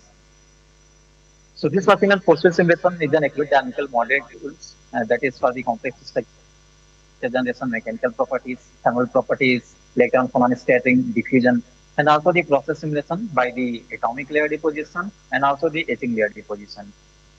And other dynamical tools that is strictly limited to 100 atoms due to their turnaround limitation terms. But most of the industry requires 10,000 plus atoms to be simulated at a single time. And that is not practical with the quantum based method because of their turnaround limitation times and also the quality of resources. So we will use this machine learned force field simulation to generate the interatomic potential of the new materials for the complex material also. And then we can utilize by the density. So in this slide, you can see we have shown all the simulation engines, and here you can see the y-axis we have taken the computational cost, and the x-axis we have the accuracy. So at the bottom, you can see we have the classical force field, which is very efficient, but often lacking quality of resources. In the middle one, we have the semi-empirical tight bonding model, which can provide the higher accuracy, but it will also take a lot of time. And here you can see we have the ab initio method, like the density function theory, which can provide the higher amount of accuracy as compared to the semi-empirical and the classical force field, but it will also take more time as compared to both. So here we have the machine learned force field simulation, and this machine learned force field simulation will provide the accuracy near to the density function theory, and it will take a time as compared to the classical force field. So here you can see we have simulated a amorphous Hafnium structure, and in this structure we have total 96 atoms, and we have performed 50 molecular dynamic steps as system code. So by using the density function theory with the molecular dynamic simulation, you can see it has taken 3 hours, 21 minutes and 27 seconds. And by the MTP, that is called moment tensor potential molecular dynamic simulation. So this MTP is a part of machine learning technique. So it has taken 10 seconds. And by the classical force field molecular dynamic simulation, it has taken 9 seconds. But you will get the higher amount of accuracy with the low computational cost by the machine learning technique. So these are the some machine and force field applications where we can use our moment tensor potential for the structure of the complex crystal amorphous materials, the structure of the multiple layer stack, crystallization and morphization, formation of the defect cluster, defect diffusion, interdiffusion, and also for calculating the thermal transport properties and even the surface processing by the atomic layer deposition and the etching layer deposition. So this is all about the virtual nanolab. That is a graphical user interface of this Synopsys Quantum 8K software. And this virtual nanolab is a very easy to use graphical user interface. And it combined with the Python programming interface that will enable the experienced user to efficiently implement the complex workflow. And you can also perform the advanced data analysis. So you can see this is the snapshot of this graphical user interface that we will cover in the demonstration part. Here you can see we have the data section, we have the builder, you can create any kind of structures, we have the workflow builder, you can set up a calculator and the analysis part, and then we have the job submission settings, we can file the job, you can see this is the editor, you can write your own scripting, and also by using the workflow builder, it will automatically generate a file scripting. So this is the custom script and this is the database of the material. Now these are some advanced analysis that we can study in this quantum 8K software. We also support the molecular dynamic simulation by the different techniques like the NBT, NPT, StatStan, Langevin, and also you can optimize your geometry and the optimization of the devices that is also possible. You can also perform the dynamical matrix, Hamiltonian derivative, transform effect, adaptive kinetic Monte Carlo simulation, and even the polymer simulation you can edit. So these are the listed some computable characteristics that you can study for the materials and devices like the band structure, dot state, boron effective charge, chemical potential, complex band structure, Gilbert damping forces. You can even calculate the IV characteristics of the devices, local band structure, density of state, mobilities, optical spectrum, projected density of state, Raman spectrum. Now, if you talk about the job manager, so job manager is basically responsible for running the job from GUI to the local machine. You can also fire the job from GUI to the remote machine. So in the local machine, we support the serial, threaded, and parallel for the faster simulation. And in the remote machine, we support the torque, PVS, RAM, Z, lesser, and also the direct execution. So these are the customers that are using this quantum 8K software. So many more universities, rare universities, central universities are using this quantum 8K software. So these are the list of customers. So thank you for listening this presentation on this quantum 8K software. So we will jump to the live demonstration of this tool. Now you can see this is the graphical user interface of this quantum 8K software. That is called virtual nanograph. So in the left hand side, you can see these are the various plugin toolbars that we have. Like this is the data, this is the project section. So in the project, you can see I have created multiple projects. So if you want to work on your existing project, then you need to double click. And if you want to create a new project, then you need to add this. Click on this add option. Here you can define the directory and the project name. Then you can easily create. So I would like to go with the example project that I have created earlier. Now you can see this is the data. So in the data, you can see I have simulated multiple projects. So this is my data. And suppose I would like to filter out my data. Like you can see, this is the filter option. This is the everything, like the creator structure and also the output data that we have. If you want to show only simulated data, so you can see this is the simulated data, like the event structure, density of state, optical spectrum. And if you want to show only bulk configuration, so you can see these are the bulk configurations that I have created earlier. And this is the device configuration. So this basically helps you to filter out your data. This is the builder section. So this builder will help you to create any kind of structure. So this area is called stat. So whatever the structure we will create, that will store in the stat. Here we can visualize the view. And here you can see this is the advanced panel toolbar. So this advanced panel toolbar basically help you to create your desired structure. So here you can see it comes with the various builder tools like the FM cantilever tip structure.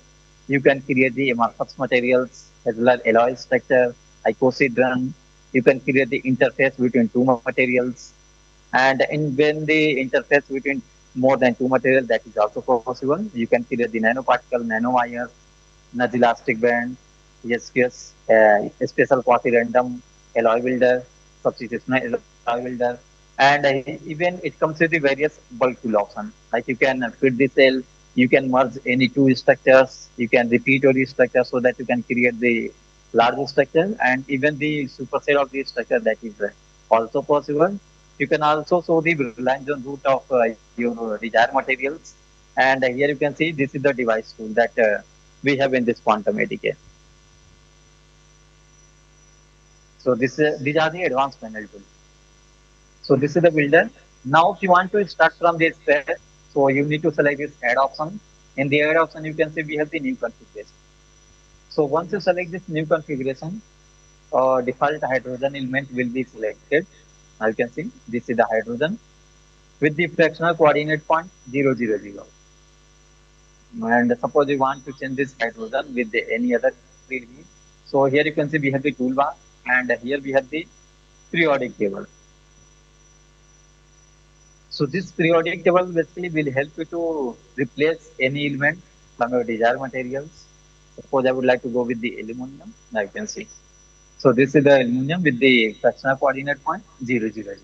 So this way we can replace any element from any selected materials. So this is all about the new configuration. Here you can see this is the from file option. So these are the supported file formats that you can easily import in this quantum ATK software. Like you can import the Python file, HDF file, .xyz file, .tar file, CIF file, XSD postcard file, contact file.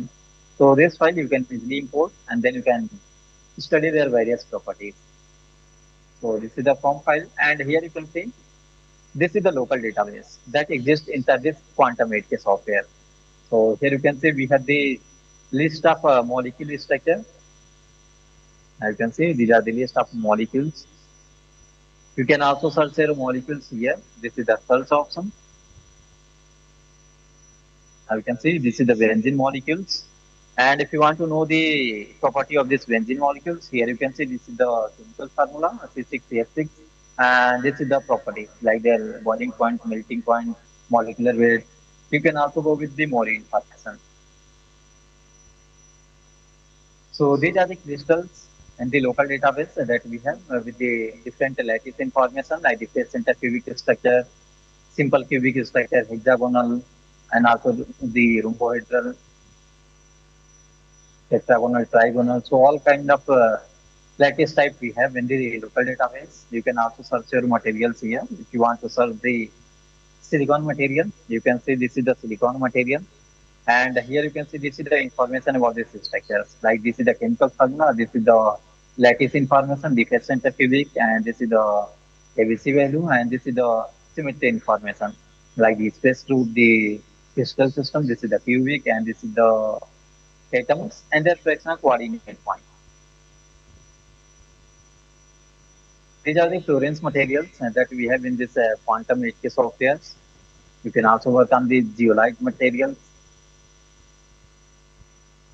And even we have the monomers for the polymer simulation. And this is the ground state element. So this is all about the local database that we have in this quantum HK. And suppose you want to import any material in your builder settings, then you need to select the material and go with the add option.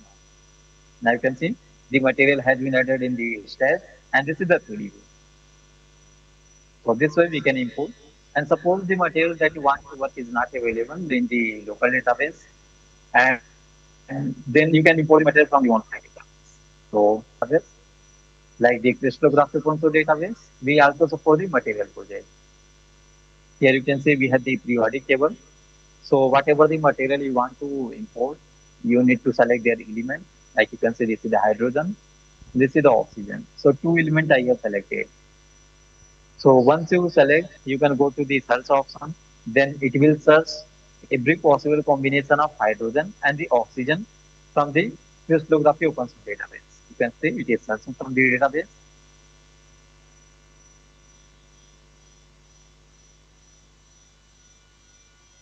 You can see it has find 39 structure in the crystallography open source database with the different crystal type.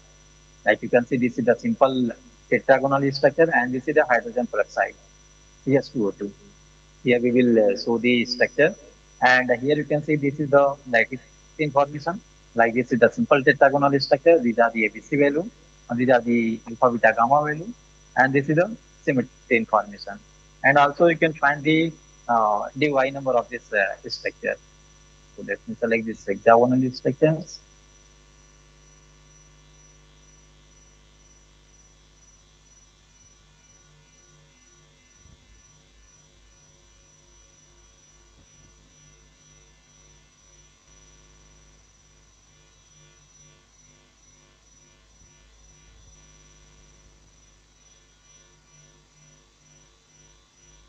So for searching any kind of material from the online database, your system should be connected by the network.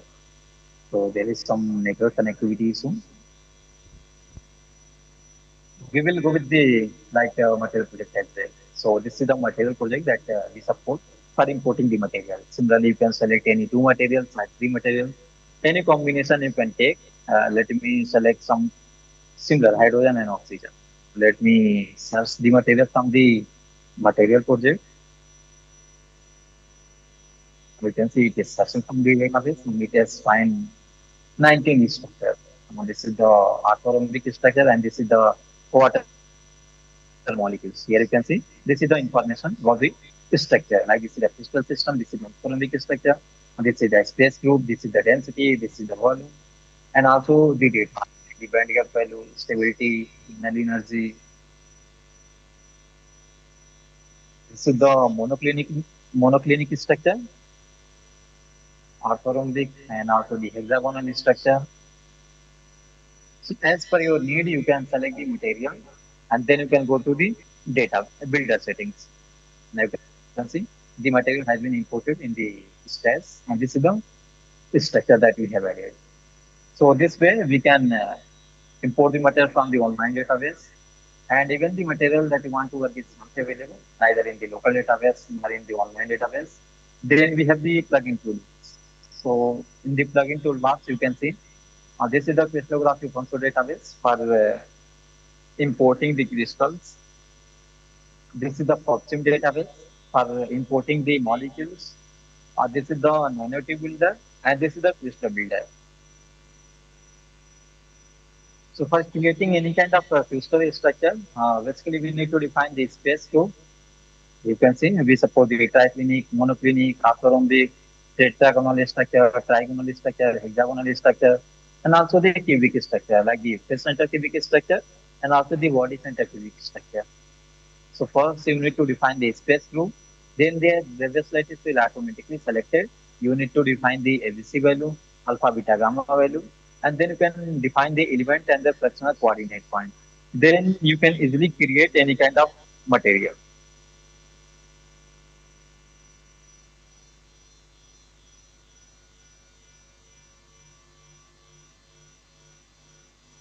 Suppose I would like to go with the cubic structure, like this is the, you can see this is the face center cubic structure. I would like to define the ABC value. So I would like to put the 5.41 angstrom. So your experimental data you can put here, and then you can see this is the element option. We need to, these are the various fractional coordinate points. So I would like to go with the XYZ. Now you can see here we have the hydrogen, and this is the default structure. If you want to change this hydrogen with any other element, you need to double click, and you can see these are the list of elements. So I would like to go with the gold material. So let me select the gold. You can see. So here you can add a number of elements. There is no limitation. And once you're done, here you can see this is the preview option. So this is the conventional cell. If you want to show the primitive, so this is the primitive. So I would like to go with the conventional, and this is for building the structure. So I would like to build the conventional structure. So once you've done, you need to click on this build option. So you can see we have created our material from the crystal builder. Now we talk about the nanotube builder. So you can see this is the nanotube builder. So any kind of nanotube you can create. So basically you need to define the chemical properties like the carbon at the site A, carbon at the site B. You need to define the bond distance. And then here you can see we have the option for defining the inner tube, center tube, and the outer tube. And then you can go with the crawl vector, their N and M value. So I would like to create a carbon nanotube. So for that, both side we need to select the carbon element, and then this is the bond distance. I would like to go with the inner tube first. So you can see this is the inner tube, carbon nanotube. So we have the option to create a multi-wall nanotube like the center tube. Now you can see this is the preview. We have the inner tube and we have the center tube. And here you can see we have the option to enable the outer tube as well. Now you can see multi-wall carbon nanotube we have designed. This is the inner tube, this is the center tube, and this is the outer tube. Now I would like to deselect this two and we'll go with the center tube. Now you can see this is the center tube only. So this way we can create our design structure by the nanotube builder. So this is for the carbon nanotube. Similarly, you can design any other nanotube as well. So let me build this structure first.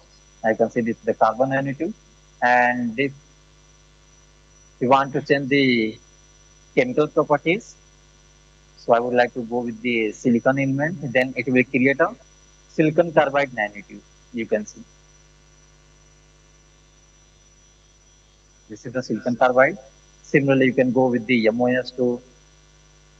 Like you can see, this is the molybdenum, this is the sulfur, and select this preview.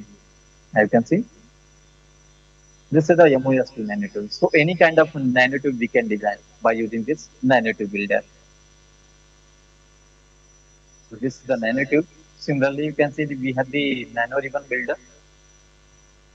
We need to define the chemical properties, and then you can define the bond distance. And here you can see this is the passivation with the hydrogen element. Here you can see this is the geometry option. Either you can go with the crawl vector and then M value. You can also go with the zigzag structure and the arc cherry structure. So let me show the align with the geometry. Crawl vector. Now you can see. This is the graphene nano ribbon, where we have selected 2 by 2. If I change, this is the 4 by 4 graphene nano ribbons. along with the scroll vector. This is the zigzag structure, and this is the armchair structure.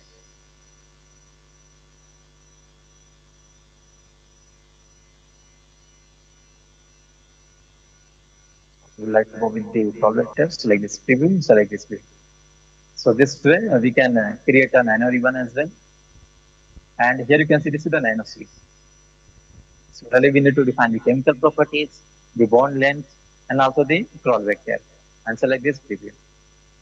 So this is the graphene seed. If you want to work on the oxide seed, like the silicon dioxide, you can see, and then you need to define the bond distance and select this preview. Now you can see.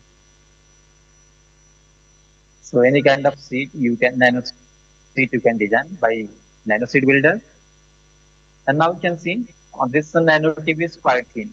So if you want to increase the length of this nanotube in any direction, either direction A, direction B, and direction C, then here you can see we have the advanced panel toolbar, and here you can see in the bulk tool option we have the repeat option. So we can repeat our structure in any direction, direction A, direction B, and direction C. So I would like to repeat 10 times in the C direction.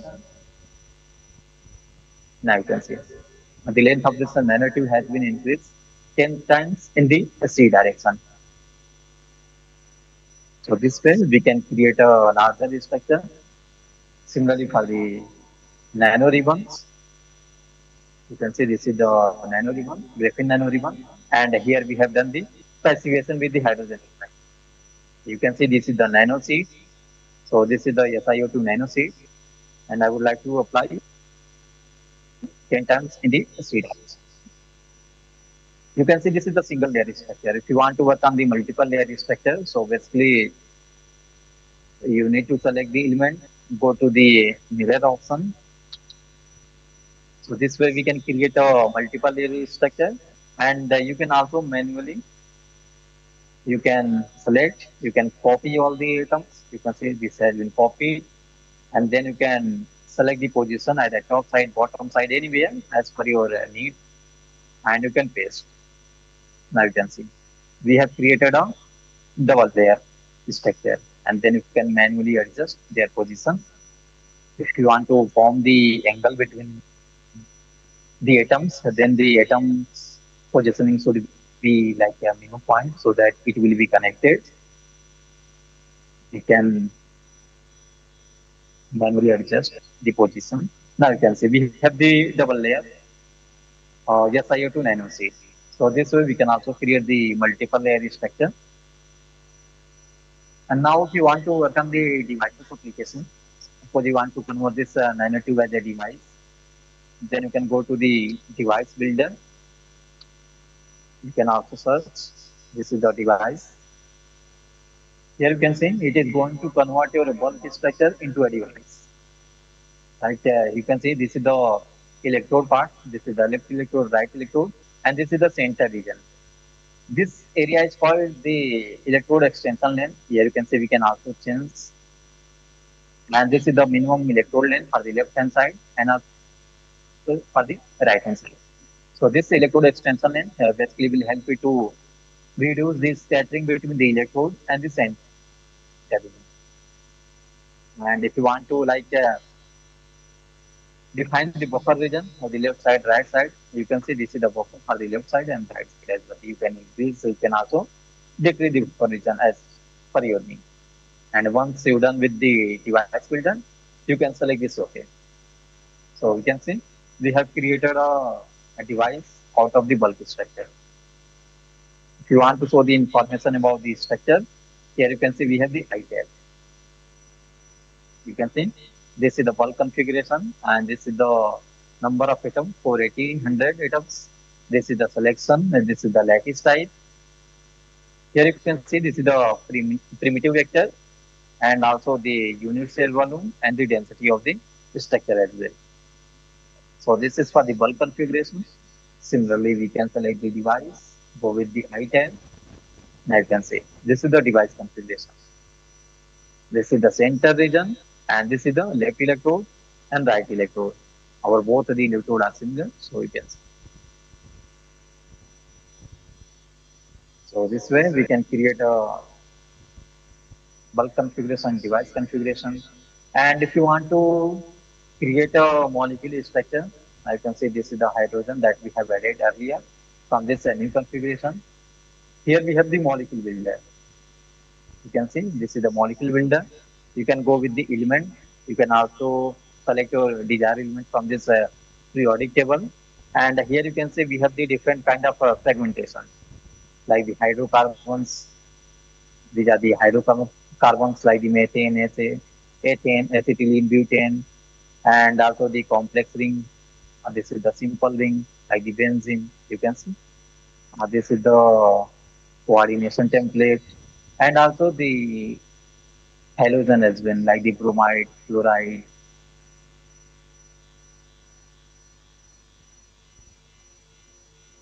So any kind of molecule you can also design. Suppose I would like to go with the carbon. Now you can say this is the carbon, and here you can say this is the hybridization, like the unknown mono, sp, sp2, sp3, sc, base center cubic, and also the phase center cubic. So suppose you want to convert this structure into a like suppose I would like to go with the benzene. You can see I would like to change. You can see this is the single benzene. You can also create the multiple benzene like that. This way we can create the any kind of structure, any kind of molecular structure. If you want to show the bonding option, like you can see this is the static one. If I select this one, you can see. You can also change the bond distance, bond angle, and also the bond angle between the these two and these two. And this is the dihedral angle, the angle between the four atoms. And once you're done with this molecule builder, you need to select this again. As you can see, we have designed molecules. Let me show the advanced panel toolbar that we have in this quantum matrix options. Suppose you want to create a amorphous structure, so you need to define the sum formula and also the density. So you can see this is the default parameter. This is the SiO2 with the sum formula of 500. Select this field option. Then it will create a SiO2 amorphous material. And if you want to design any other amorphous material, so let me select the this is the AMU and the S2. Now I would like to change the sum formula with the 200, and you need to select this build option. Now you can see we have created our MOS2 amorphous material. So any kind of amorphous structure you can create. And if you want to design the Hitler alloy structure, like you can say this is the structure type X2Y there. So we have the different combination of XY there, where the X and Y are the transition element, and Z is the main group element. So here you can see this is the default element that has been selected. If you want to change the element, you can go to the periodic table. So as per your need, you can select and then go with the preview option. So you can see this is the Heller alloy builder, and go to the create option. Similarly, you can create the hypocidal structure. And now if we talk about the interface between two materials, so first you need to import the material at the first side, and then you also need to import the material at the second side. So let me select the silver at the side 10. You can drag and drop the material, and let me take the gold material as well. I think gold is not available, so let me import from the local data.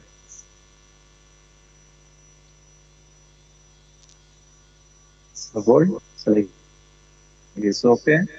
Now you can see. So this is the gold. So you can see single layer we have added, single layer of silver and single layer of gold material.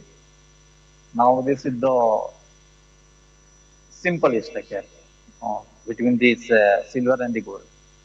Here you can see we can also increase the layer of this materials. You can see this way we can add, we can also delete.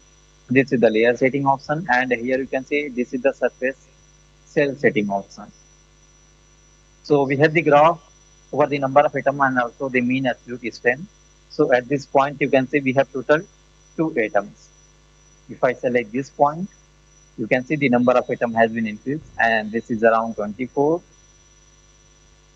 If I select this one, now you can see one. You can see this is the rotation between the vector surface, and this is the strain value. If I select this apply, now you can see.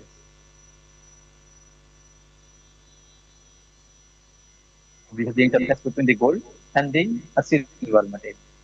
And once you're done, you can go to the optimization. You can see this is the toggle quick optimization settings you can enable, and then select this create option. So after the optimization, it will generate a restate.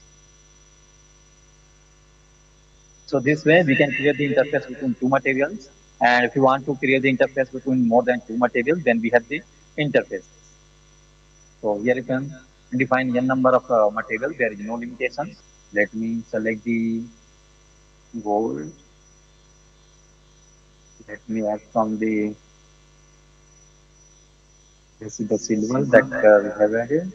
Similarly, I would like to go with the gold material as well. You can see two material has been added. Now I would like to third one. This is the alloy structure that we have added. Now I would like to take the material structure as well. So let me take the MOS tool. Uh,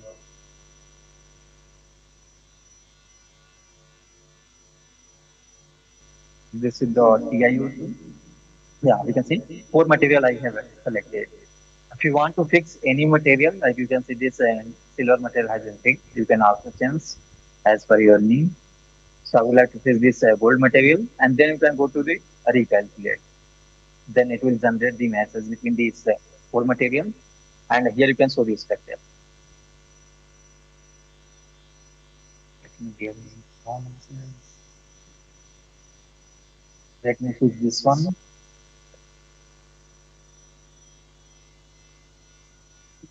This material, let me show.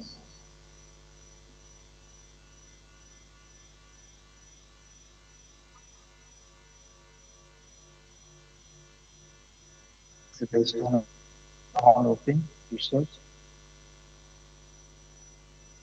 Sorry, I have already taken the interface material. This is not the, so we have to take the materials, not the interface. Now you can see we have to add the gold we have added, alloy has been added. Now I would like to take the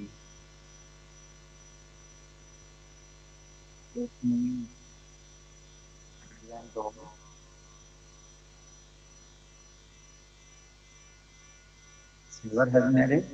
Now I would like to take the silicon material as well. Now you can see core material has been added. And now I would like to take the zinc oxide as and then I recalculate. As you can see, it is generating the match. So previously, we have taken this structure on this one.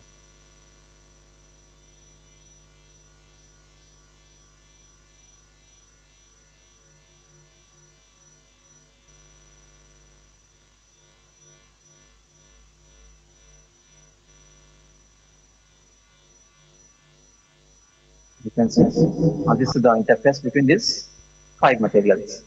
And if I select any other point, I can see this point. So at this point, we have a total 528 atoms. So this is the largest strain value. This is the average strain value.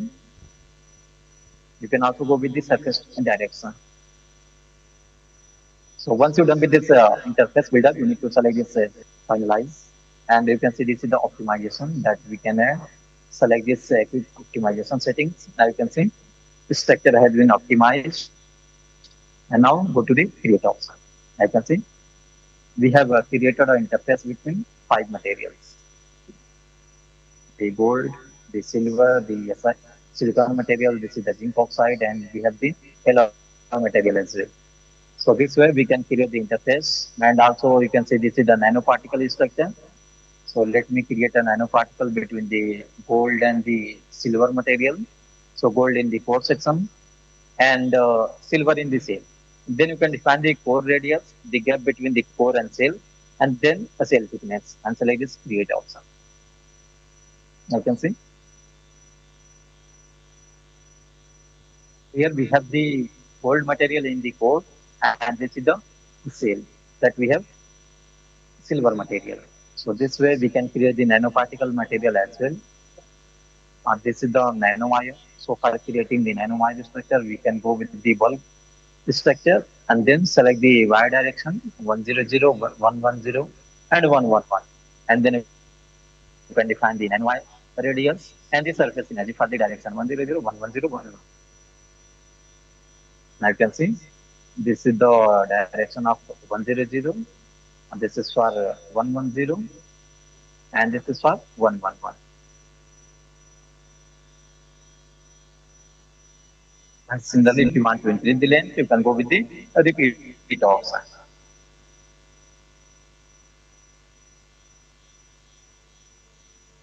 Yes, yes. So this way we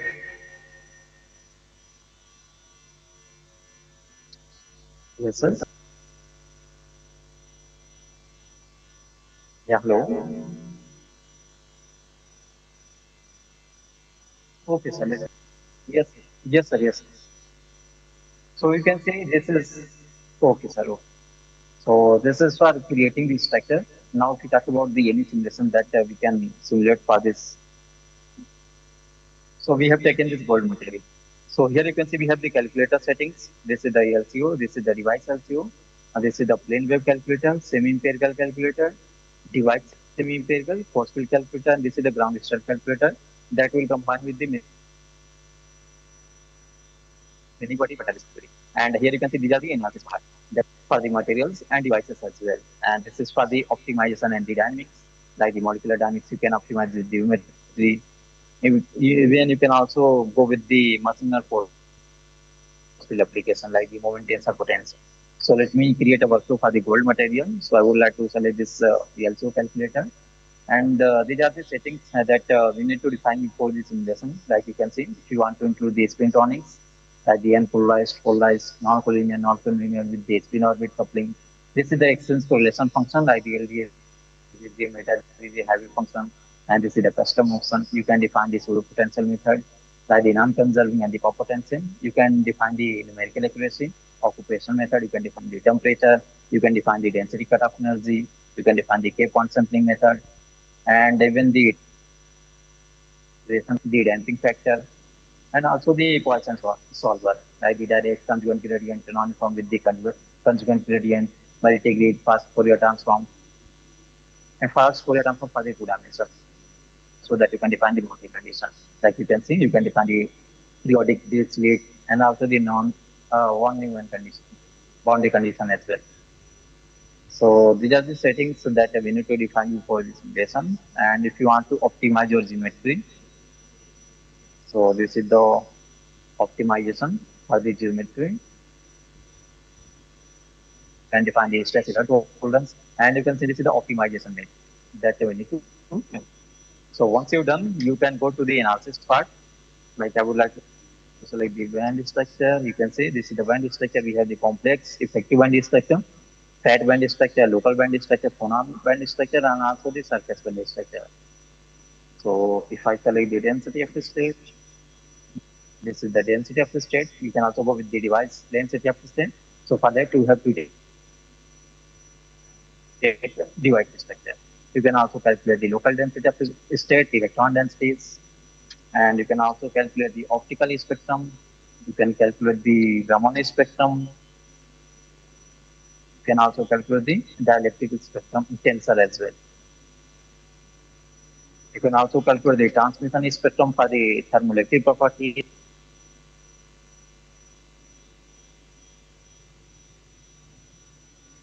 Yeah, this is the, here you can see with the unit vector that we have defined is not applicable for this transmission spectrum. So to delete, whether you can change the configuration, whether you can select the.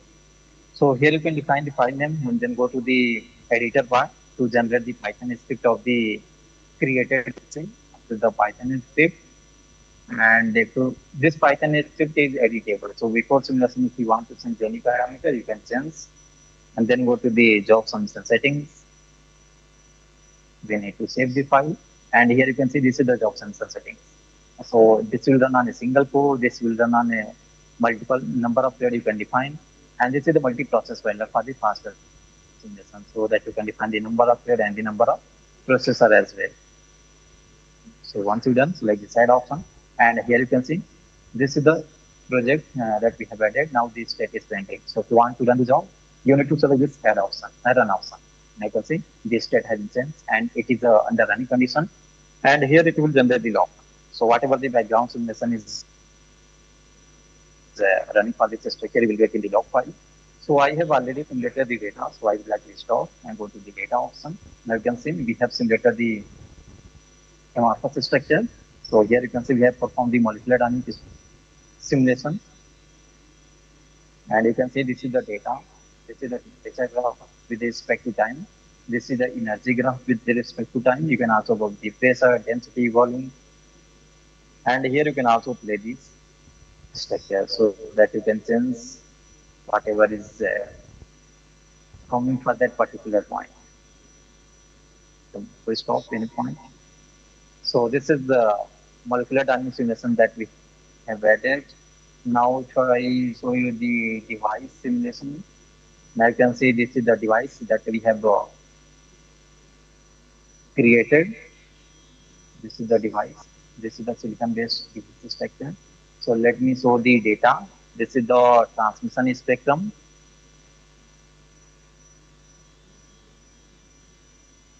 I can see this is the transmission spectrum. And this is the spectral current. And this is the spectral conductance. You can also go with the thermoelectric coefficient like the conductance, Velter coefficient, Seebeck coefficient, thermal conductance, and also the JT, thermoelectric properties. If I show you the density of the state as well, and this is the projected density of the state. Here you can see this is the energy graph. If I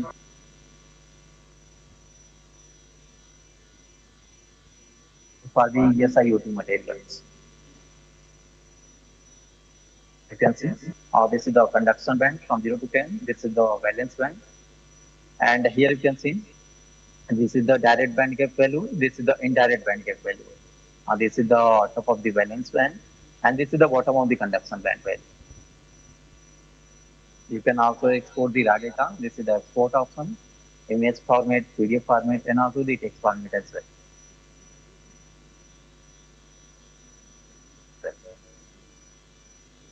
Yeah, so I have shown you the maximum features of this quantum 8K software, and as you know, 1 hour is not full enough to show the full capability of the software. So if anyone has any query, they can unmute the mic and ask me the query. I will try to help you.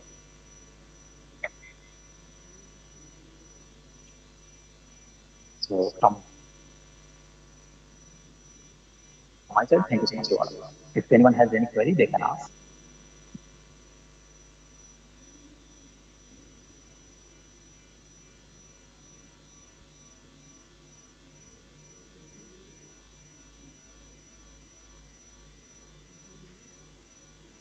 And if anyone want to read out the theory about this quantum ATK software, you can search the quantum ATK documentation.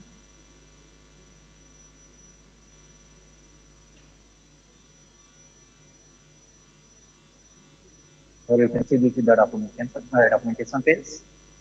Here we have the tutorials. There is the tutorials. And this is the manual. If you want to show the theory and also the questions that has been the FTL mentioned. You can see the equations and the theory are mentioned. So whenever you get the time, you can visit the site. I hope you will be more than here. I will also share this link to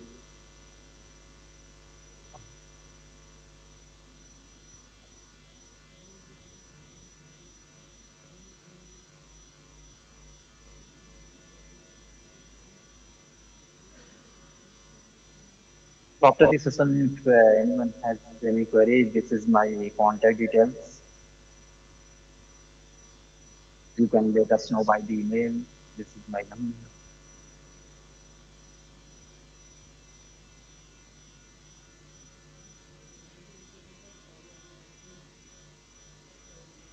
On DFT, anyone on the audience has any question?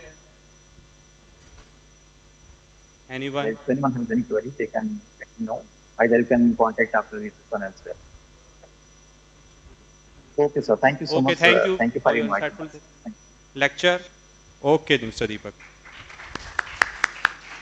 Okay, sir.